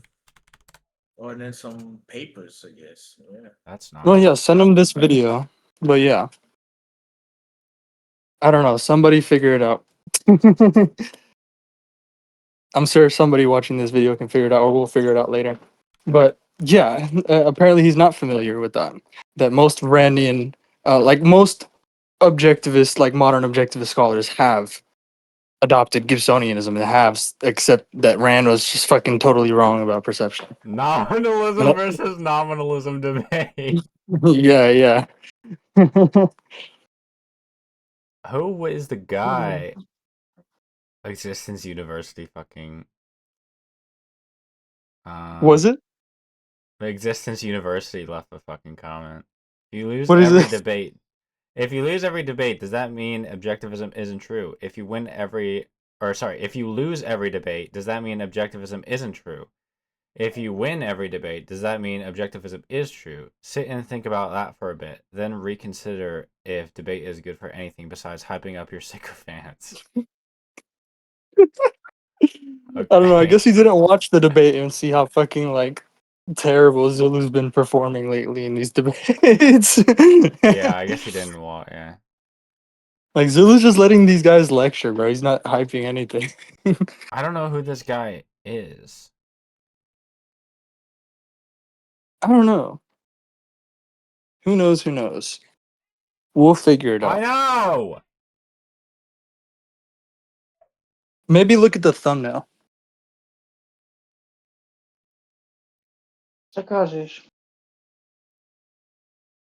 No, it's just Kant.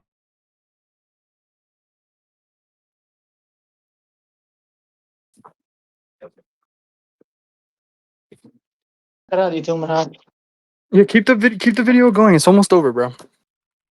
I want to see what else this guy Hoping says. that, the problems I see from that. But if Randians are moving away from that conception of it, that's really interesting to me. It does kind of, Yes, sir. I watched the open closed system debate. It does kind of make me wonder if you depart from Rand on that sensationalism point. And he does that seem make like you he would not look Randian into it. He would look into Gibsonianism and all that stuff, right? Yeah. Because he did look into Rand and like her influences and stuff about that.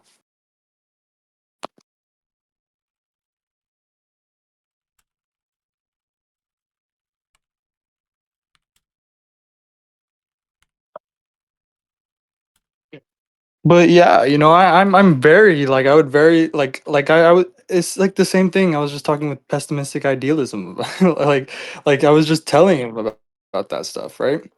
But I think personally, I think open system is like. I think it'll be like I don't know. We start getting these people to be aware of our arguments. You know, you know what I mean? Yeah.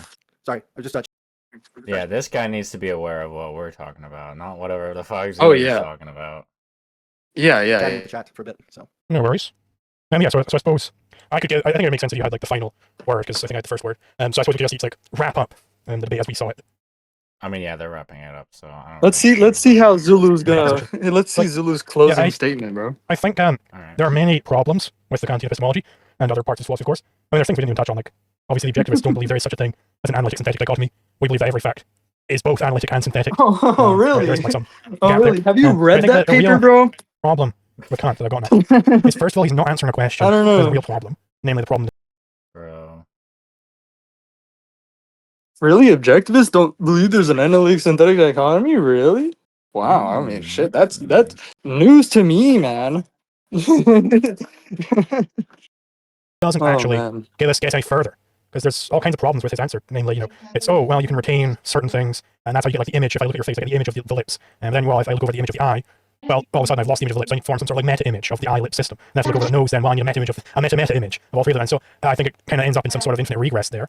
And also, it all ends up terminating. Wow, in whoa, this kind of wow, gesturing at this wait, hold unknowable up. thing. He just So even if the problem described necessity was a true problem. Gibson's infinite regress. He literally just got that's Binswanger, like he describes, oh, this is Gibson's infinite regress. What is this argument against? Oh yeah, it's against sensation-based theories of fucking perception, bro. Like, I don't know, bro. It's against representationalist theories, bro. This is crazy, bro. He literally he at least read fucking chapter 2 of fucking Binswanger's book long enough to just fucking have Gibson's regress and Gibson's infinite regress here. I mean, Gibson's regress problem here, right? Homunculus certainly. As like just a fucking script he can fucking cite now without fucking even understanding. Bro, it's fucking crazy, bro. That chapter is literally all about why sensation-based theory of perception is fucking retarded. Like sensationalism is retarded. In chapter 2 of How We Know, bro. Oh man. Bro, go back a little bit. Watch. Look, he fucking he literally recites Gibson's regress. Is first of all, he's not answering a question. There's a real problem, namely the problem of necessity. It was a pseudo problem the whole time. And then on top of that, his answer doesn't actually get us any further. Because there's all kinds of problems with his answer. Namely, it's, oh, well, you can retain certain things, and that's how you get like the image. If I look at your face, I get Yo, the image okay, of the lips, who the and fuck then, is that there, Mike? well, if I look over the image of Somebody's the eye, mic. well, all of a sudden I've lost the image of the lips, so I need to form some sort of like meta image of the eye lip system. And I have to look over the nose, then, well, I need a meta image of a meta image of all three of them. And so I think it kind of ends up in some sort of infinite regress there. Yep. Right. Yes, infinite regress. That's Gibson's regress. You got that from How We Know. And also, it all ends up terminating in this kind of gesturing at this unknowable thing. So even if the problem of necessity was a true problem, I don't think that Kant's answer actually does anything for us. And certainly, that's what we end up with in the history of philosophy. A good test to see if somebody's been a good, proper, constructive philosopher is where does it end up as people keep going on? Well, we see what we ended up with after Kant. Kant took over, and we ended up with skeptics, we ended up with pragmatists. We're all just basically saying, yeah, no, you can't know anything about reality, so let's just, I suppose, deal with that in some sort of way. Now, if Kant was supposed to get an answer to the skepticism of Hume, it seems to me he's done a very bad job at it, if we've still got all the skepticism. So I think that's going to be my main problem with Kant as far as epistemology is concerned. Bro, it's crazy how much he's just like self-reporting, bro, just arguing against himself. Doesn't even notice. Just like attacking himself. I guess from my perspective, the big things that I hope that I accomplished to at least some extent is to separate what I think is the scope of the genuine criticisms of Kantian epistemology from the aesthetic disagreements of Kantian epistemology. I think terms like noumenal have been abused by a lot of philosophers. I think even a lot of historians of philosophy have abused them, particularly like early 20th century analytics who were not like very well versed in Kant, did a lot of damage to people's conception of what Kant was actually doing. And I think what we've seen in the turn of the he last knows the whole 20th history. the 21st century is this move towards whether you're what's called a two-aspect theorist or two-worlds theorist interpretation of Kant, of one that moves away from this view of Kant as this like person who's blocking us off from knowledge of things as they actually are. They're actually out there, but we just can't get to them. And rather, it's just a person who's just engaged in an epistemological project. And once you separate what epistemology has to say for the field of metaphysics from epistemology as metaphysics, I think that distinction starts to become a lot clearer. And broadly, I said it a billion times, so I don't want to beat the horn too much. One of the really fun things about me getting ready to do this debate was that I was like, oh, what the hell? I haven't read Rand in years. I've learned a lot since then. I'll probably gain something through going back and reading her and Peikoff. And I did. I came out of it with like a very meaningfully updated conception of what Rand commits herself to. But I'm not. That doesn't mean that I therefore am like, yeah, Rand's got the sauce. I think she has a much more sophisticated view than people give her credit for. And as much as the Randians will hate me saying this, I think there's a hell of a lot more in line with the Kantian spirit of doing philosophy in Rand. Nice. He actually read like Rand and Peikoff, to get their views here on like sensation-based perception and all that stuff, right? On perception and all that, because he knew what he was looking for, bro. He knew what he was looking for, and when he found the dualism stuff, and he was like, "Oh yeah, I know what this is." Yeah, I agree with that. Then would be apparent from people just viewing the criticisms of each other from the outside. Whether or not that's an olive branch or not, or if it's like the thing that makes Kant the most evil is that he could have been so much better than he was, but chose not to, or something like that, is not for me to decide. But this has been a fruitful project, and I'm glad to have gotten to talk epistemology with somebody. I don't get to do it. This has been a fruitful. Yeah, absolutely. Yeah, it was a blast having you. Yeah, this has been very Absolutely. fruitful. It was a I've blast. convinced, like 5 people in your audience to become Kantians, and even you. I've convinced you to become a Kantian as well. So. Well, feel free to, if we have any more disagreements in future, I suppose we can hash them out. It was a fun wizard battle. We can hash them out. If you have any more disagreements in the future, we can hash them out. Yeah, we can have more wizard battles in the future. Call this we can hashing build more out Minecraft any sort of fucking castles and disagreement. bridge them. Yeah, thank you very much. What was? Did you figure out your Twitter account so people can find you? Sorry. I can never. Yeah. So my @ is the Swolosopher. I made this account a long time ago. In fairness, okay. The Here we go. Swolosopher. Swolosopher, the okay. Swole with 1L Osopher. So Yeah, go if you send want to, him so our review of this debate. When it finishes, like when you put it together with Zetetics recording. The Swolosopher.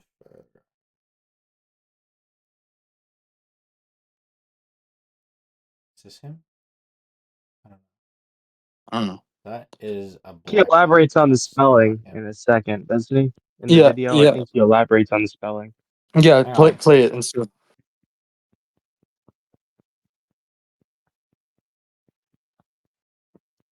The Swole with 1L O Osopher. Swolosopher? The Swolosopher. He's not coming up. Did he say that was Twitter or Instagram? I forget. I assume it's Twitter. Oh, Twitter? Oh, What? I'm looking on YouTube. My bad. Wait, did he say Twitter or did he say Instagram? I can't. God damn it. We can always go back in the video and double check what he said. Oh, here we go. I found him. Okay. Philosopher PhD in progress. That sounds like him. He's getting his PhD in philosophy. Yeah, that's what he said. Yeah, he was getting his PhD. Yeah, send him this whole video. Let me see if I can... be like he said send him like stuff on that on like the whole I could just Gibsonian send thing him the like Discord link. yeah send him the video and the Discord link. But like say it's in reference to him saying like send me stuff on that on the Gibsonian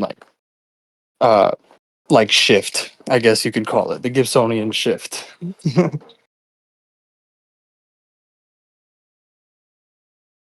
I don't think I can message him. I don't think he has his messages turned on.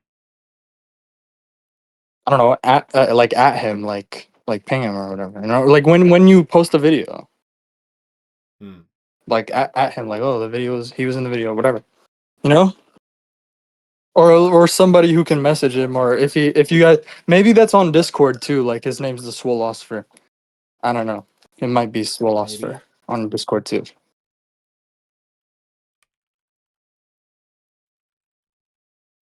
Because he's on Discord talking with Zulu now. I mean, I'm on stream.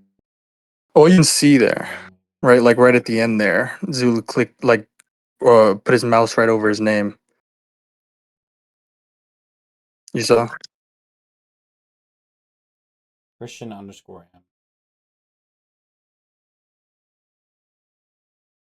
Righty. Yeah, Zulu's put I his can like mouse try- over his name there. I can try doing from Oh, he's in the server. He's in Zulu Cord. Oh, okay, cool. Yeah, send him this send him the invite to the server. Say like this is in like reference to saying to send you stuff on like the Gibsonian like shift like like how like most modern objectivist scholars are not like sensationalists anymore. Like they like say Rand was wrong on that, right?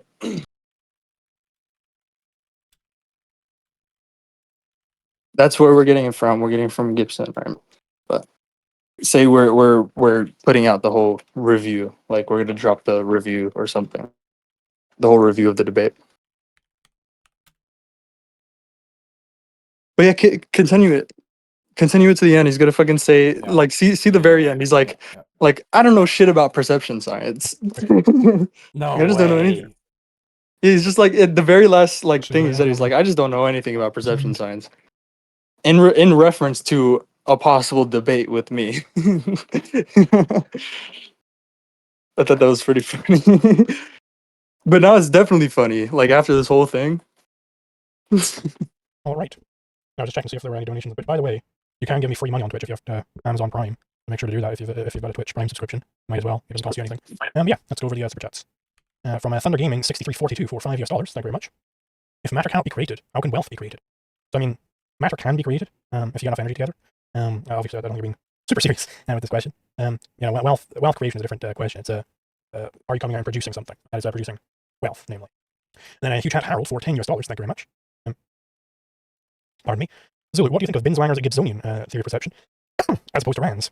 Namely, perception is a unitary phenomenon. It does not have sensations or anything else as components. I haven't read much Binswanger, unfortunately, so I can't comment on that. I mean, ultimately, perception science is kind of, I don't think it's necessarily part of epistemology. And heterodox agnostic 8070 for 20 Gruner, thank you very much. Moderated ecological psychology versus Randian debate with G. Wen. Well, I mean, if you can come up with like some particular point of contention that I actually disagree with, then sure. But I mean, I don't really do anything on perception. I don't know, guys. Sure, do you guys think there's like specifically some particular point of contention in Zulu's debate? Yeah. I talked over it, but look at the very end. He's like, I just don't know anything about perceptions. play it. I'm typing up to this guy. Much. Moderated ecological psychology versus Randian debate with G. Wen. Well, I mean, if you can come up with like some particular point of contention that I actually disagree with, then sure. But I mean, I don't really do anything on perception science, so I'm not sure what specifically you'd be disagreeing. I mean, yeah, I guess your point of contention with him could just be that he's epistemologically illiterate and just like challenge him. I mean, bro, I don't know. It wouldn't be much of a debate, bro. Like I used to be scared like of debating Zulu. Honestly, like I used to like I was thought maybe I wasn't prepared, but then like I don't know, Zulu just fucking like withered and just like yeah. Like it's just gonna be the same thing as this. It's just gonna turn into a lecture. Yeah. So I don't know. I basically I would want to let the pot stir a little bit with this video, right? See what happens. See what goes on after that, right? See if Zulu gets convinced to like watch the video at least. Let it steam a little. I don't know, bro. Fucking Zetetic, bro. I bet you would like fucking donate to Zulu, like tell him to like like watch the review or like even watch it like on stream. I don't know if watching it on stream would be the best thing because it's so long. It's probably so long. Shit, that shit's gonna be like 8 to 10 hours at that point. Well, if this debate was 2 hours, and then I don't know, we've been in VC for how long? That's damn 8 hours. 8 hours. Yeah, 8 hours is gonna be 8 hours long. Jeez. Do you want me to like auto verify him? I am. In my server? Like when he yeah, do I auto verify him? I can do that. Sure. Yeah, you can. I guess. All right, I'll actually. Did he join? Other roles. No. You actually invited him? No, you can include roles in a link. So when someone clicks on a link, you can just give them roles. Yeah, just give them the verified and the can't role. I can't. I can't think of anything. I can't think of anything. Dude, yeah. He's gonna be like, oh, thanks, man.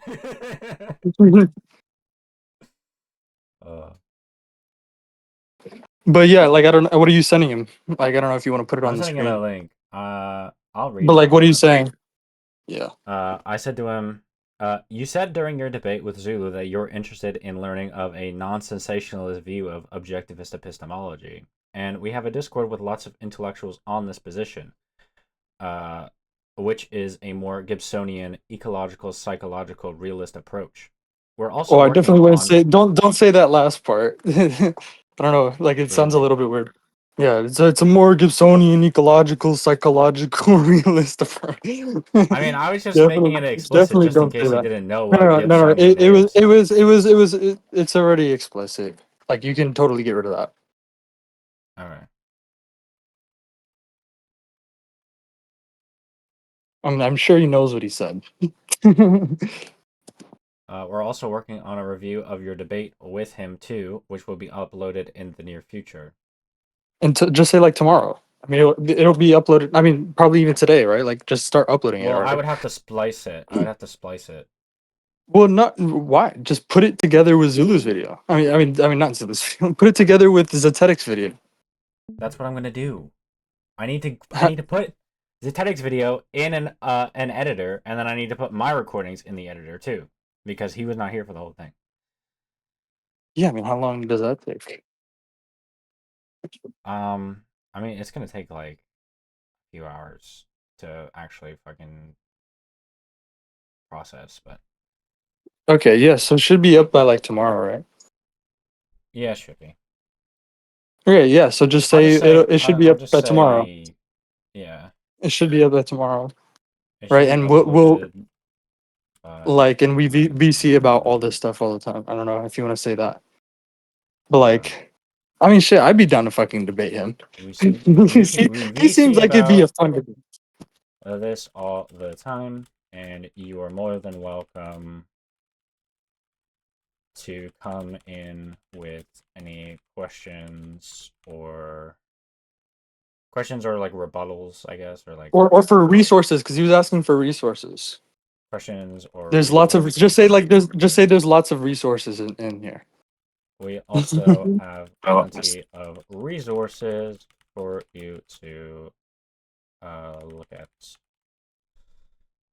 Yes. And then I will copy the link, send it. Whoops, I sent it to the general chat. I did not mean to do that. We're just typing in general chat.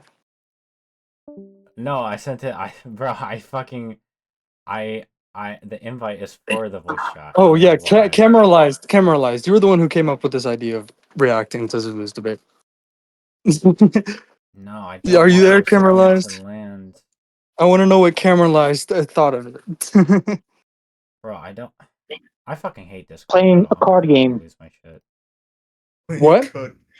He's playing Playing a card game. Oh, Playing Wait. accordion. Card game. Card game. Oh, okay. No limit. I just wanted to ask what he thought about the whole thing, the review of the debate. Well, I mean, it's. Generate a new link. I broadly agree with your guys' assessments. I was actually the one in the chat pointed out that objective philosophers don't agree with sensationalism anymore, and Oh, you were the one that pointed that out in his chat, or was he reading Zulu's chat? no, it was Zulu's chat. Oh, it was in Zulu's chat. Okay. Yeah, and I guess asked he's me not for sure. he asked me for sources, and then James, he asked you for told him resources. how You we cut met. out. You said he asked you for resources. Oh shit. Yeah, and